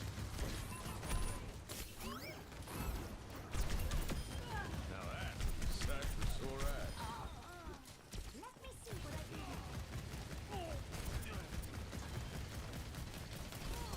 do. Nanoboost administered.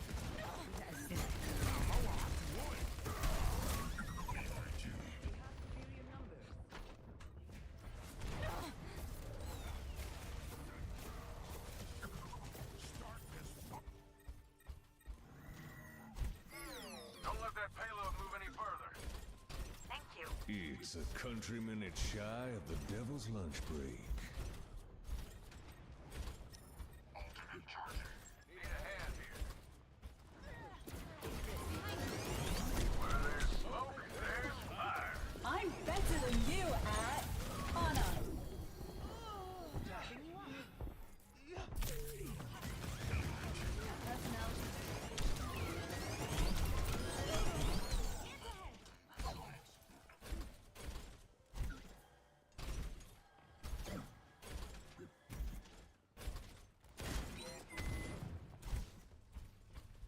Bad guys, take them out.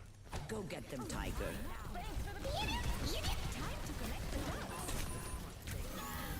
My duty is being done. Little help here. I'm really feeling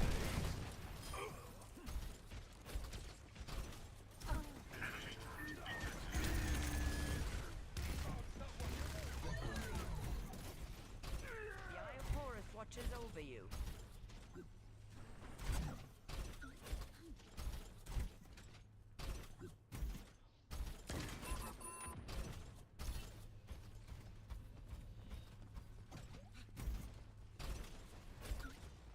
Enemy seen.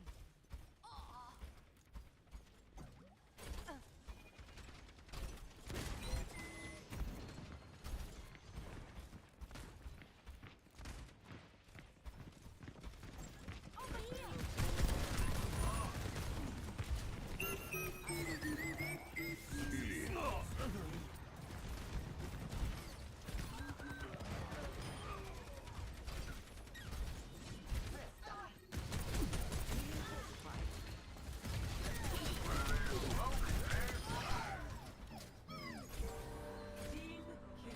that couldn't have gone any better.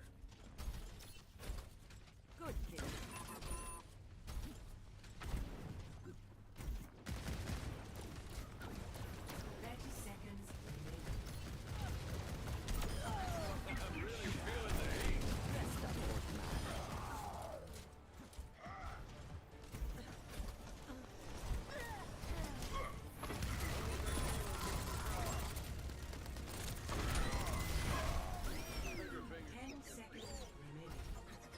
Let's get you back in the fight.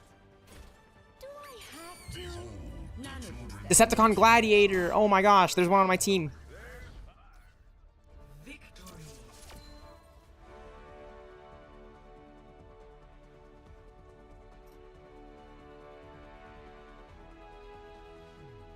Play of the game.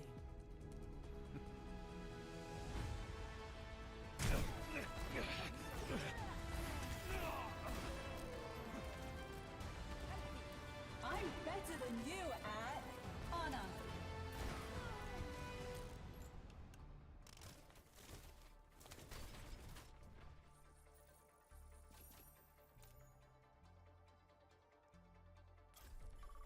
Nice, we got a win. I'm getting up there, getting the challenges done.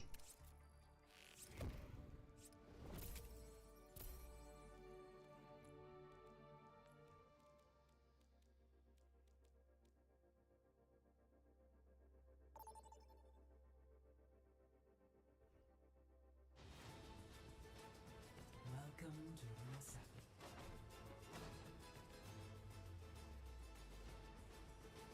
Prepare for battle.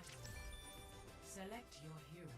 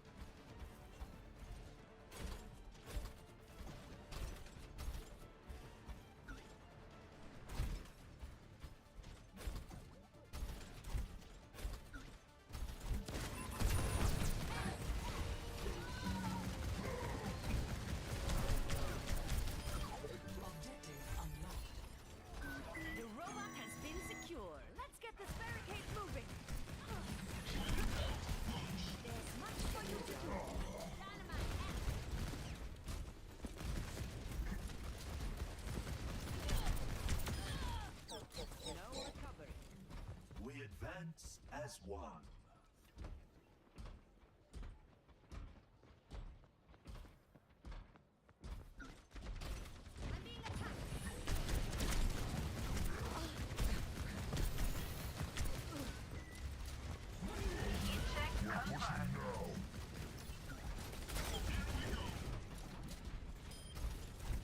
Fred! I mean, Bob! Do something! Terminated.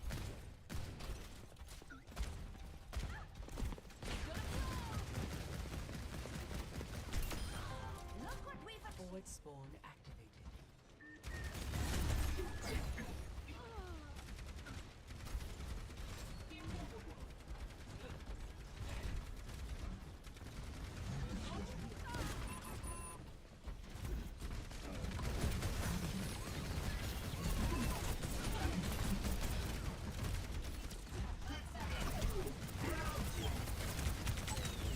They've taken the robot. My baby's destroyed.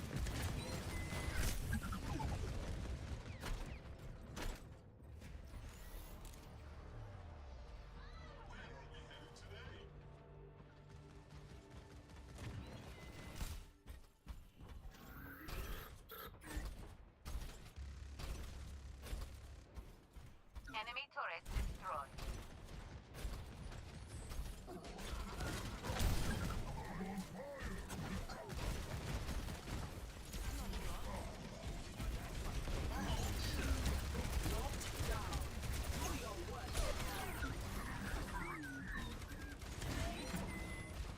Fred!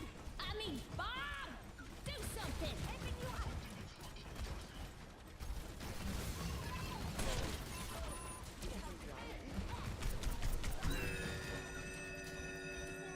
Time to connect the dots.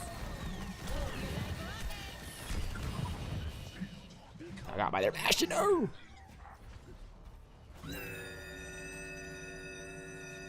Formation, go! Rain justices from above.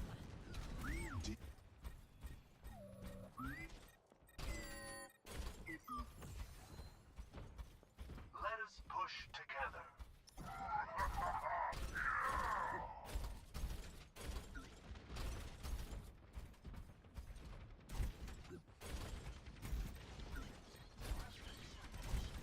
Check yourself or wreck yourself.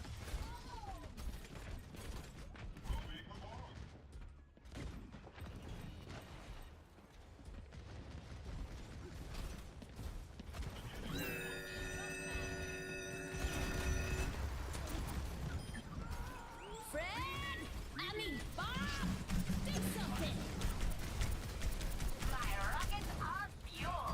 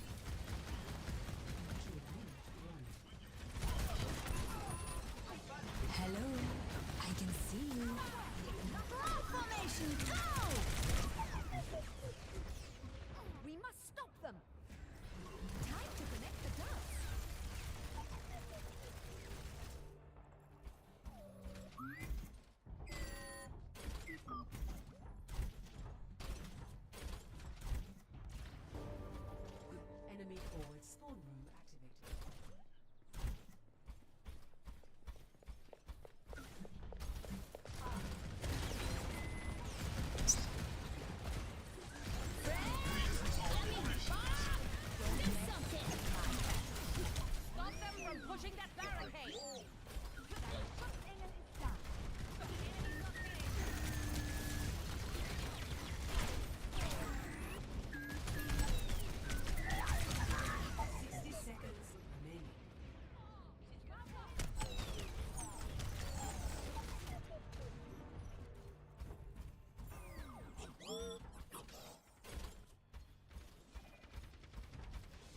The enemy begins to move along their path. The enemy draws near. Stop them. Check yourself or wreck yourself. They outnumber 30 us. seconds remaining. Check yourself or wreck yourself. Echo here. We need to attack now. 10 seconds remaining.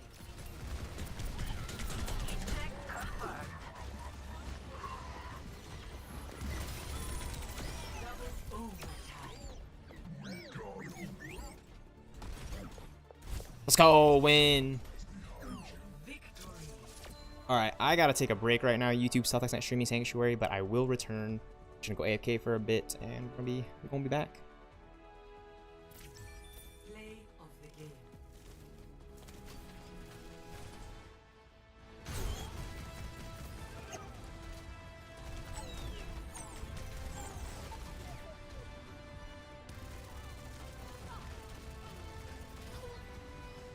Yep. All right, thanks for all the support, GG y'all. I'm just gonna go AFK right now.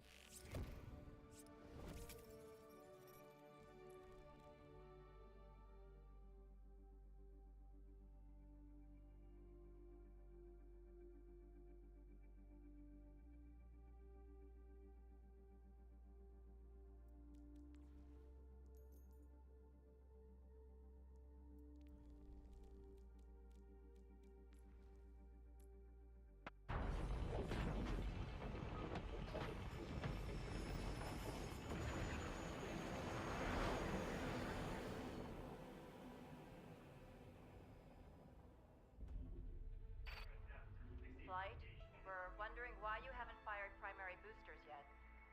All systems appear optimal. I just need a minute. It is so hard to say goodbye to the only home I've ever known. I understand, but the colony isn't safe anymore, and our window of opportunity is closing. So let's get you on your way to your new home. Next stop, Earth.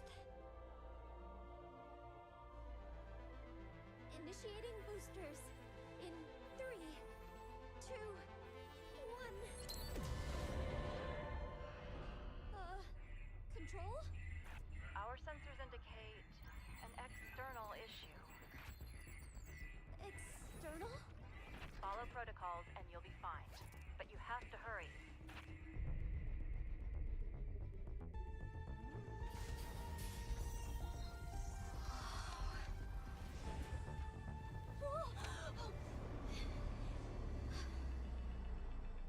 Careful. I'm going to find a way to save you. All of you.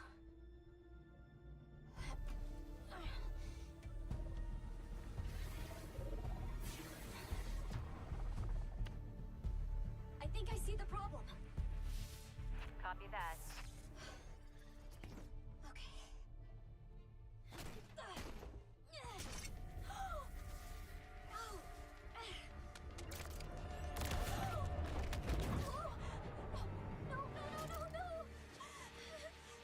Don't panic. You're okay. I am definitely not okay.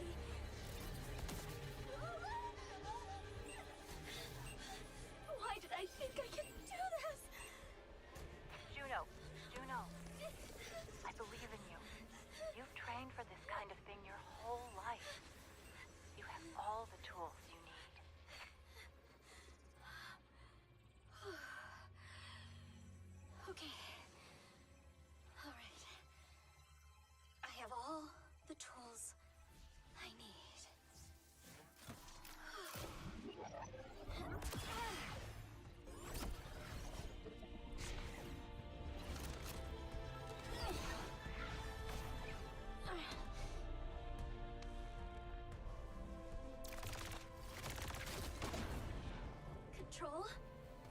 salt. Hear that? We're all so proud of you. I want you to live a long, happy life on Earth, sweetheart. Always remember, I love you.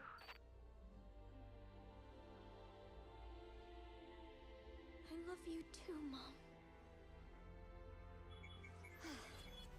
Okay, Earth. Here I come.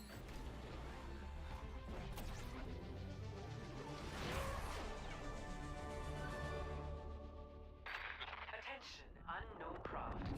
Halt your approach and identify yourself. It is too late to halt. I'm coming in very hot. Who is this? This is Overwatch. I am tracking your trajectory and will have someone meet you. For my records, where did you come from? I am from Mars, and my name is Juno.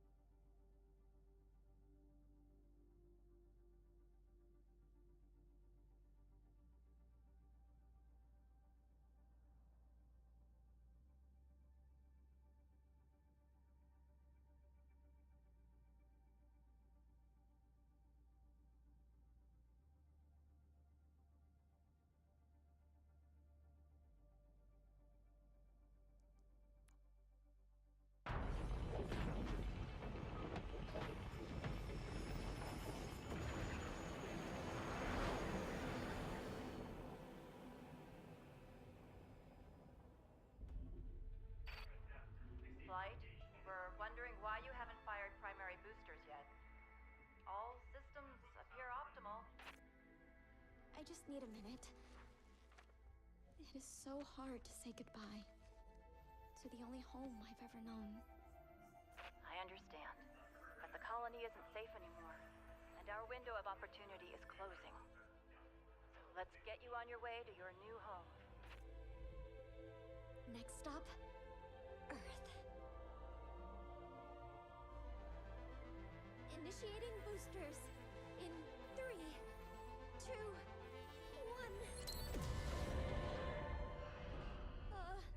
Control? Our sensors indicate an external issue. External? Follow protocols and you'll be fine, but you have to hurry.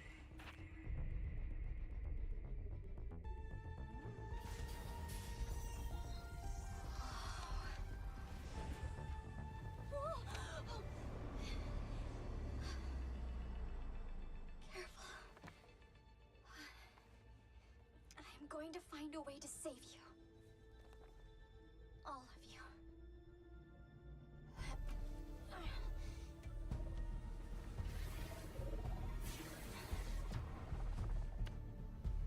I think I see the problem.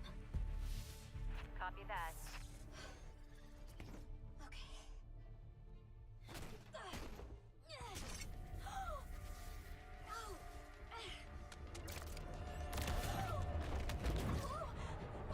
No. Don't panic. You're okay. I am definitely not okay.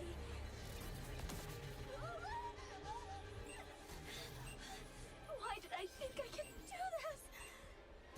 Juno, I believe in you.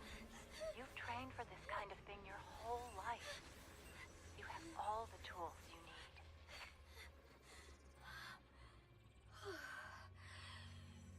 Okay. All right. I have all the tools I need.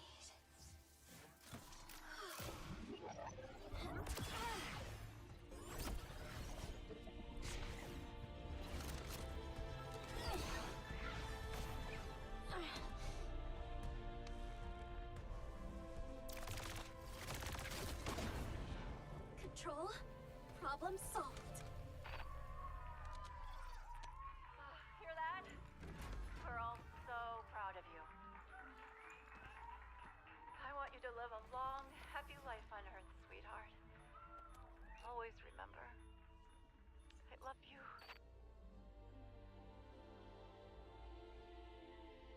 I love you too, Mom.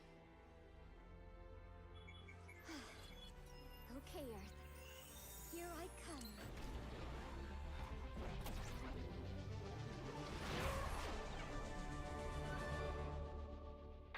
Attention, unknown craft. Halt your approach and identify yourself. It is too late to halt. I'm coming in very hot. Who is this? This is Overwatch. I am tracking your trajectory and will have someone meet you. For my records, where did you come from? I am from Mars, and my name is Juno.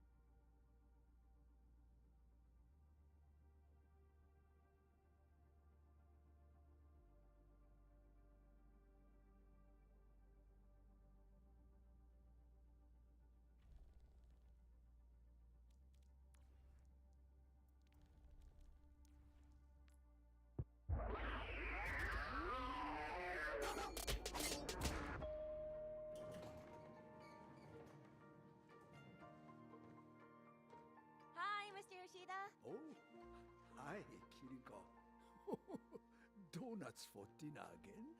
These aren't just any donuts. They're Fox Festival donuts with spirit sprinkles. Wanna try one? No, thank you. But I hope you and your mother enjoy them. She's here. Ugh. Let me guess. She brought her vacuum. Yep. You know, someone came to work with me today, and she's very excited to see you.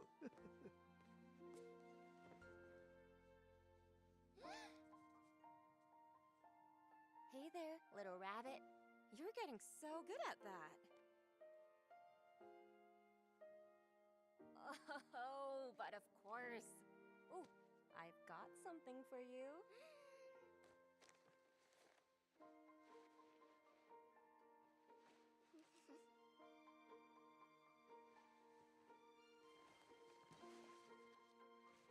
Aw. How do I look?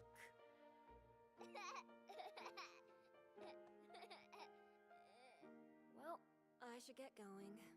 See you later, little fox. Mr. Yoshida, pray for me.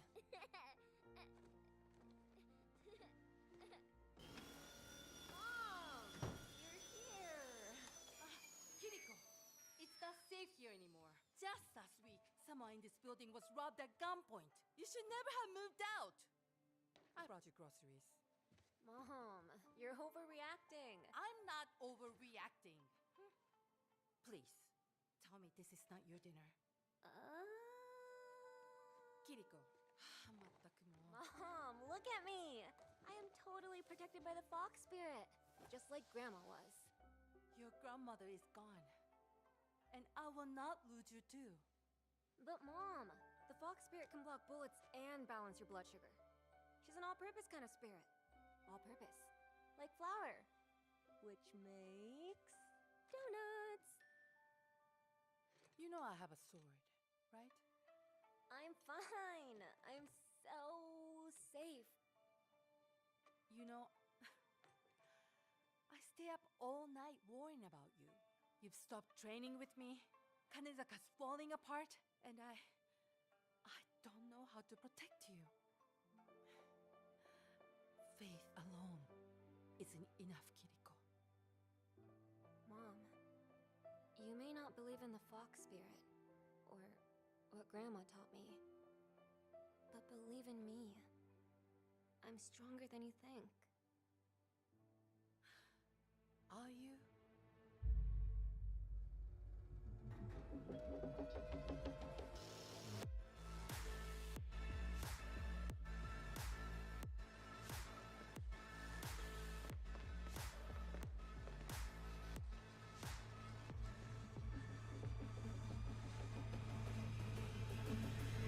Do you know how ridiculous you sound?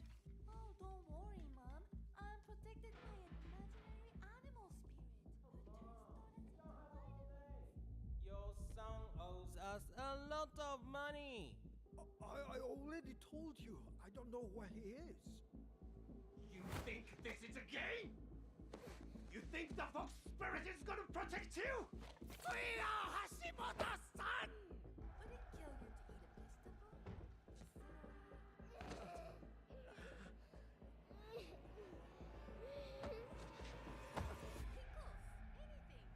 I just want what's best for you, Kiriko. Kiriko?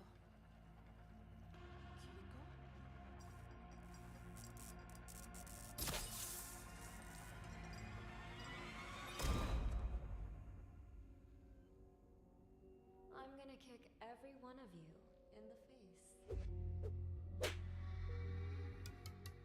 What? No one threatens the Hashimoto! Wait, I don't want to get kicked in the face. I'm gonna call for backup.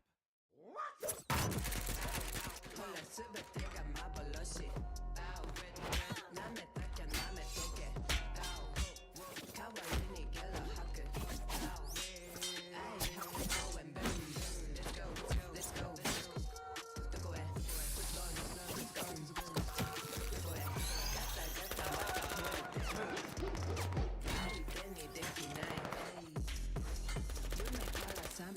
You make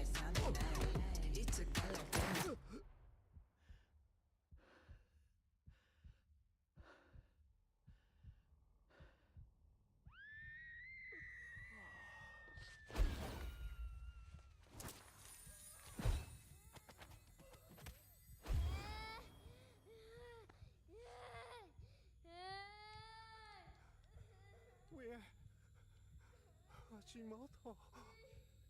Son?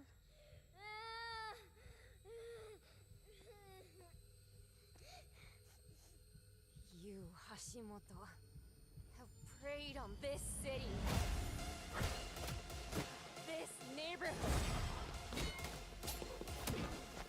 these people, for too long. I have a message for you to take back to your boss. Kanezaka is under my protection.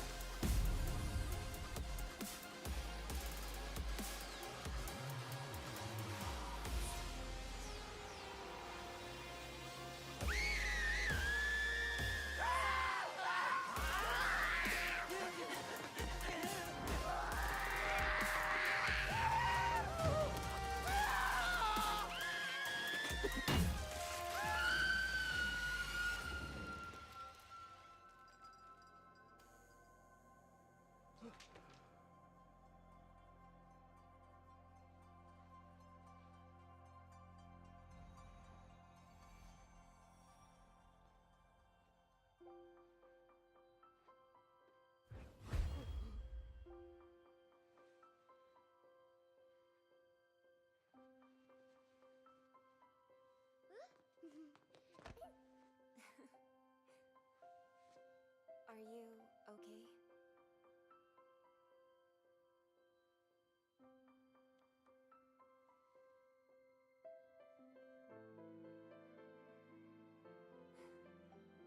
Such a brave little fox. Keep your eyes on this one. She's growing up so quickly. Thank you, Kiriko.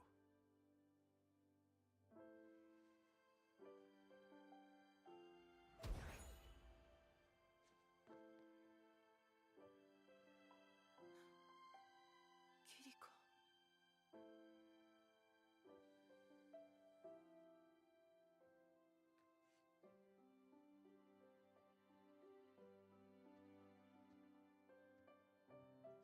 Mom?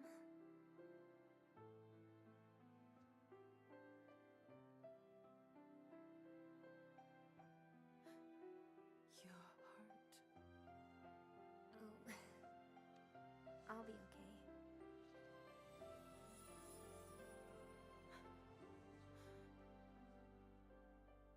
Maybe I shouldn't have stopped training with you after all. Maybe. Maybe I judged your donuts a little too harshly. Maybe moving home for a little while isn't such a bad idea. That would make me so happy. Mom, Mom, please don't cry. If you cry, I'm gonna cry. Your grandma would be so proud of you.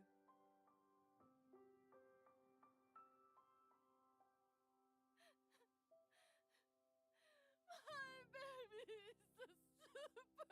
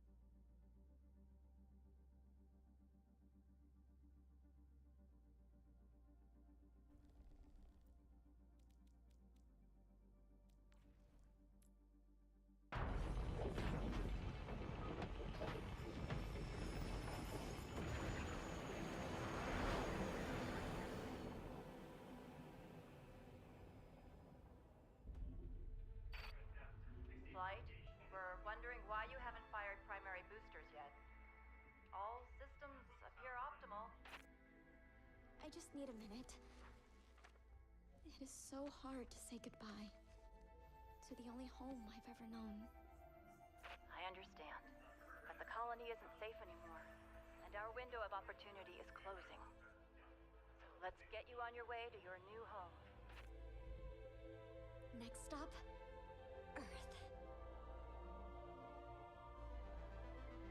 Initiating boosters in 3, 2, 1.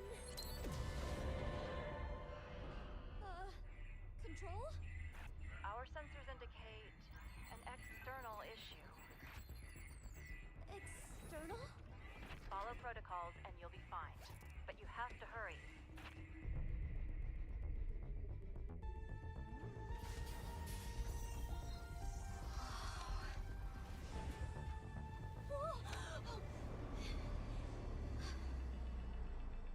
Careful. I'm going to find a way to save you. All of you.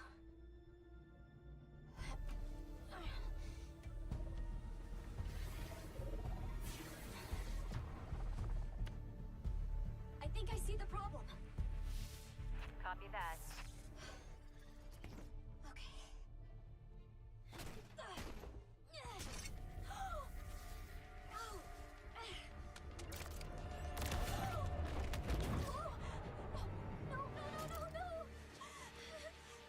Don't panic. You're okay. I am definitely not okay.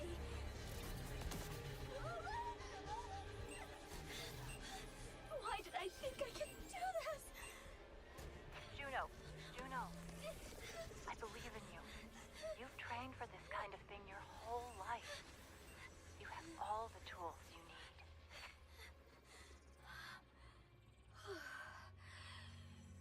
Okay.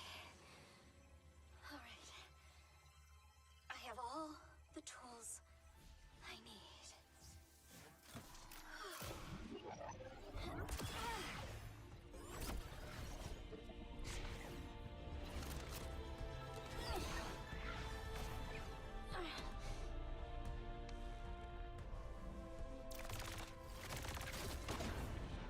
Control. Problem solved. Hear that? We're all so proud of you. I want you to live a long, happy life on Earth, sweetheart. Always remember, I love you.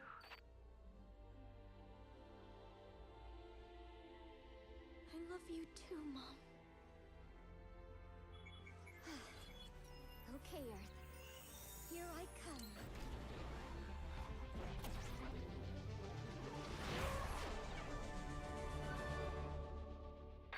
Attention, unknown craft. Halt your approach and identify yourself. It is too late to halt! I'm coming in very hot. Who is this? This is Overwatch. I am tracking your trajectory and will have someone meet you. For my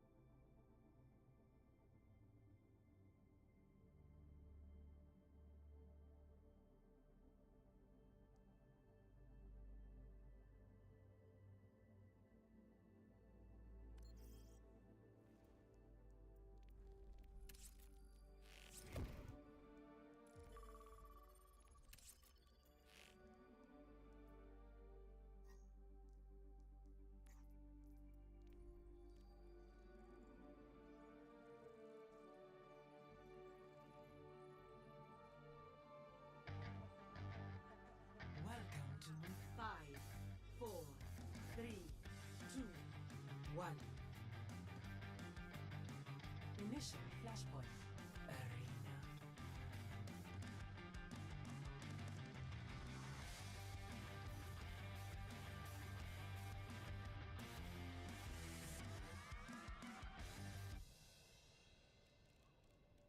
Flashpoint unlocks in 10 seconds.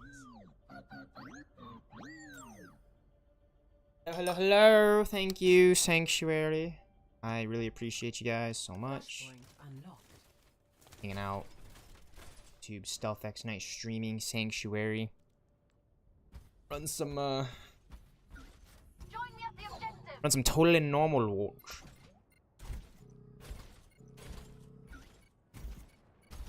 Some totally normal watch social. See, we got Decepticon Gladiators, Final Boss, Nomad, Neogun. Eldritch Nightmare. That's pretty hard. I fuck with that. Eldritch Nightmare. Reminds me a little bit of that Marvel Rivals. Alright, my plan, my goal is, because I'm about 6 hours into the stream, I took about an hour break. I had to go run some errands and help out the fam, which I always love to do.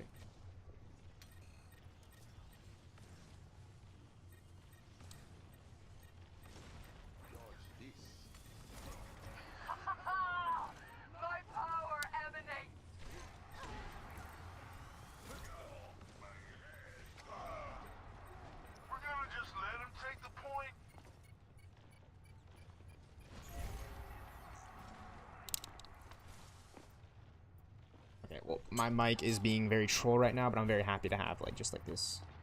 I have a really good blue snowball mic. Like, I am just so grateful for my microphone because I knew about this brand when I was getting into streaming. Like, I already had, like, an idea for the kind of microphone, and, you know, I wanted to get, like, a Logitech mouse, and I wasn't really sure on the keyboard I wanted, but I just knew I wanted, like, good switches that were reliable. My keyboard and mouse switches are... I would like a new keyboard. I'm a gamer, so obviously I would love new peripherals whenever. But right now, the keyboard and mouse I've been using is the same keyboard and mouse that I've been using for over 5 years now. A little over 5 years now, I would say. Just a little over 5 years. About 6. I want to say just a little over 6 years now. Because I started gaming and streaming in 2019. You know, hardcore. You know, right when I started community college. And it's been 6 years since then. You know, 5 years, 2020, and then, you know, the year 2020. So it's been about 5 years. Been about 4.5, 5 years, I would say. 6 years almost. Using my Logitech, and I've really enjoyed it. Actually, I started out with a wired Logitech G502 Hero, and I loved it. You know, I'm a pretty big like hard hardline person. You know, like I always suggest Ethernet cable if you're gaming on console, and definitely if you're gaming on PC. It would be very risky to run your gaming PC without an Ethernet. But and so I would go with a wired mouse for my first mouse, and it lasted me till about the middle of last year, and I was like playing Fortnite really hardcore, and this is like a fact. I like clicked in one of my side buttons on my G502 just a little too hard, and it finally gave out on me, and the my mouse had crapped out.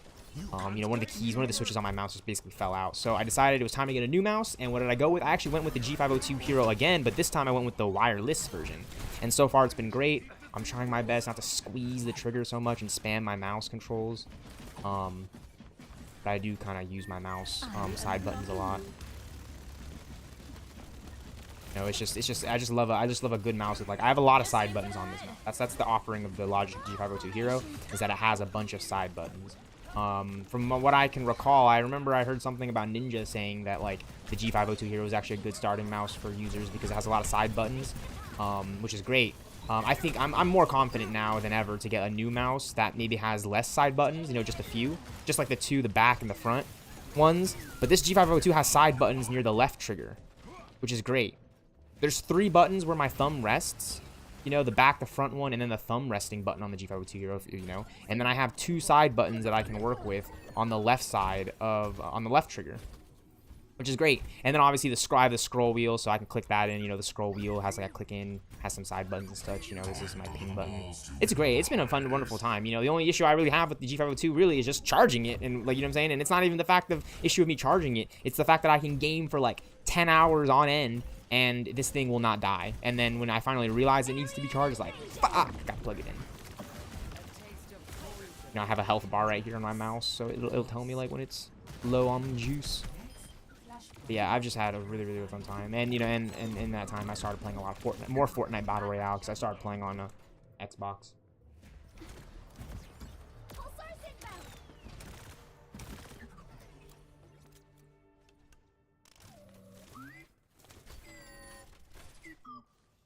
Some encoding error overload. Flashpoint unlocks in 10 seconds.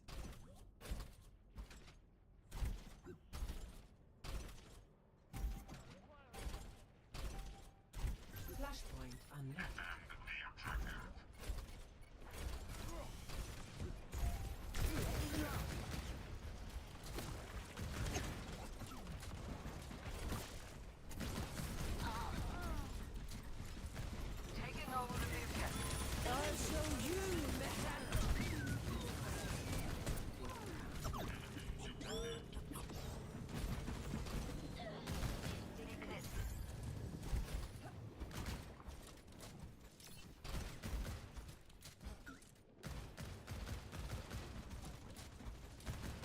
Get into the field.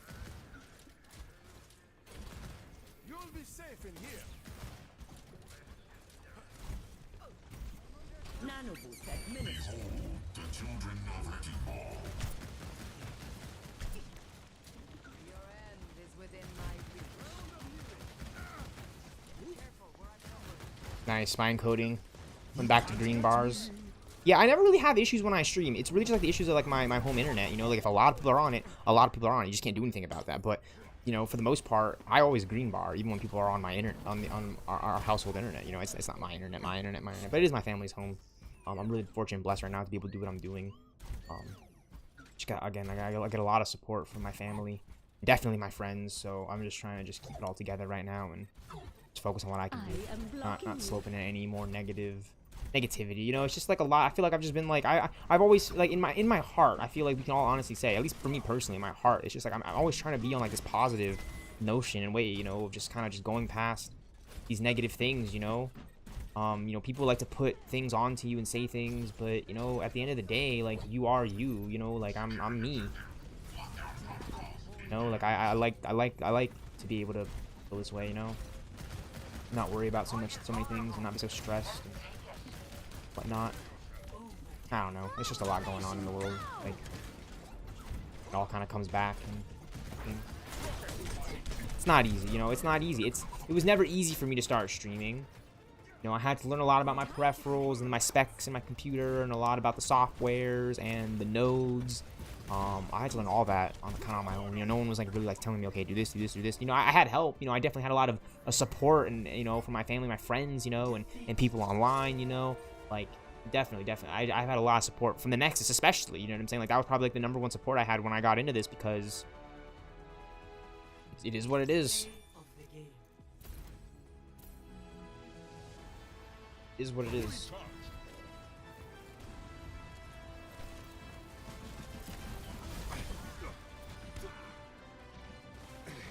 It is what it is.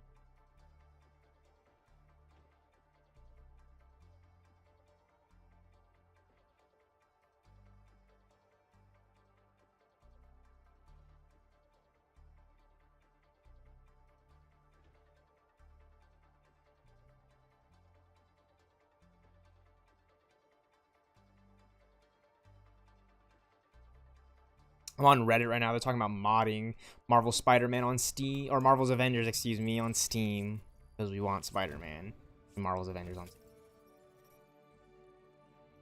Yeah, I mean, it is what it is.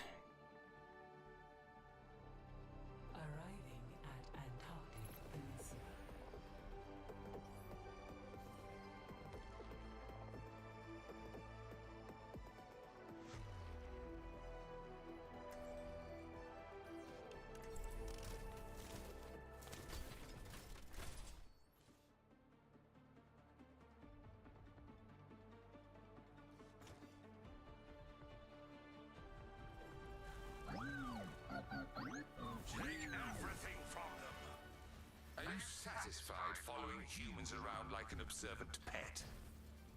There's no shame in learning from others. Try it sometime.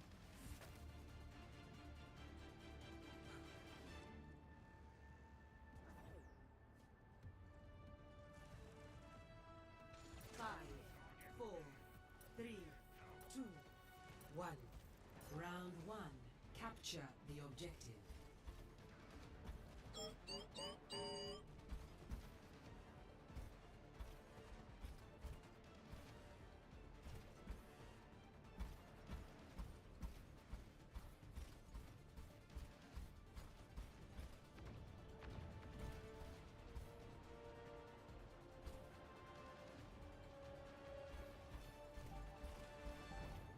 Yeah, Spider-Man would be sick on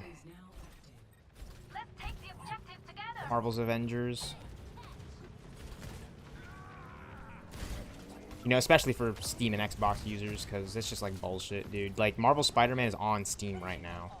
Like, Sony, if you're listening in, I'm saying this right now. It's like the most retarded, like, game plan move. Because if you want, like, you want people talking about Spider-Man, like, right fucking now, put him in Marvel's Avengers. You're not getting any engagement with this brand new day shit. I'm saying this right now. You know what I'm saying? Like, that movie's so far away. And I'm excited. I'm a fan. I'm a fan. And that's where I feel disrespected. Is shit like that. Like, why is Marvel's Spider-Man on Steam? Why are those games on Steam, right? Why is Spider-Man in Marvel Rivals, which is a cross-play game, by the way? Why is all this happening? And then when it comes to a game like Marvel's Avengers 2020, for example, why is it that, oh, Spider-Man's only on PlayStation? Right? Does anyone with the working human brain and, like, you know, like, I just sound disrespectful at this point. Whatever. All I'm trying to say is I just think that's a stupid business tactic. You know, and I don't work in these businesses, so I can't make those decisions, but one day, you better not pout. You better not shout. The Santa Claus is coming. Enemy tag. Glad you stuck with it.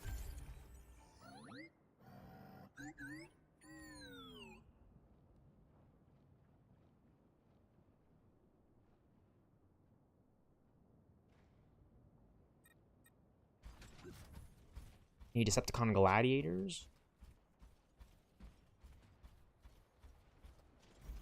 That guy's username is just Robin. That's awesome. Capabilities maxed.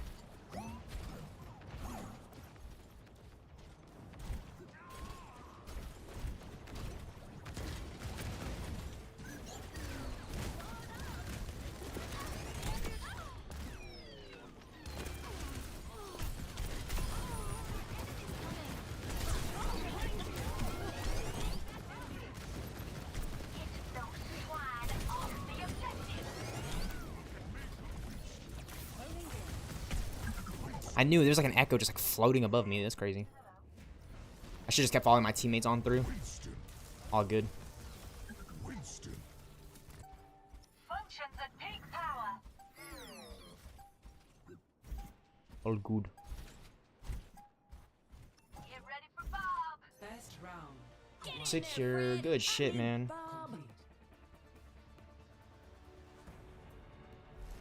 Score 1-0.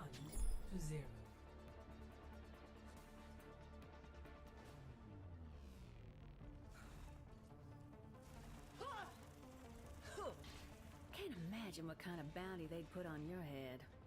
I'm afraid I don't pay much attention to humanity's laws. Look at that. We got something in common.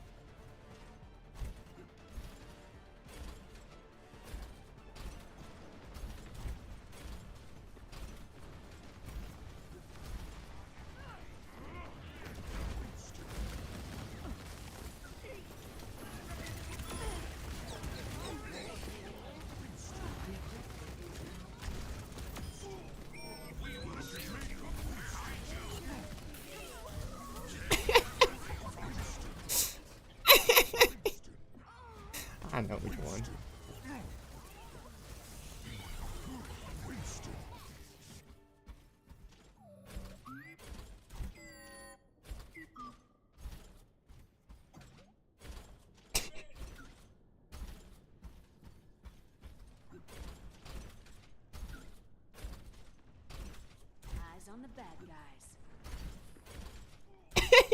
Uncle Ben. Man, you know which one. You know which one.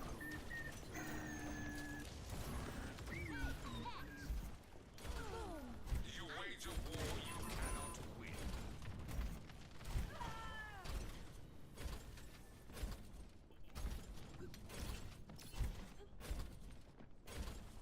We will shield you for now. Take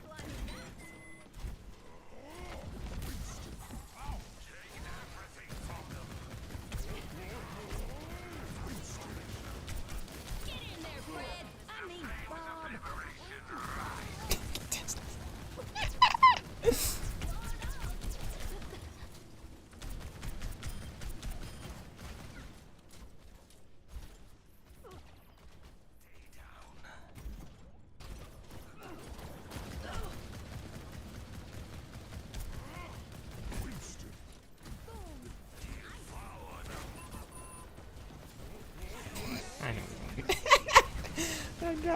I know which one. I know which one.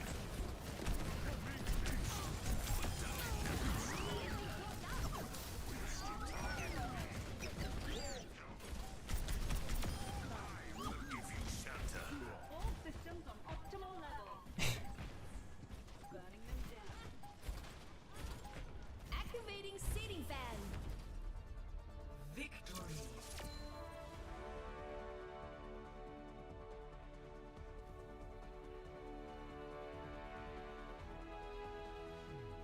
Play of the game.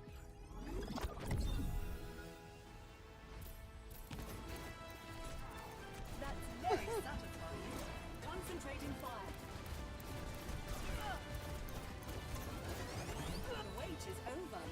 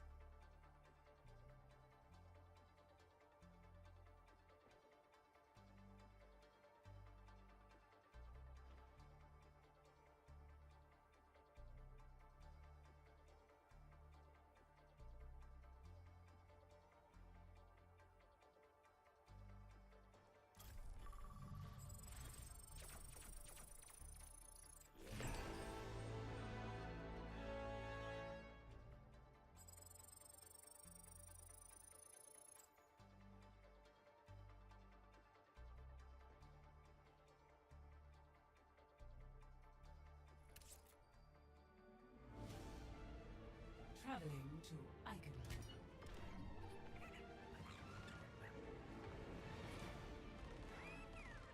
Sheesh.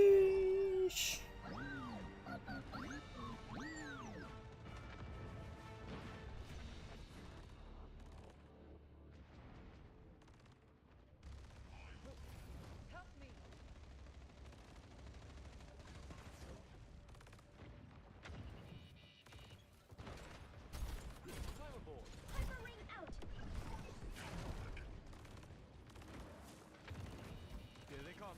I'm with you. I promise that was not personal.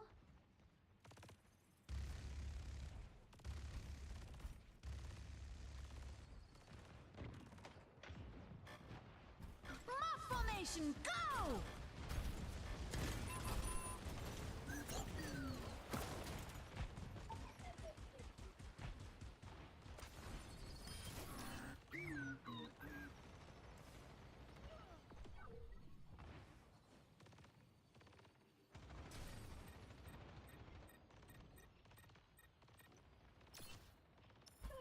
Claiming the objective.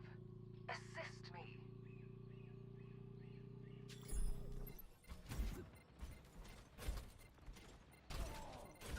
Careful, we're outnumbered.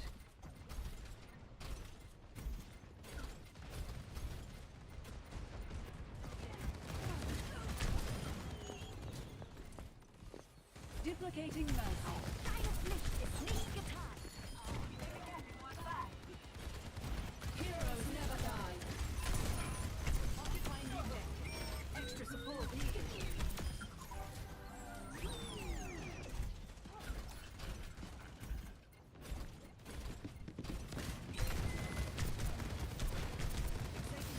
Let's go. Decepticon Gladiators, Druid All-Star, Giant Troll. Collect the little balls to win the prize. Martians always have been.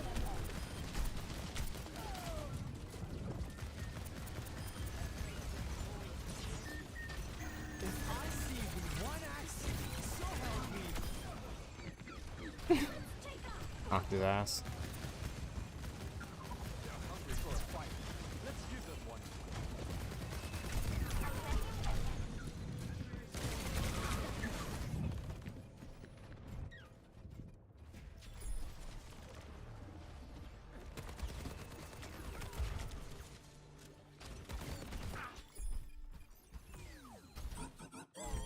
I'm capturing the objective. I'll show you, Meta.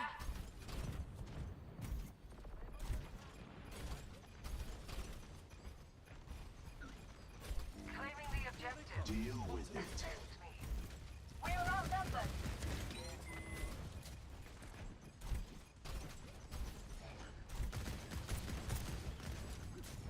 Unassailable prowess. Eyes on one safe.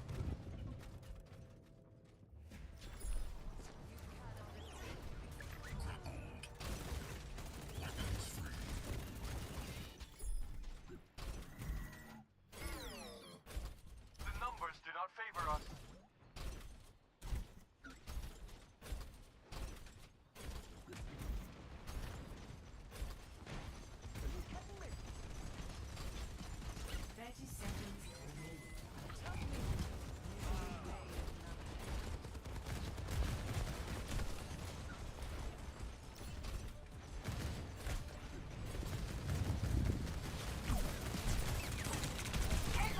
Who took my dentures?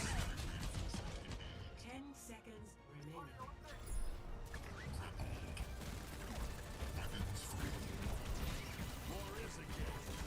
Dynamic reinforcement engaged. Defeat.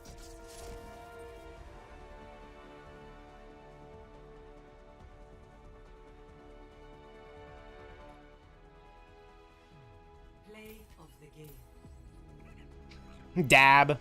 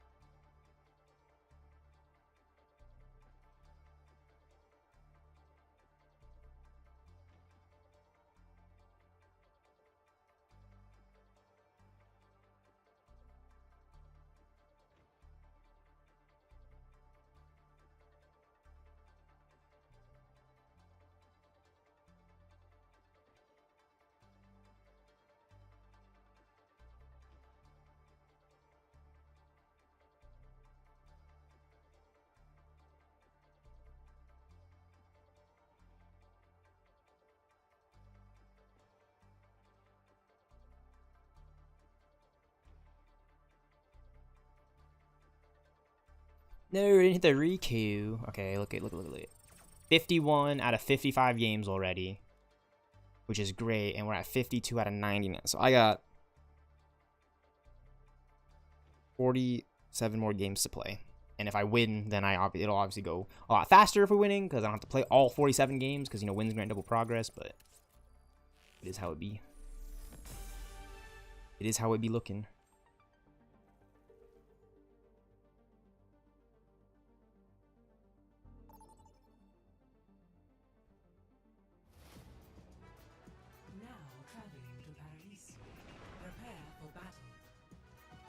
Select your hero.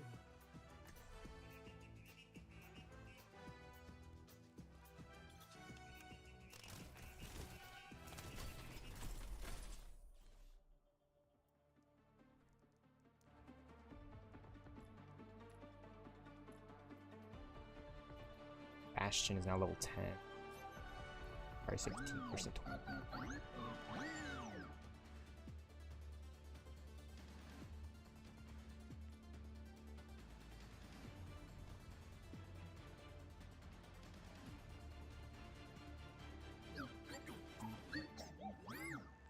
Initiate Valkyrie. Oh my gosh. Stay close. I can't heal you if you stray.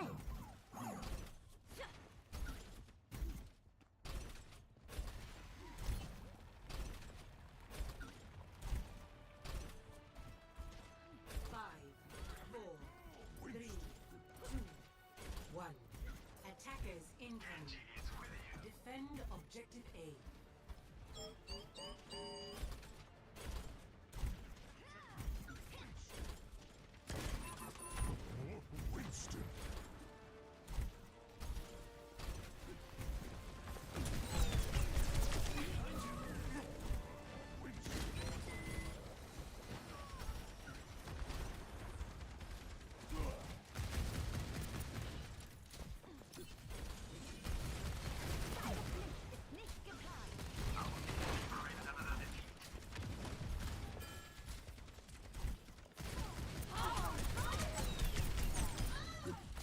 Healing stream connected.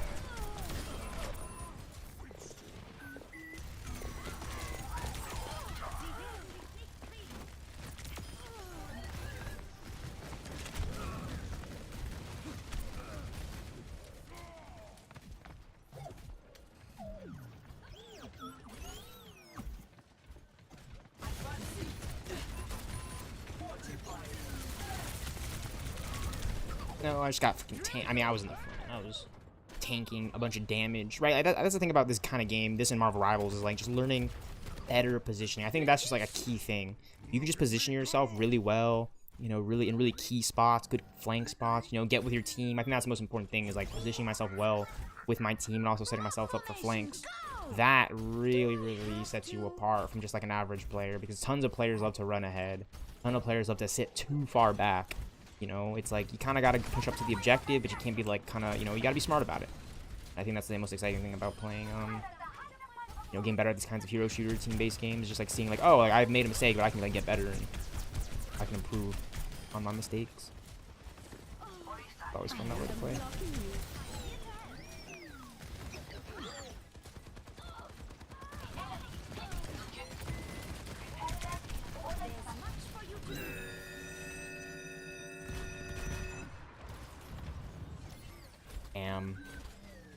I can get better at firing that thing where they dodge out of it, which is kind of crazy.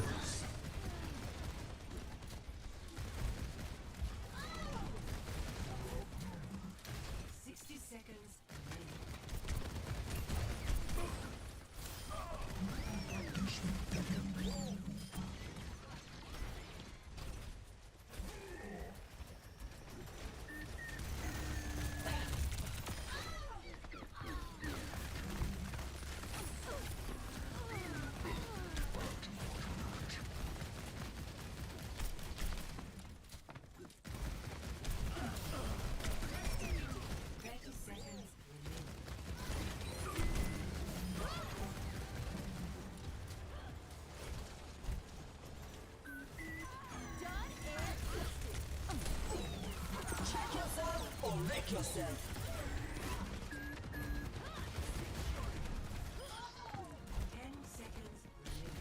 Time to connect the dots.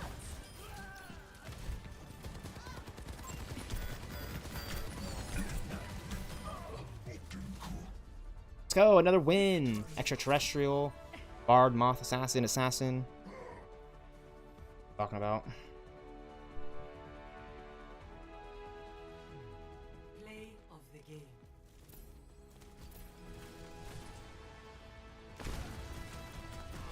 Oh, I gotta play the game. Yeah, this is clean. This is clean. Yeah, I just put some pressure on the on that Mercy over there before I got taken out. There's another tank in deep.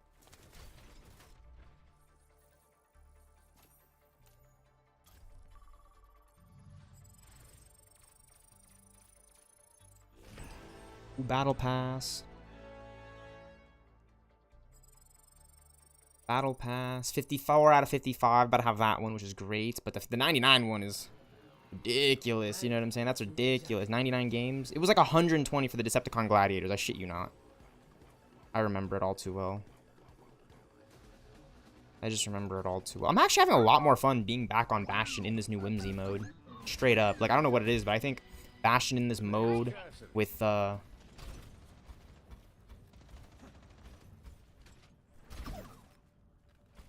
turret here. Geo, payload moving.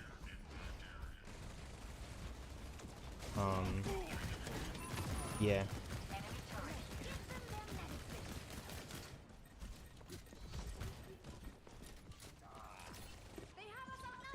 There's a lot going on right now. We gotta escort this payload. I think I should join this game late, yeah, because it's already like, you know, nothing's really Hashimoto Goon, Toxic Mask. I like looking for the title. I like looking to see who, like, you know, Decepticon Gladiators, right? Like, okay, let's go to social, right? And then I could just see. That's a really cool art. Machi. Doesn't look like anyone has any Transformers on here. I'm just telling you, yeah, I'm like, when I see Decepticon Gladiators, boom. But like when I see, like, dude, I love the fucking Transformers. Deli DePanda, how you doing? Hey, appreciate you stopping by, Deli DePanda. I've been streaming for quite some time now today. I had a long 10-hour stream the other day.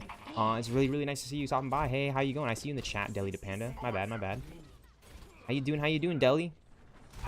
Happy April. No, and it's not April Fool's anymore, so no, I got no jokes for you. There was like some Overwatch, Marvel Rivals kind of. They were trolling on the internet, but it's all good.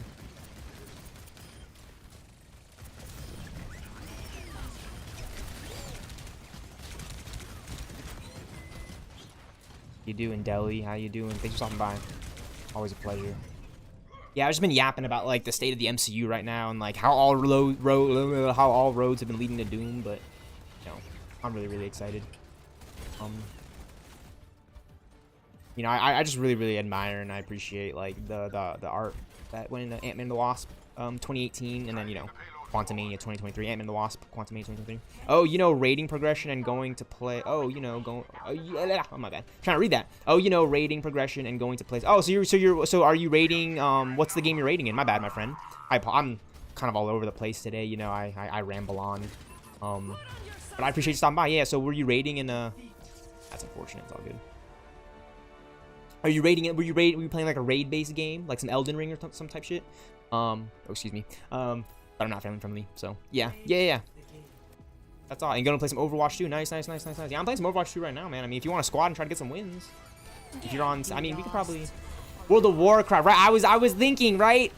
I just because I don't always think World of Warcraft, but it's funny because I have the WoW LAN parties. If you look up Mick Juggernuggets, he has like this whole WoW LAN party, World of Warcraft LAN party video, and it's just hilarious. I don't want to spoil anything, but yeah, World of Warcraft. Yeah. I was right there though, right? Like I know it's not World of Warcraft, but Elden Ring, World of Warcraft, right? They're in the wheelhouse, you know what I'm saying, right? Like Batman Arkham Knight and Marvel's Avengers. They are in the same wheelhouse, all right? You know what I'm saying? Batman Arkham Knight is a single player Batman. You can play as Robin, and then Marvel's Avengers. Yeah, I just completed this. I just got Silly Goose. Feeling pretty proud, and then I'm on my way to getting bottom 500. Having played 99. I've been playing some Overwatch. I really hit the grind yesterday, so I can get up on it today.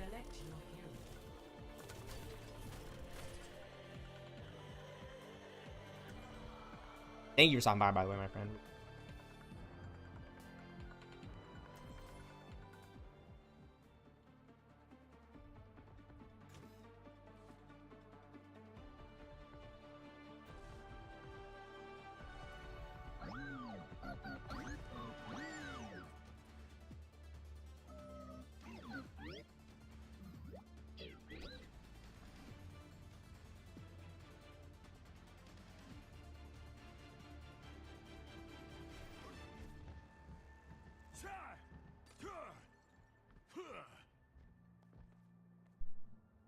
snapping.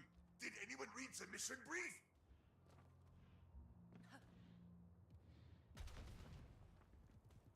On the move.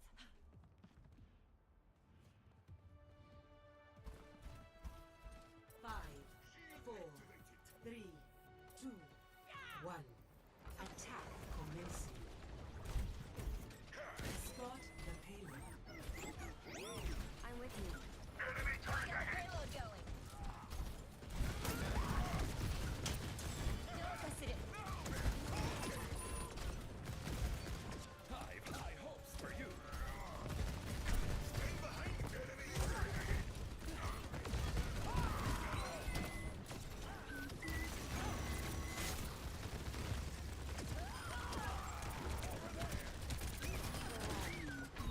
Over there.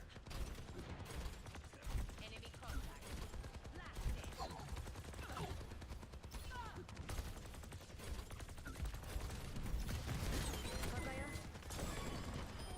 A clean kill. Got fucking googly eyes on this thing. Oh, Obergerd. Thanks for stopping by, Deli Panda. Yeah. World of Warcraft. So how's it going in that game? Yeah. I really admire just like the lore that it's, you know, World of Warcraft. WoW LAN party.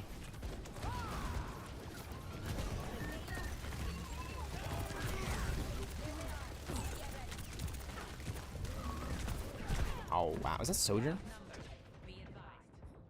They're getting attacked by. Yeah, Junker Queen right here. They have a like a Lari. Yeah, that's what it is. Lari. Enemy turret ahead. Techno Knight. Tech Knight. Enemy turret ahead. Tech Knight. The boys. Checking in.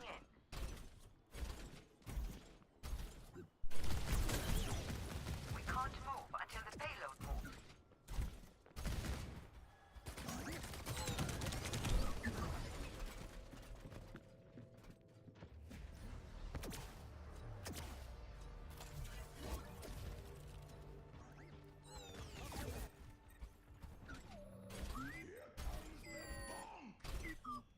The payload is under my protection. Join me. I'm feeling the burn. Enemy turret ahead. Taking damage. Oi. I'm no easy mark. Put on your Yeah, I've been watching a lot. I got caught up on the boys, dude. That shit's fire. I am unbreakable.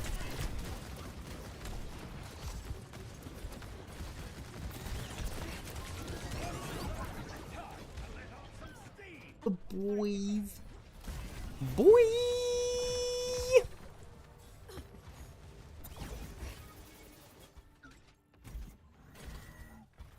Get the payload on its way. Nano boost administered. It's like he forms it into a fist. It looks like, you know, like it comes out. Reinhardt. Okay. Oh no, he has the fist. It's there. Got the hat on too. Over here.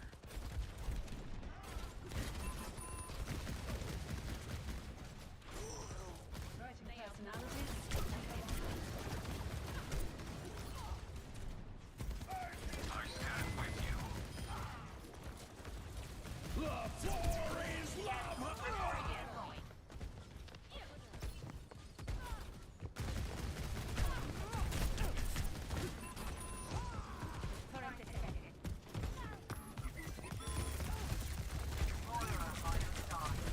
Damn, bro. And Hashimoto boom. 60 seconds remaining. Beware my magic tree. It appears we have suffered a minor setback.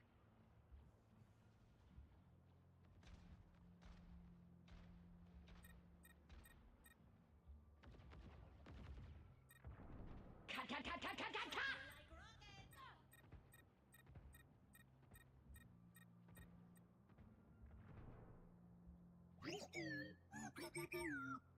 30 seconds remaining.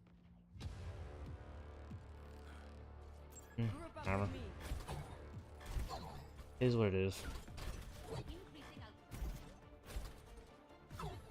What has impeded the payload? 10 seconds remaining. Put on your sunscreen!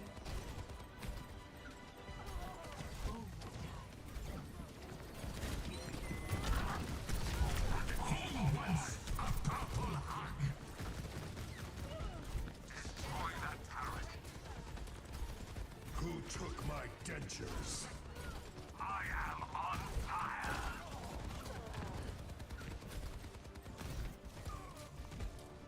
Devour them!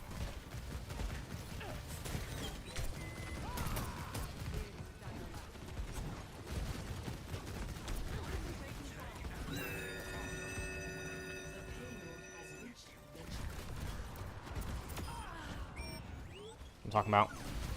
I didn't want to waste it and like try to take it on, take out enemies over here. Like that would be pointless. That would be so pointless. What? Okay, that's soldier, so he's putting out hardcore damage per second.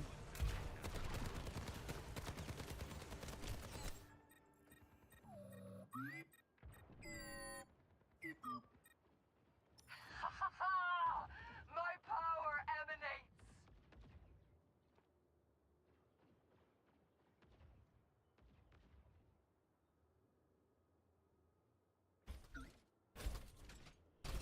I'm moving the payload. Destroy that turret! An enemy comes! Everything is useless!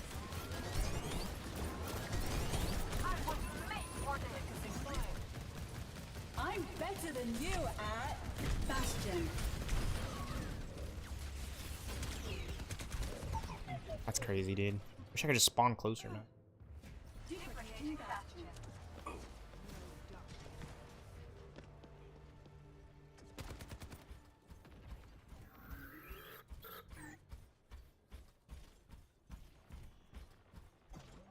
The payload The flames of liberation rise! Fire!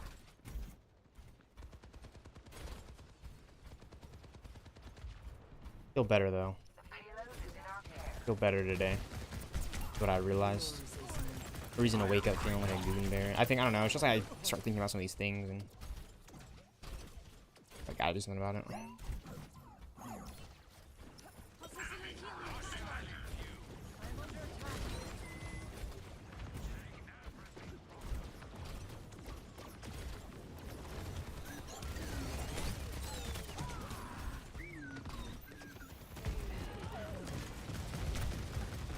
I'll show you, Meta!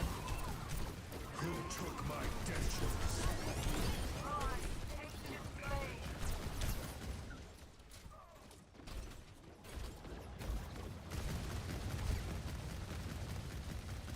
Beware my magic tree. Patience! Annihilation will come!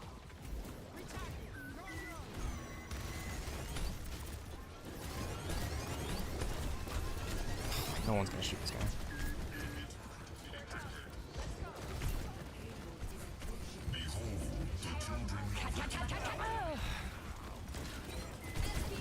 I'm better than you at Bastion.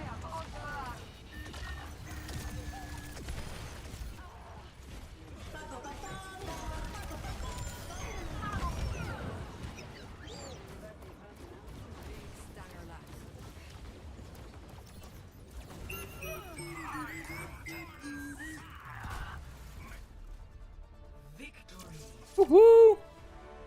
Gotta drop it on him right there.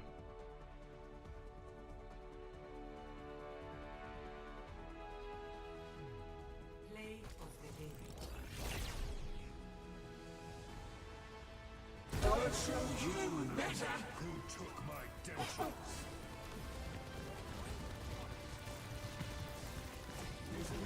Bam, bam, bam, bam, bam.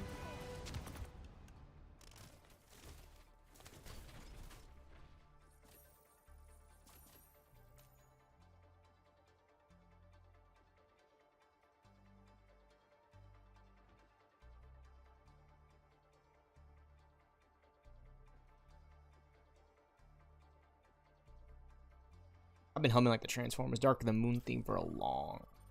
It's like my favorite song right now. The London Works Transformers Dark of the Moon.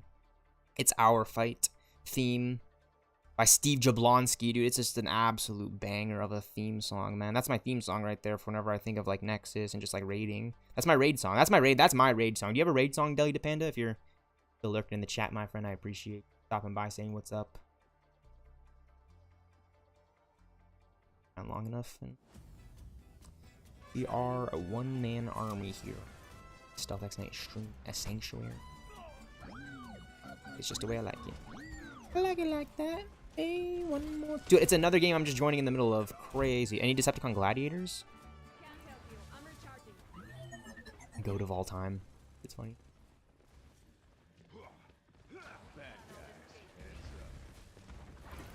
Goat of all time. All-timer goat.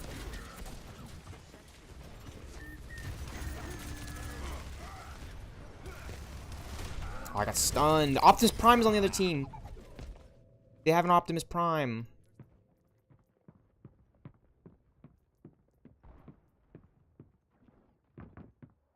He's running the Decepticon nameplate.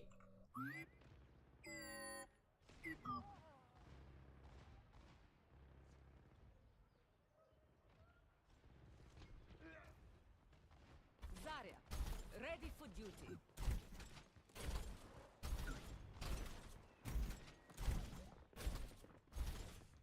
I love the Transformers, man. Like, I'm not trying to say, like, I love the Decepticons now because I'm some, like, cynic, weird, like... No, I really like the Transformers. They're a perfect antagonist for the Autobots, the Decepticons. Starscream's, like, my favorite. I think, like, growing up, I was like, alright, like, I definitely like Barricade and Starscream, and Megatron's cool too. Brawl, Blackout, Frenzy, Scorponok,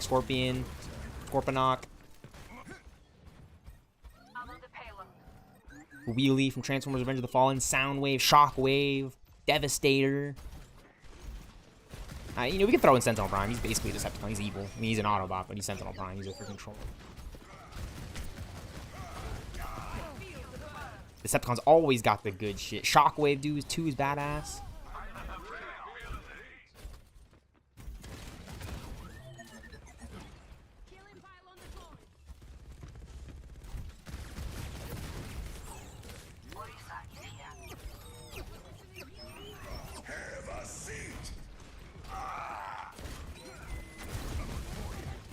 Go get them, Tiger.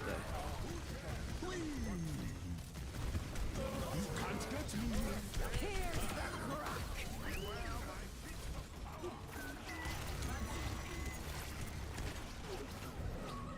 60 seconds remaining. Oh, he hit the thing.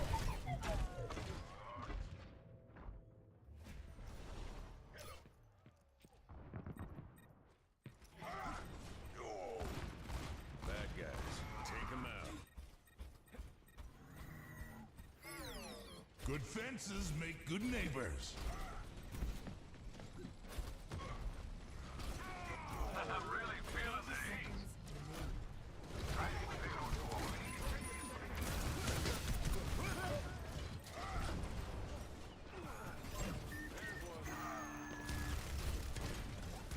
Yeehaw, rodeo! Face my burning feet. 10 seconds remaining.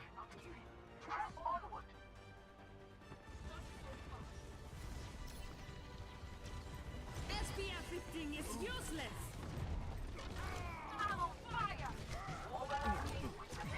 It's 3:24.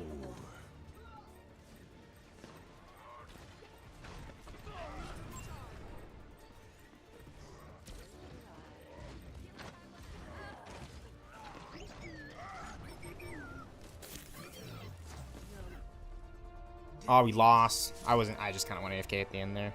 I thought my team was going to be able to push it in, but really they need more support on my end from me. Play of the game. The Zukanin. That's a good username. I like that.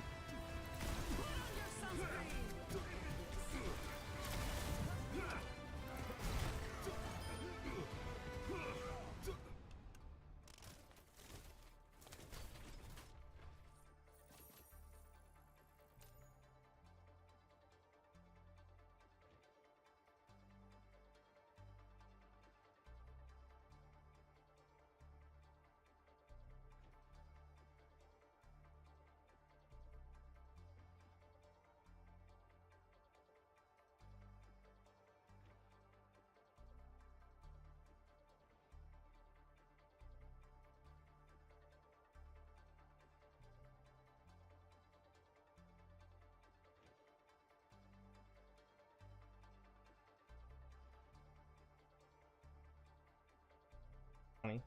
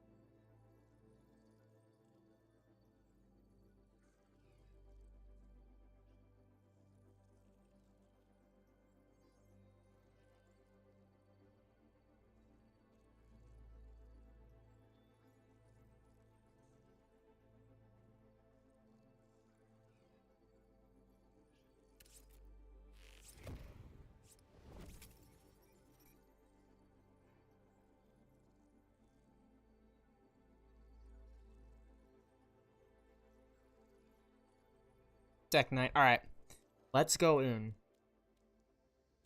Overwatch Classic. I did all these. Play 15 games as any tank hero in Overwatch Classic to get Battle Pass XP. Play 15 games as any offensive hero. Great, great, great. Perked up. I played all those games. This is the grind, dude. I've done all this. This is the last thing I need to do. And I have days. See, I have time to do this, right? 58 out of 99 games. That's really good. 41 more games to play. 41. So let's just knock them out right now. Watch. That's cool how we're getting sprayed. Oh, yeah. Hero. Bastion. Weapon charms. Cyber orb. Fire. Fighter cheat.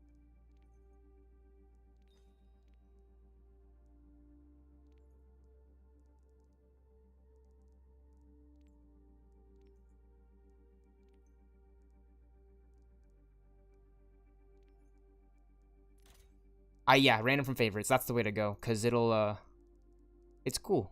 Because I have all these charms. It swaps it out every game. It does that. That's sick. It's like Fortnite. Fortnite Battle Royale has, you can change your loading banner every game. So every game, you're just loading in with a new banner. It's so cool.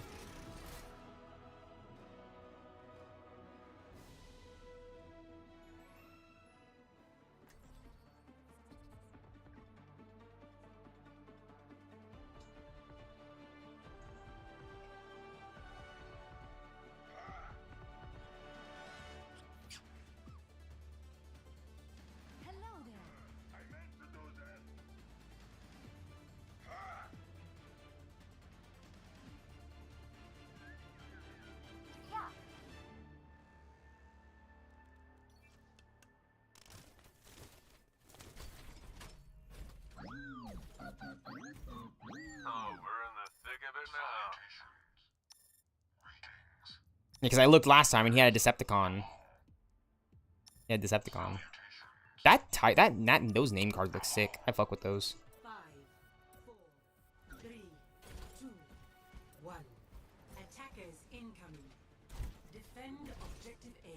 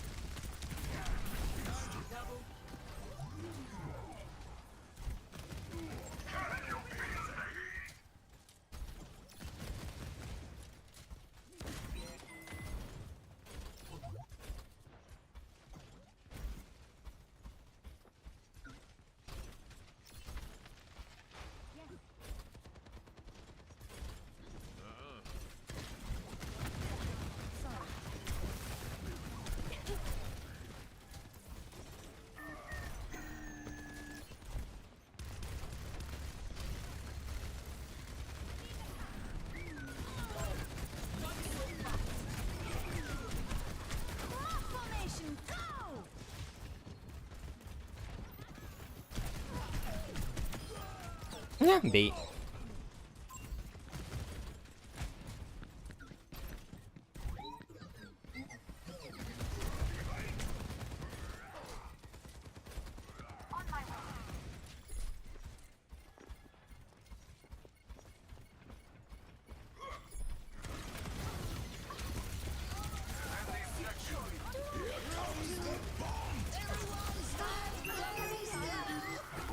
Because I'm frozen in the middle of the thing, dude. That's crazy. It's like wasted my ult right there, bro. I got res, though. I got res.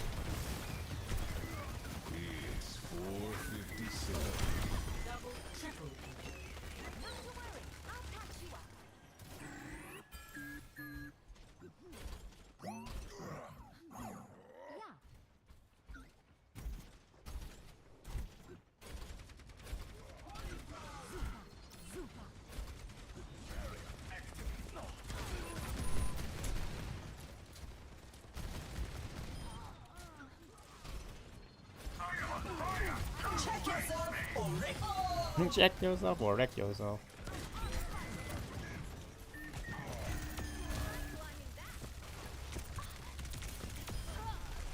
Haha! So have a little ice cube thing.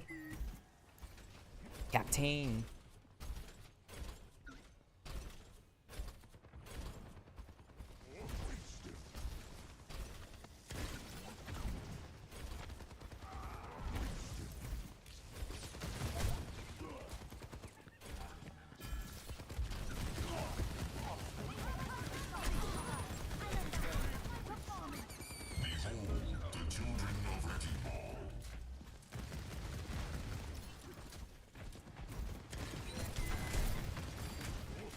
Who took my dentures? Formation, go! 60 seconds remaining.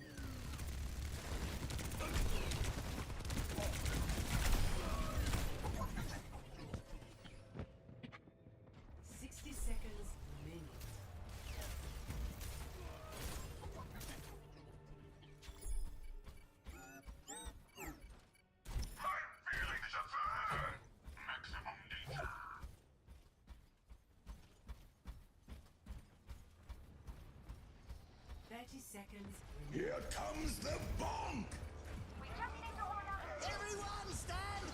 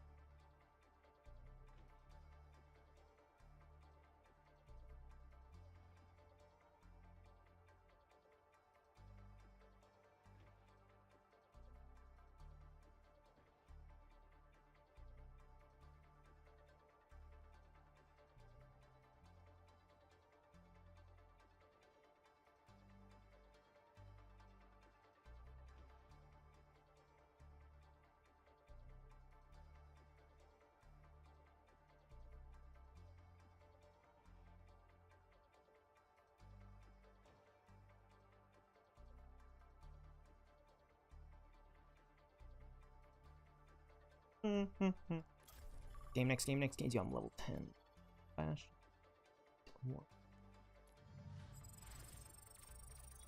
60 out of 99. Okay. Don't be weird. Got 39, about 39 more games.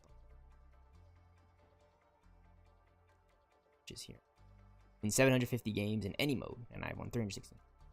Win 1,750 games. So that. Welcome to Ishvarat's. Actually.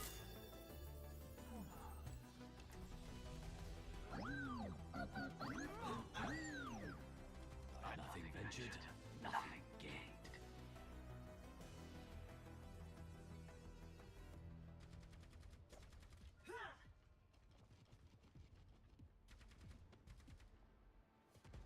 Five, 4, 3, 2, 1. Objective unlocks in 30 seconds. Look out for each other, cause I'm only human.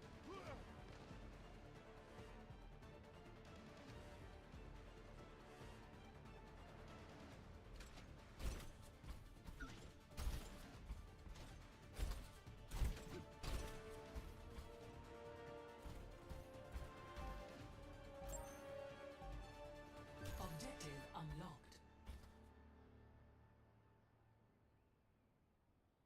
Our enemy did not heed their warning. The enemy pushes ahead.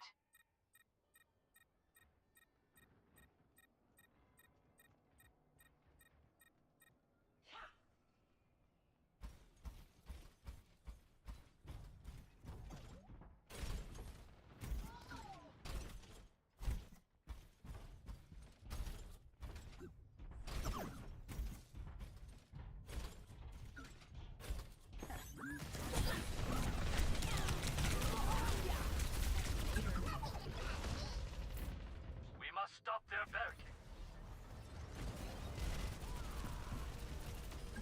Fallen Knight.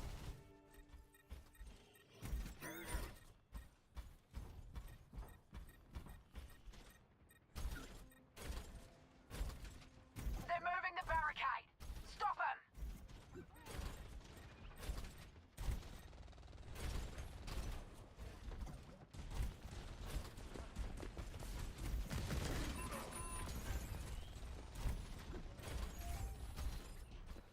I want that robot back. Let's go. Enemy forward spawn room.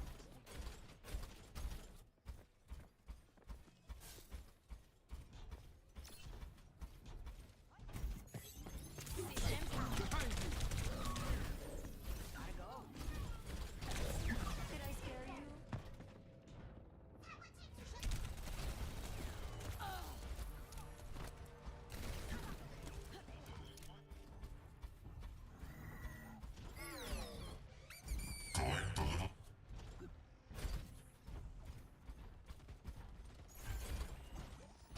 Bot, get pushing.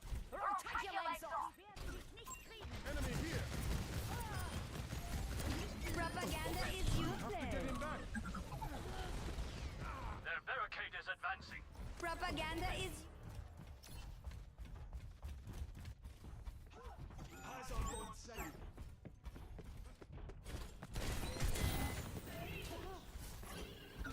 Winston report. Feeling better? Feeling better?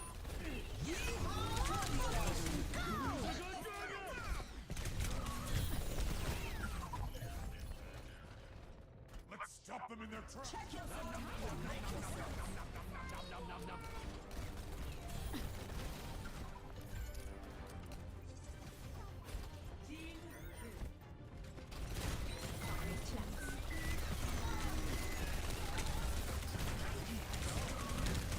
Dude, how did he evade me? That guy was one. Approaching the final destination. Defeat.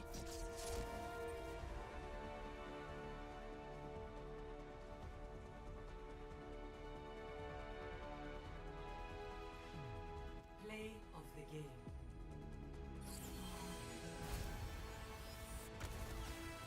Come on, get up.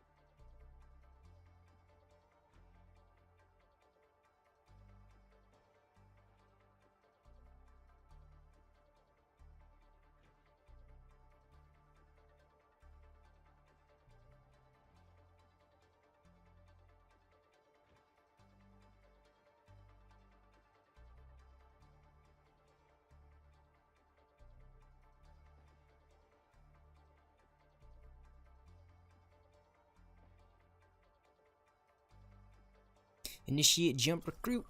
Close, close, close, close.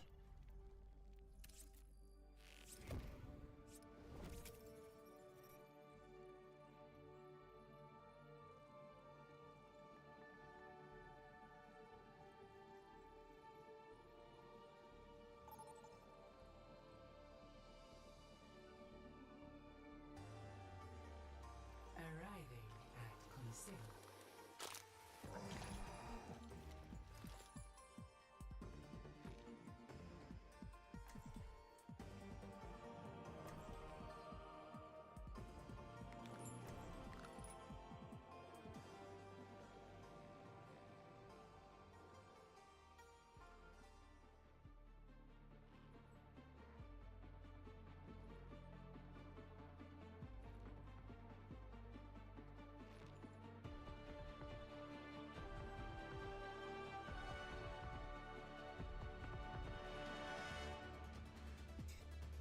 LZ. Game is just starting. Which is great. For us, bad for them. Hello.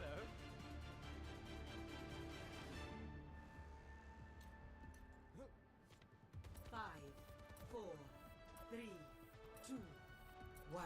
Everyone heal up. Objective unlocks in 30 seconds.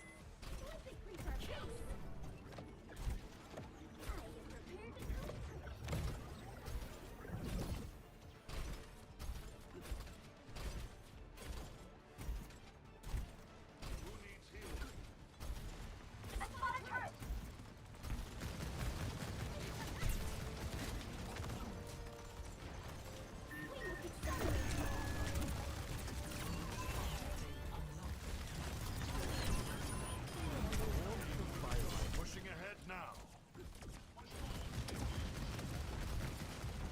Enemy turret sighted.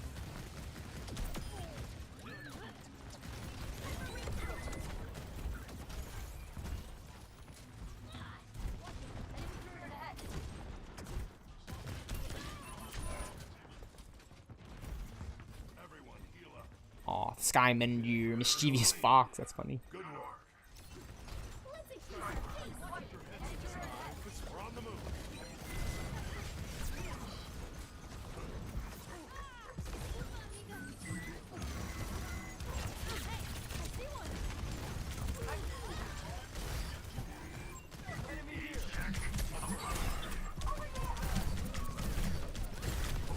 No way. Alright, I'm gonna check the socials. Anyone running in like Autobots, Decepticon, like last time? Anchor. Do they all have like the less for them, like K-pop? Game cards. Barricades moving out. Everyone's got a player title in here, which is sick. Everyone's got like a title equipped.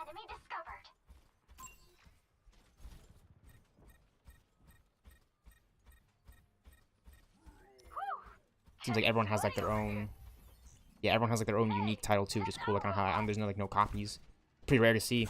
Horde Champion, Mutated Monster, Sorcerer, Fearless Fighter, All-Star, Assassin, Mischievous Fox, Skymeter, Toxic Mess, Moth. Those are all the titles that are currently in the game right now, which is sick. We can stop them pushing. Join us.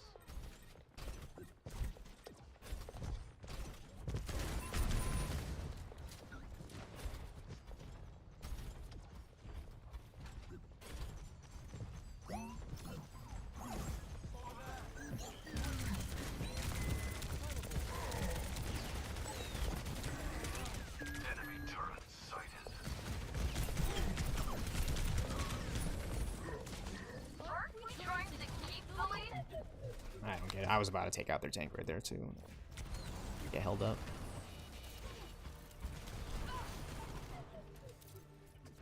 Keeping the heat on! Put on your sunscreen! I see a sniper!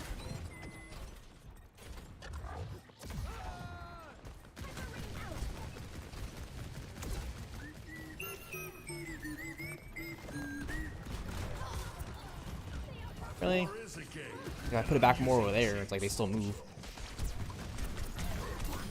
We're in the lead right now, which is great. We're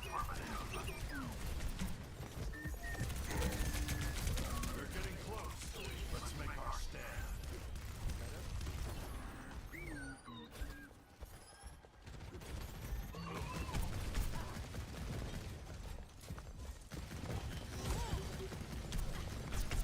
No one's taking this thing out. It's up there and they're not taking it out.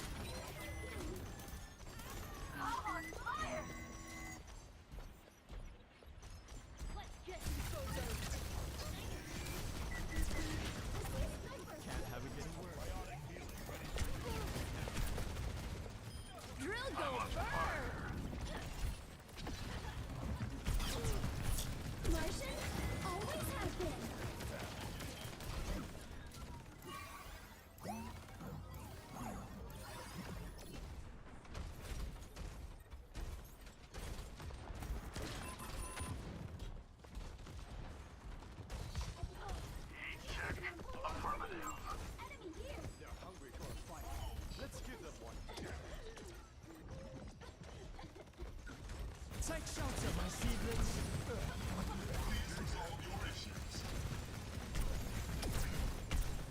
We have the robot. Time.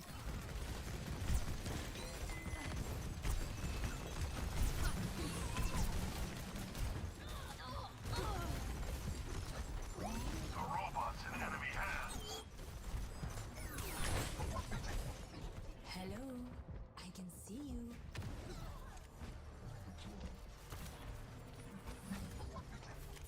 What?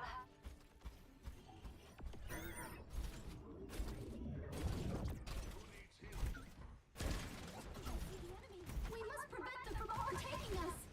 Enemy on the move. Stop them. There, an enemy. Put on your sunscreen! I will help you. I spotted turret.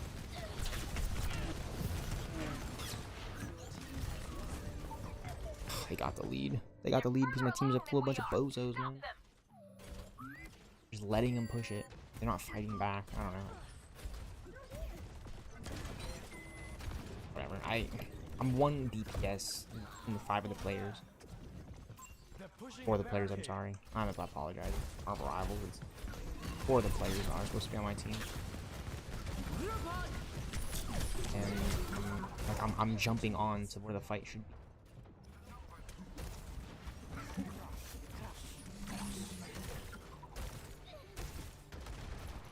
Eyes on the back.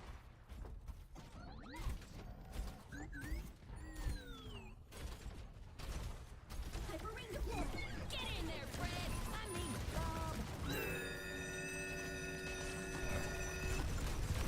Deal with it.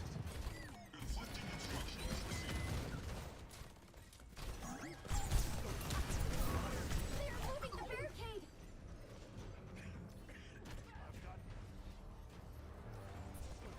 It's sniped by Widow.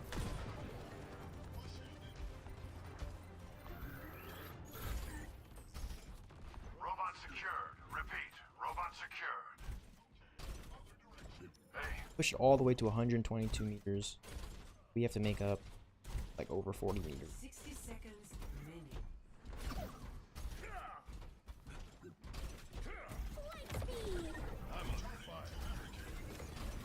We have to make up over 60 meters. I'm sorry. Hello, I can A little over see 60, I you. would say.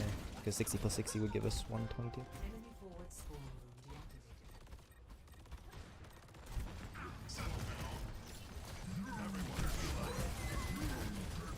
I believe the robot is again. and I'm using cheats.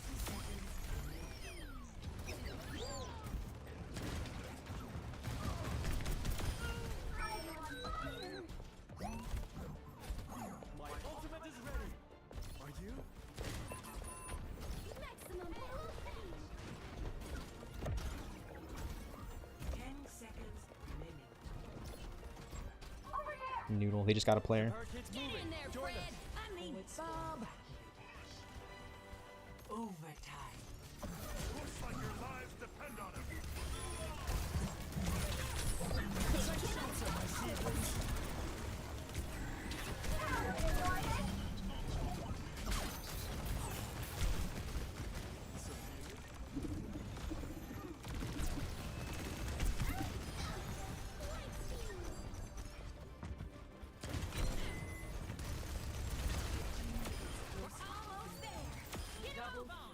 Talking about. Barricade.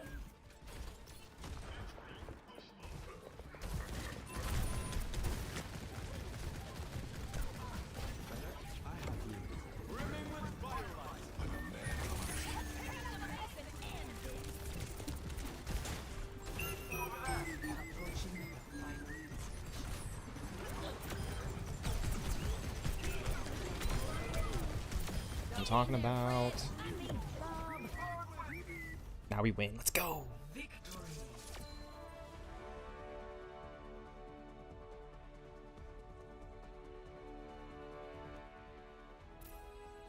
GG, y'all.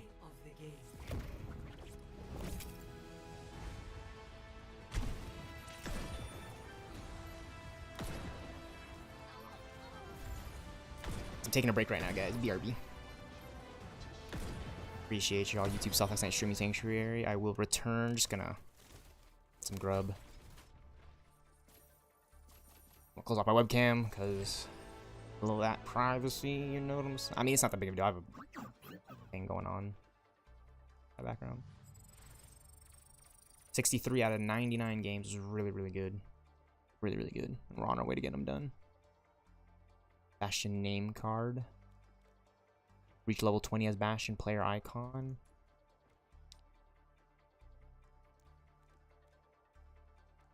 Level 200 Bastion. So you get the, so yeah, level 50. I'm level 11. You get the player title War Machine. Sick, that's sick.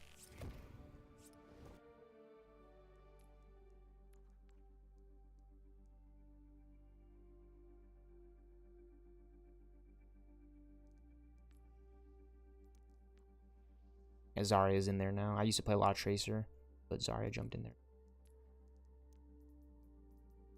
Bastion, now he's at level 11. I wish it would show you the rewards.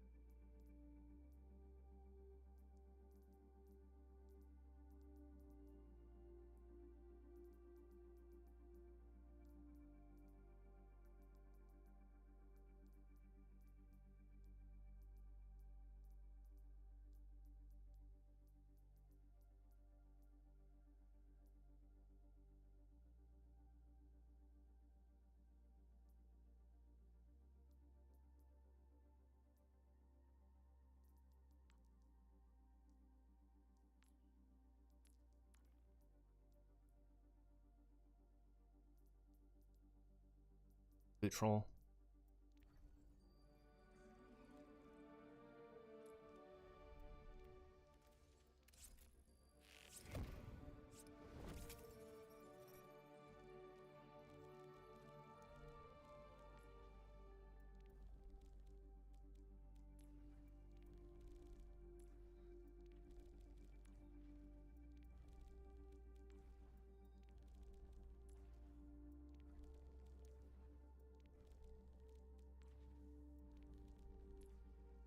Oh, I think they have Winston's video. Yep.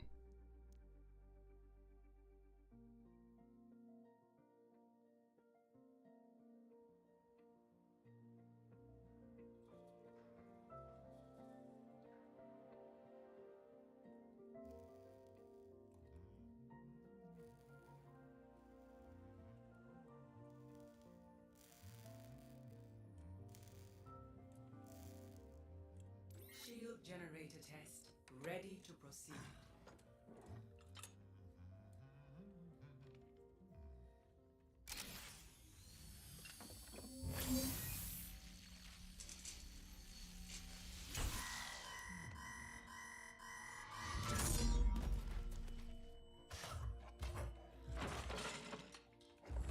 Now, no need for that, Winston.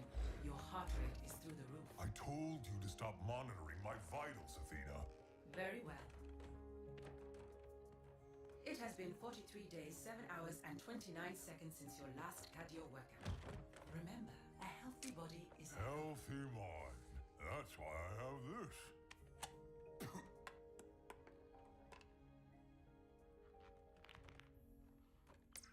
The second OMNIC crisis continues to devastate Russia. The conflict between OMNICs and humans has now claimed over 15,000 lives.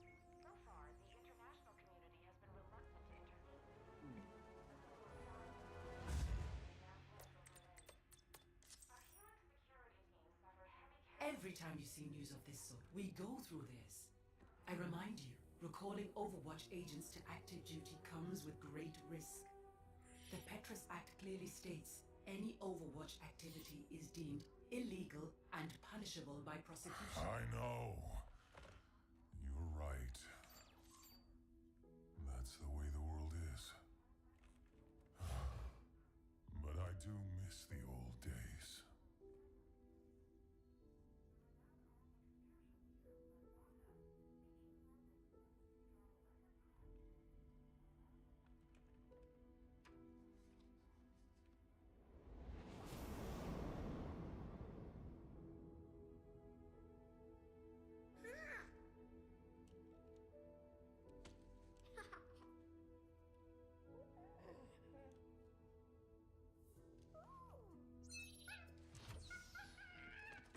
I think you have something that belongs to me. Hand them over. Oh, it's okay. You're not in trouble. Oh, I'll trade you. There you go, buddy.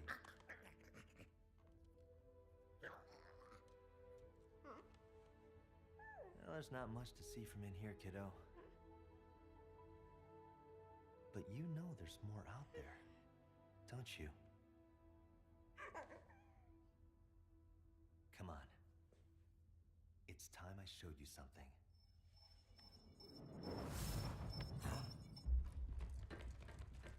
I'm detecting intruders. Talon. Athena. Cue the lights.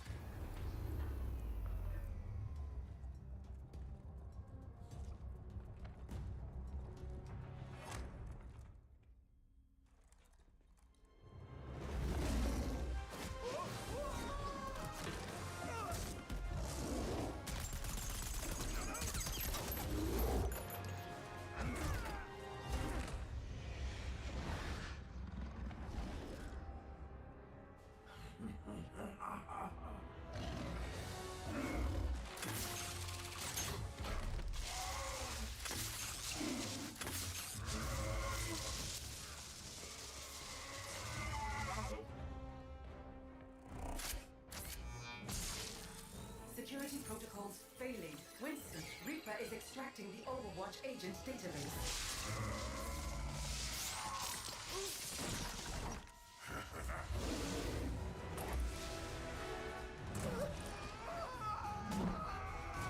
Extraction at 32%.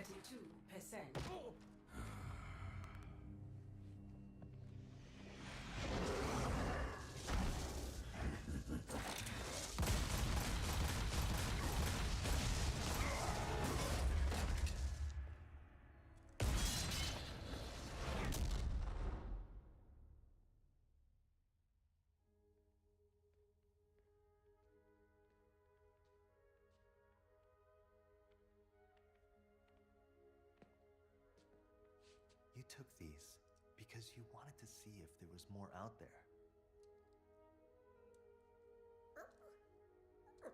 Well, see for yourself.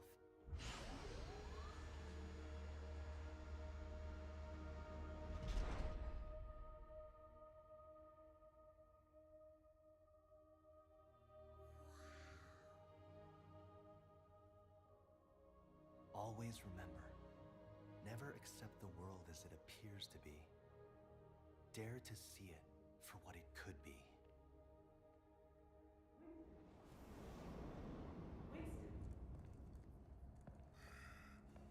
Winston! He's going to have all agents' locations. I'll be sure to send them your regards, monkey. I'm not a monkey.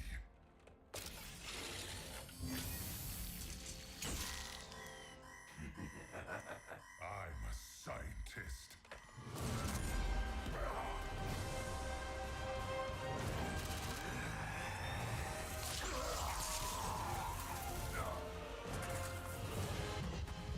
Extraction 90%.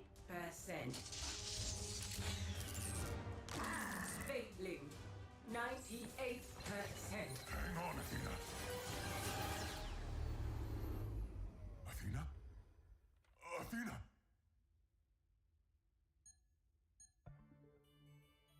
Virus quarantined. I'm running diagnostics on the core database. Restoring systems.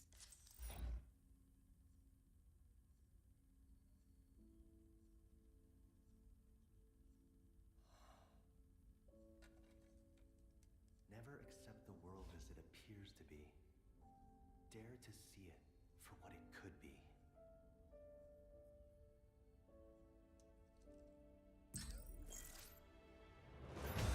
Establishing agent connections.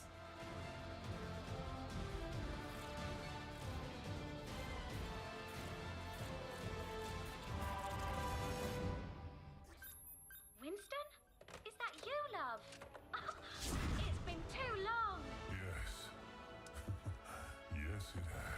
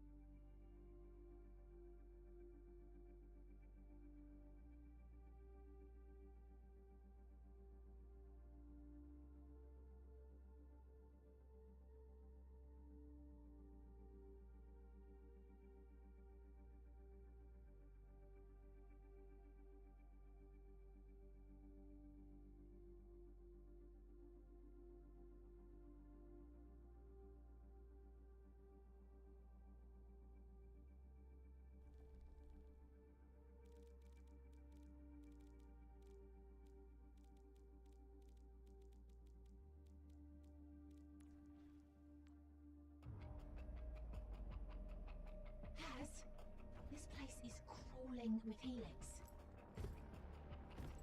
I'd say be careful, but... You know that's not my style. Has to be it. Go on, Susie. You're up. Got my back? Aye. Always.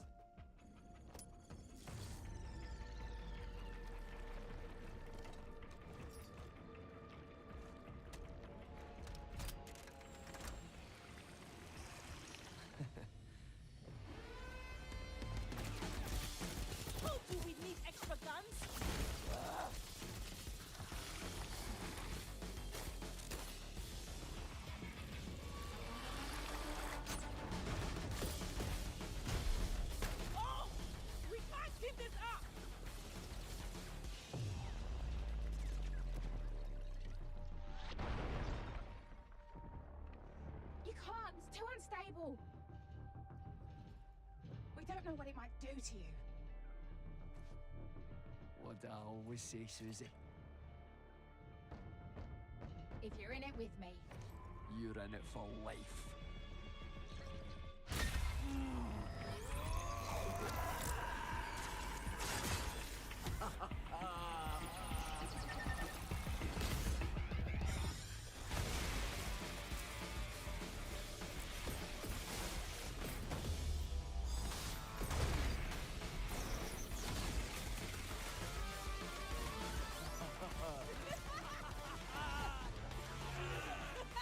That one scratched the paint.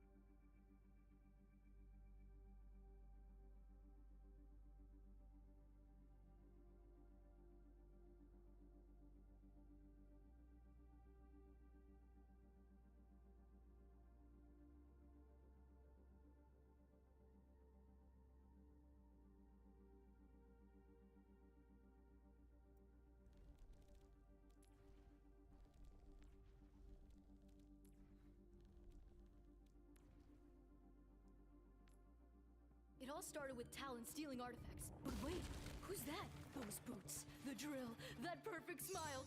It's Venture! Whoosh, flashback. I researched this artifact, last seen in my favorite place, Cairo, and the reliefs there led me all the way to the Shambali, who were kind enough to direct me, after a lot of digging, and I mean a lot, to the hideout. Oops, hi Talon. They ran with the artifact, but I dodged their spikes and juked their darts and blasted my way through the base, and... here we are. Artifact, safe and sound. Whew, that was a doozy.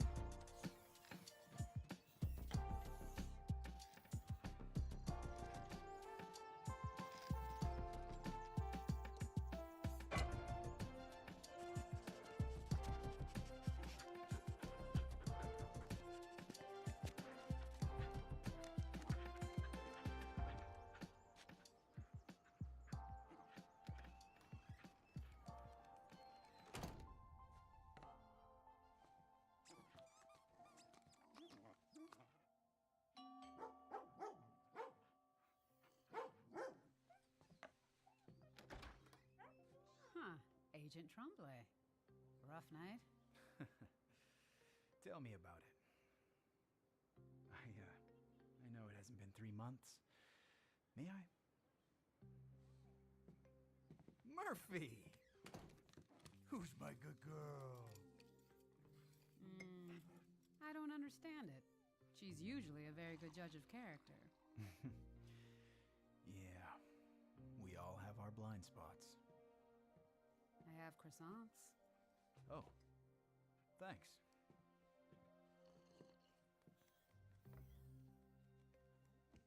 So, for official purposes, are you Vivian Chase, former rank of captain in Overwatch, call sign Sojourn? I am.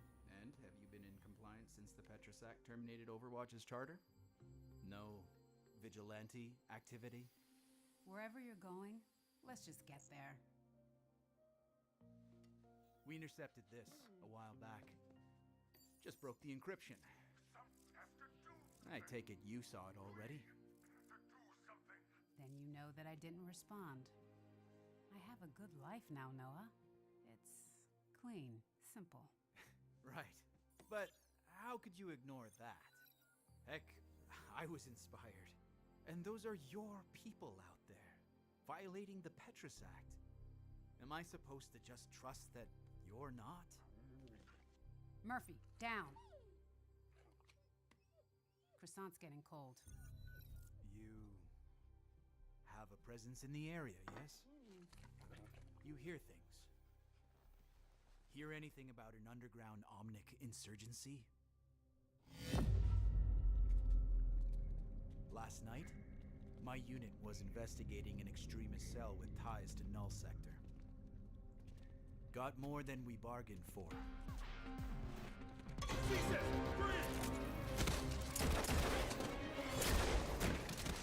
But then something, someone, happened.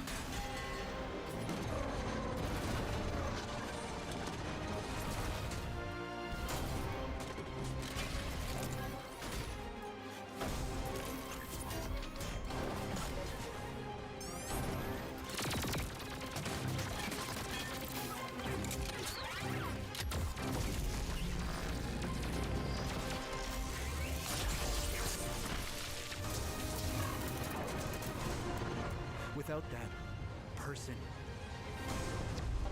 my team might have died. I might have died. But I have to do my duty. So you need to account for your whereabouts last night. I don't know what to tell you. I was home with Murphy.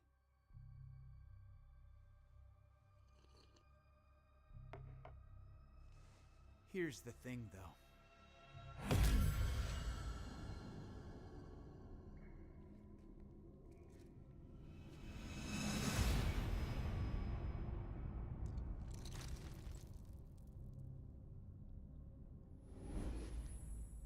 found this after the raid.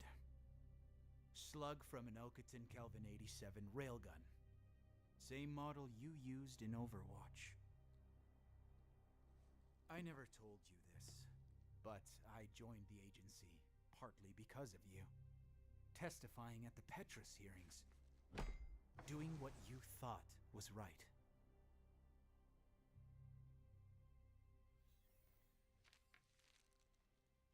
Doing what you think is right can be complicated.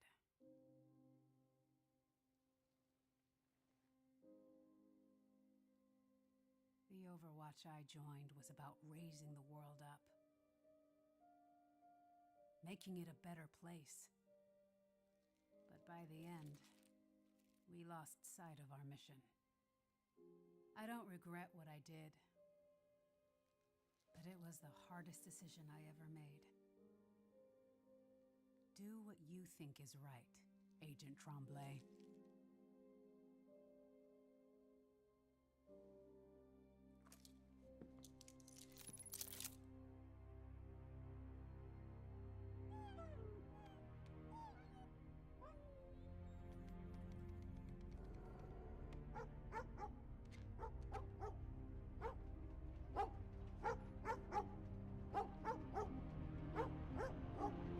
What the?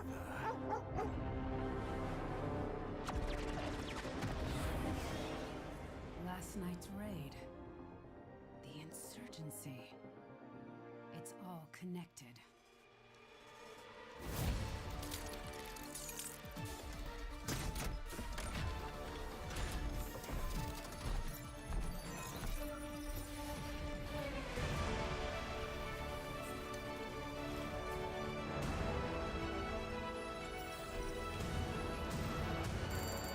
CSIS Unit 37, Toronto is under attack. The Null Sector. Agent in the van, secure the streets at Beverly and Queen. Wait, what? Rooftop, I need bird's eye views. Find me a route to evacuate civilians. Who is that? Trombley, are you there? This is Tremblay. Do what she says. She's our best hope.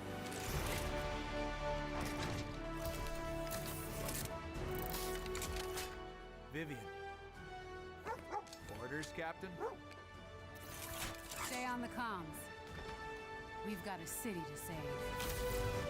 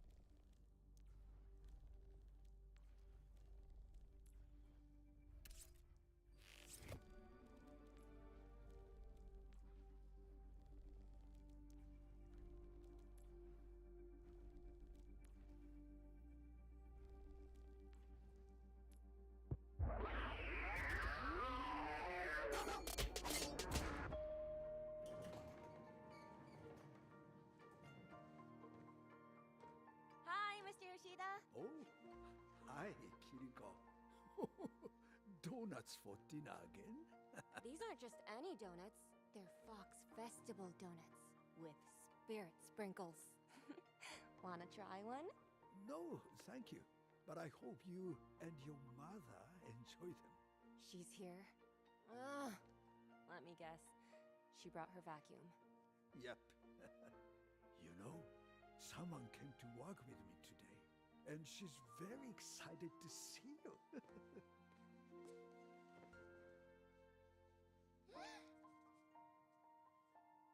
Hey there, little rabbit. You're getting so good at that. Oh, but of course. Ooh, I've got something for you.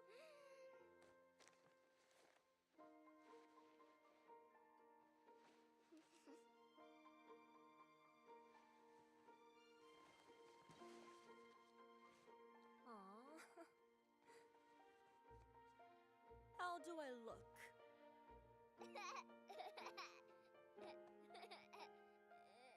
Well, I should get going. See you later, little fox. Mr. Yoshida, pray for me.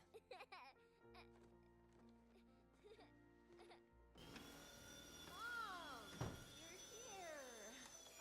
Kiriko, it's not safe here anymore. Just last week, someone in this building was robbed at gunpoint. You should never have moved out.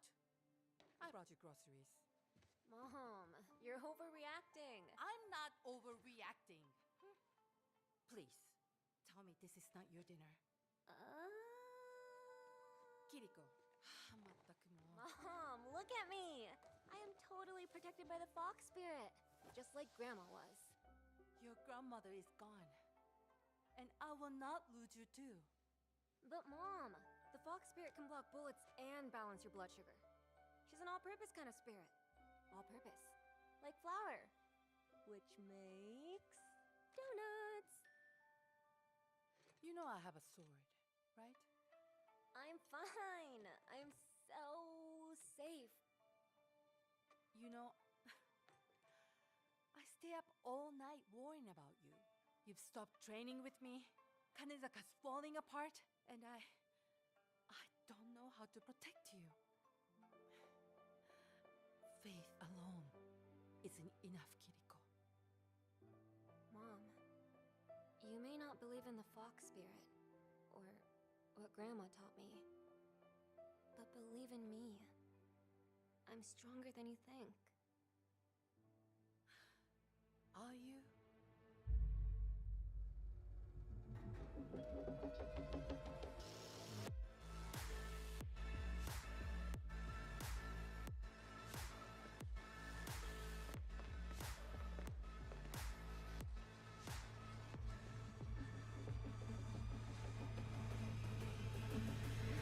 Do you know how ridiculous you sound? Oh, don't worry, Mom. I'm protected by an imaginary animal spirit.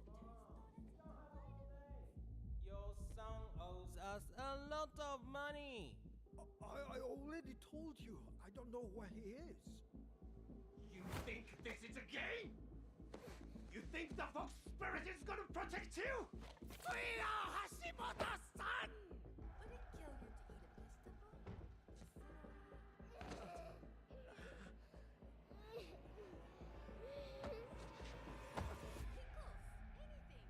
I just want what's best for you, Kiriko. Kiriko?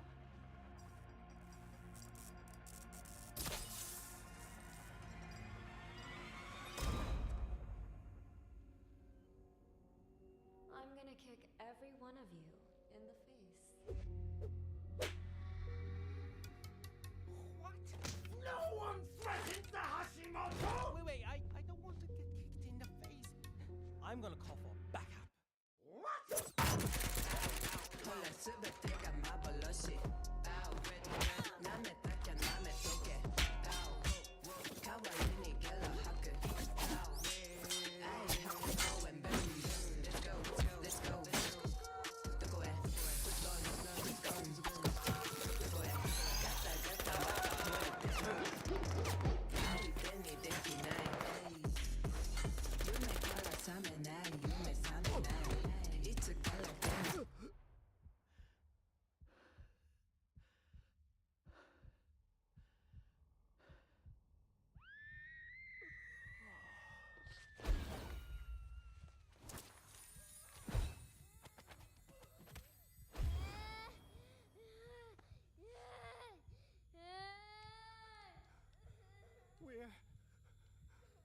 Hashimoto. Son?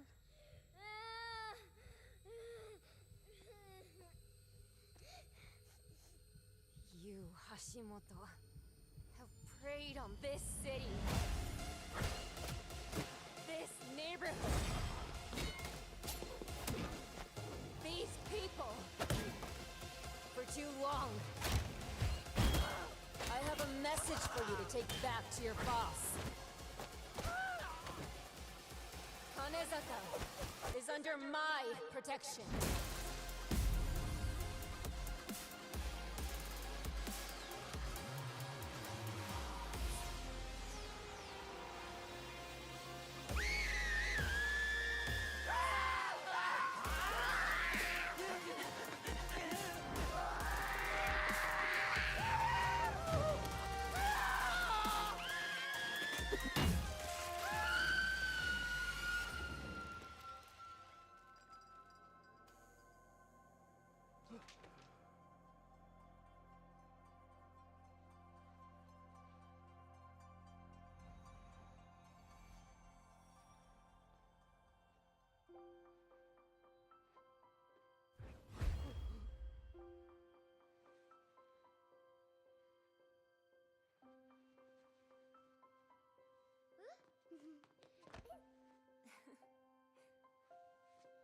Are you okay?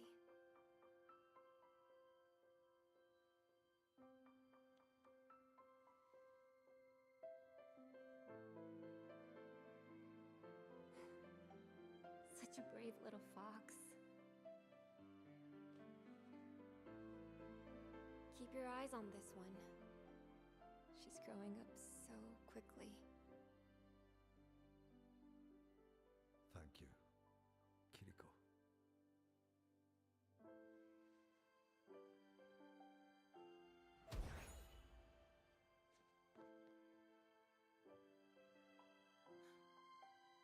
Kiriko.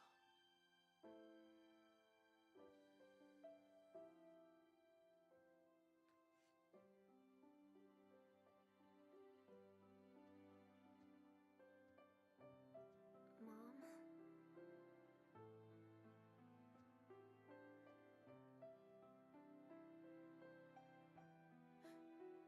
Your heart.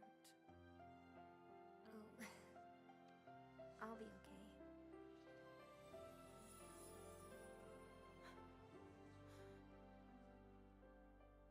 Maybe I shouldn't have stopped training with you after all. Maybe. Maybe I judged your donuts a little too harshly. Maybe moving home for a little while isn't such a bad idea. That would make me so happy. Mom, Mom, please don't cry. If you cry, I'm gonna cry. Your grandma would be so proud of you.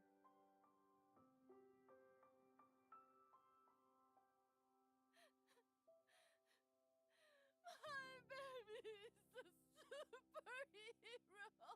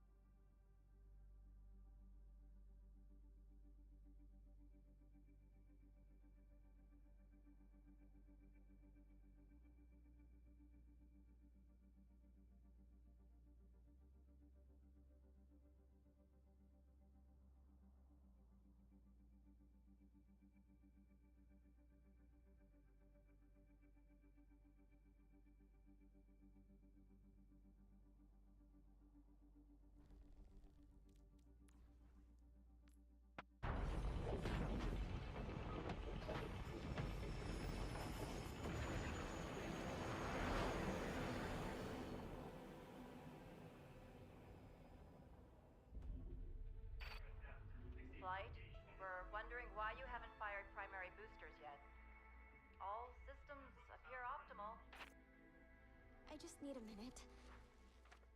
It is so hard to say goodbye to the only home I've ever known. I understand, but the colony isn't safe anymore, and our window of opportunity is closing. So let's get you on your way to your new home. Next stop, Earth. Initiating boosters in 3, 2, 1. Control? Our sensors indicate an external issue. External? Follow protocols and you'll be fine. But you have to hurry.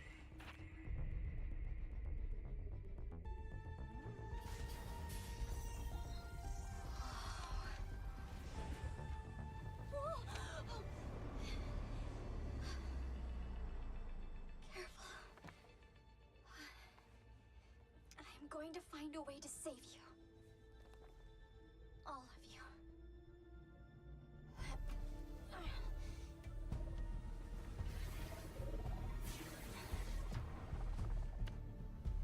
I think I see the problem. Copy that. Okay.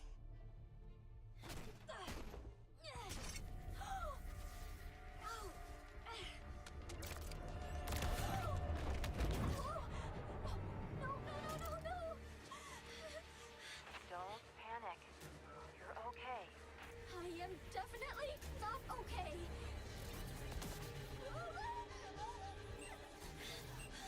Why did I think I could do this? Juno, I believe in you. You've trained for this kind of thing your whole life. You have all the tools you need.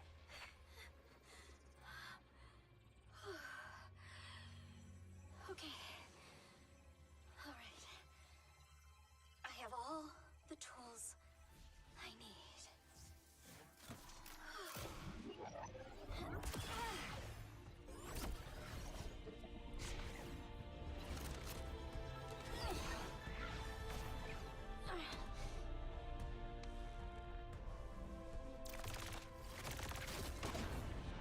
Control. Problem solved. Hear that? We're all so proud of you. I want you to live a long, happy life on Earth, sweetheart. Always remember, I love you.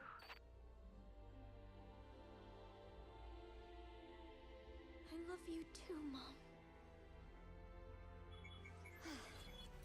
Okay, Earth. Here I come.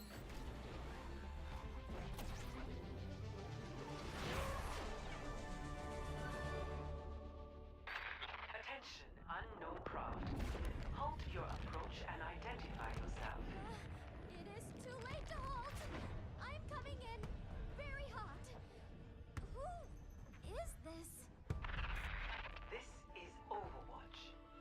I am tracking your trajectory and will have someone meet you. For my records, where did you come from? I am from Mars, and my name is Juno.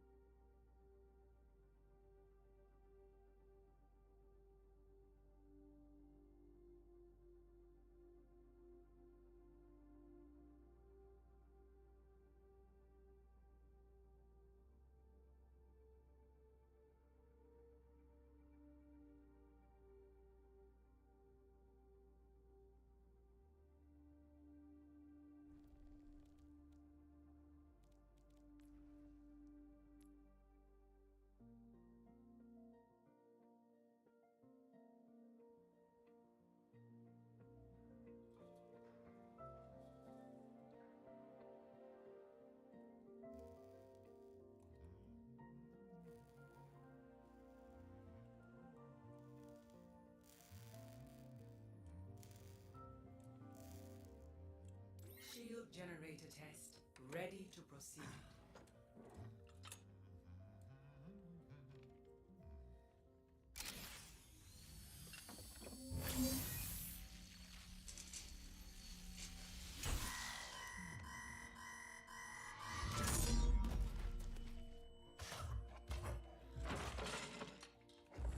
Now, no need for that, Winston. Your heart rate is through the roof. I told you to stop monitoring my vitals, Athena. Very well. It has been 43 days, 7 hours, and 29 seconds since your last cardio workout. Remember, a healthy body is a Healthy mind. That's why I have this.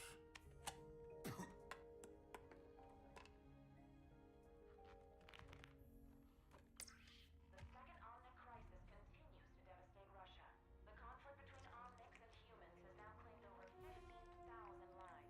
So far, the international community has been reluctant to intervene.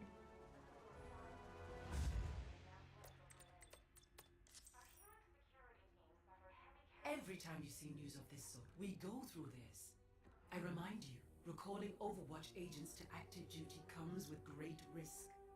The Petrus Act clearly states any Overwatch activity is deemed illegal and punishable by prosecution. I know. You're right. That's the way the world is. But I do miss the old days.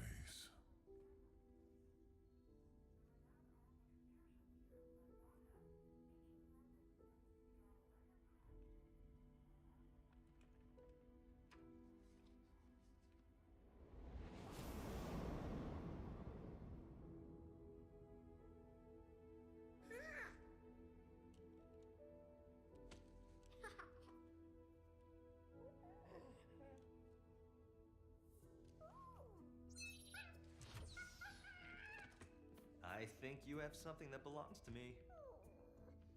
Hand them over. Oh, it's okay. You're not in trouble.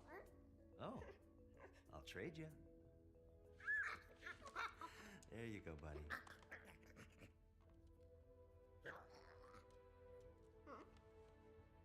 Well, there's not much to see from in here, kiddo. But you know there's more out there, don't you? Come on. It's time I showed you something.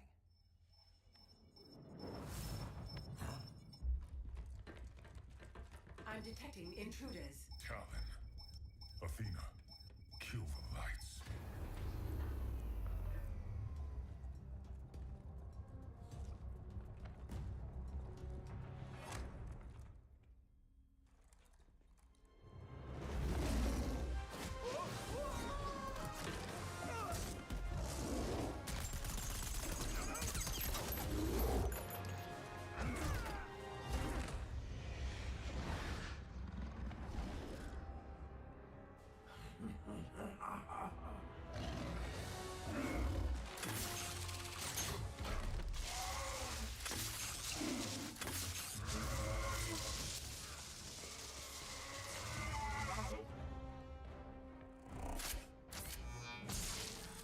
Security protocols failing. Winston, Reaper is extracting the Overwatch agent database.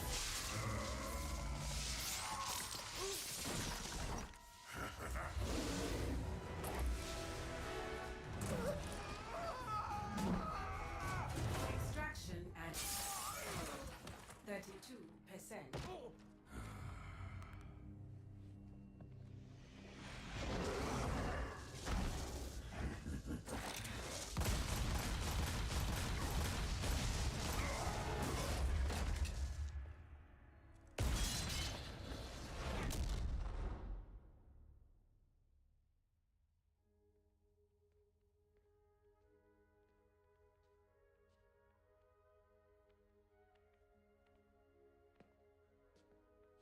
You took these because you wanted to see if there was more out there.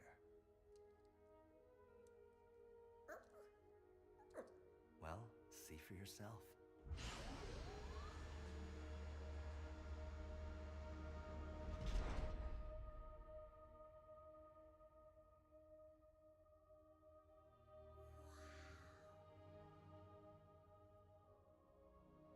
Always remember, never accept the world as it appears to be. Dare to see it for what it could be.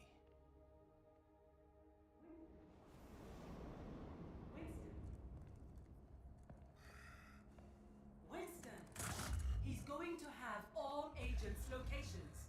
I'll be sure to send them your regards, monkey. I'm not a monkey.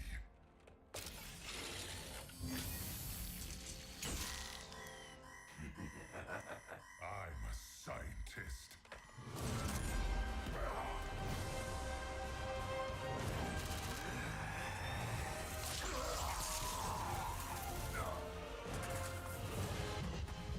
Extraction 90%. Failing 98%. Hang on, Athena. Athena? Athena!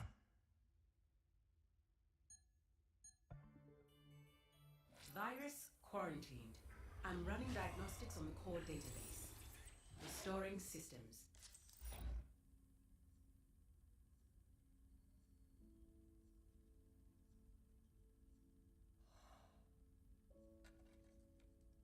Never accept the world as it appears to be. Dare to see it for what it could be.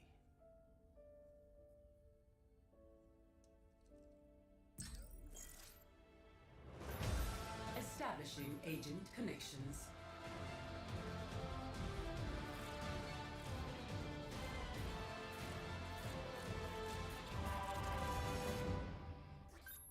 Winston? Is that you, love?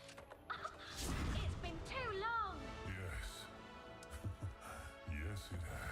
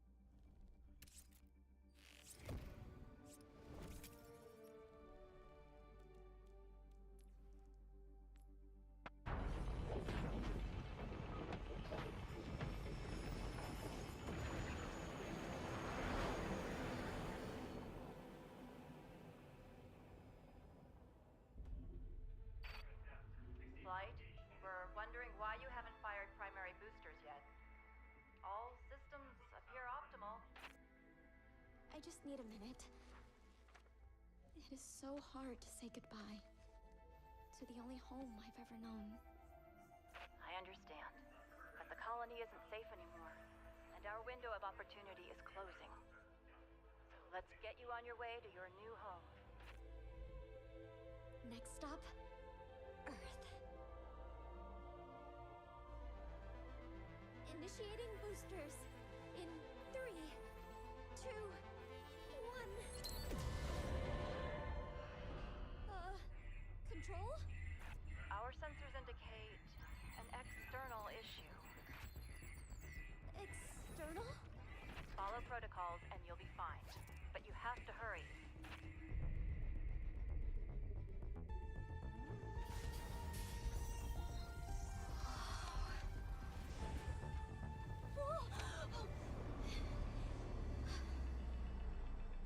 Careful. I'm going to find a way to save you. All of you.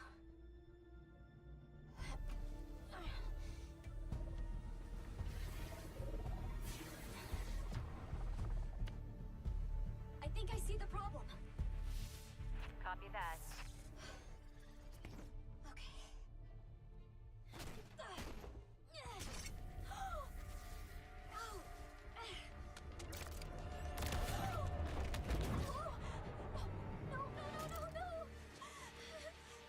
Don't panic. You're okay. I am definitely not okay.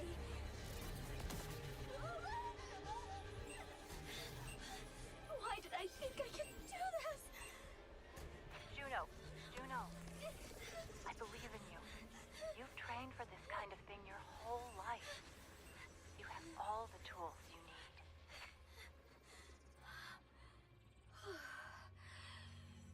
Okay.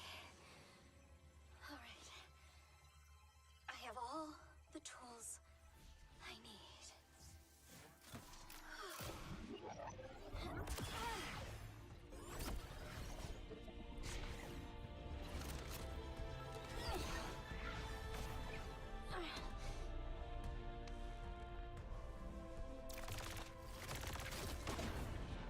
Control. Problem solved. Hear that? We're all so proud of you. I want you to live a long, happy life on Earth, sweetheart. Always remember, I love you.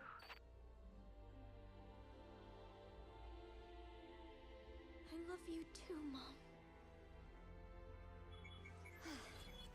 Okay, Earth. Here I come.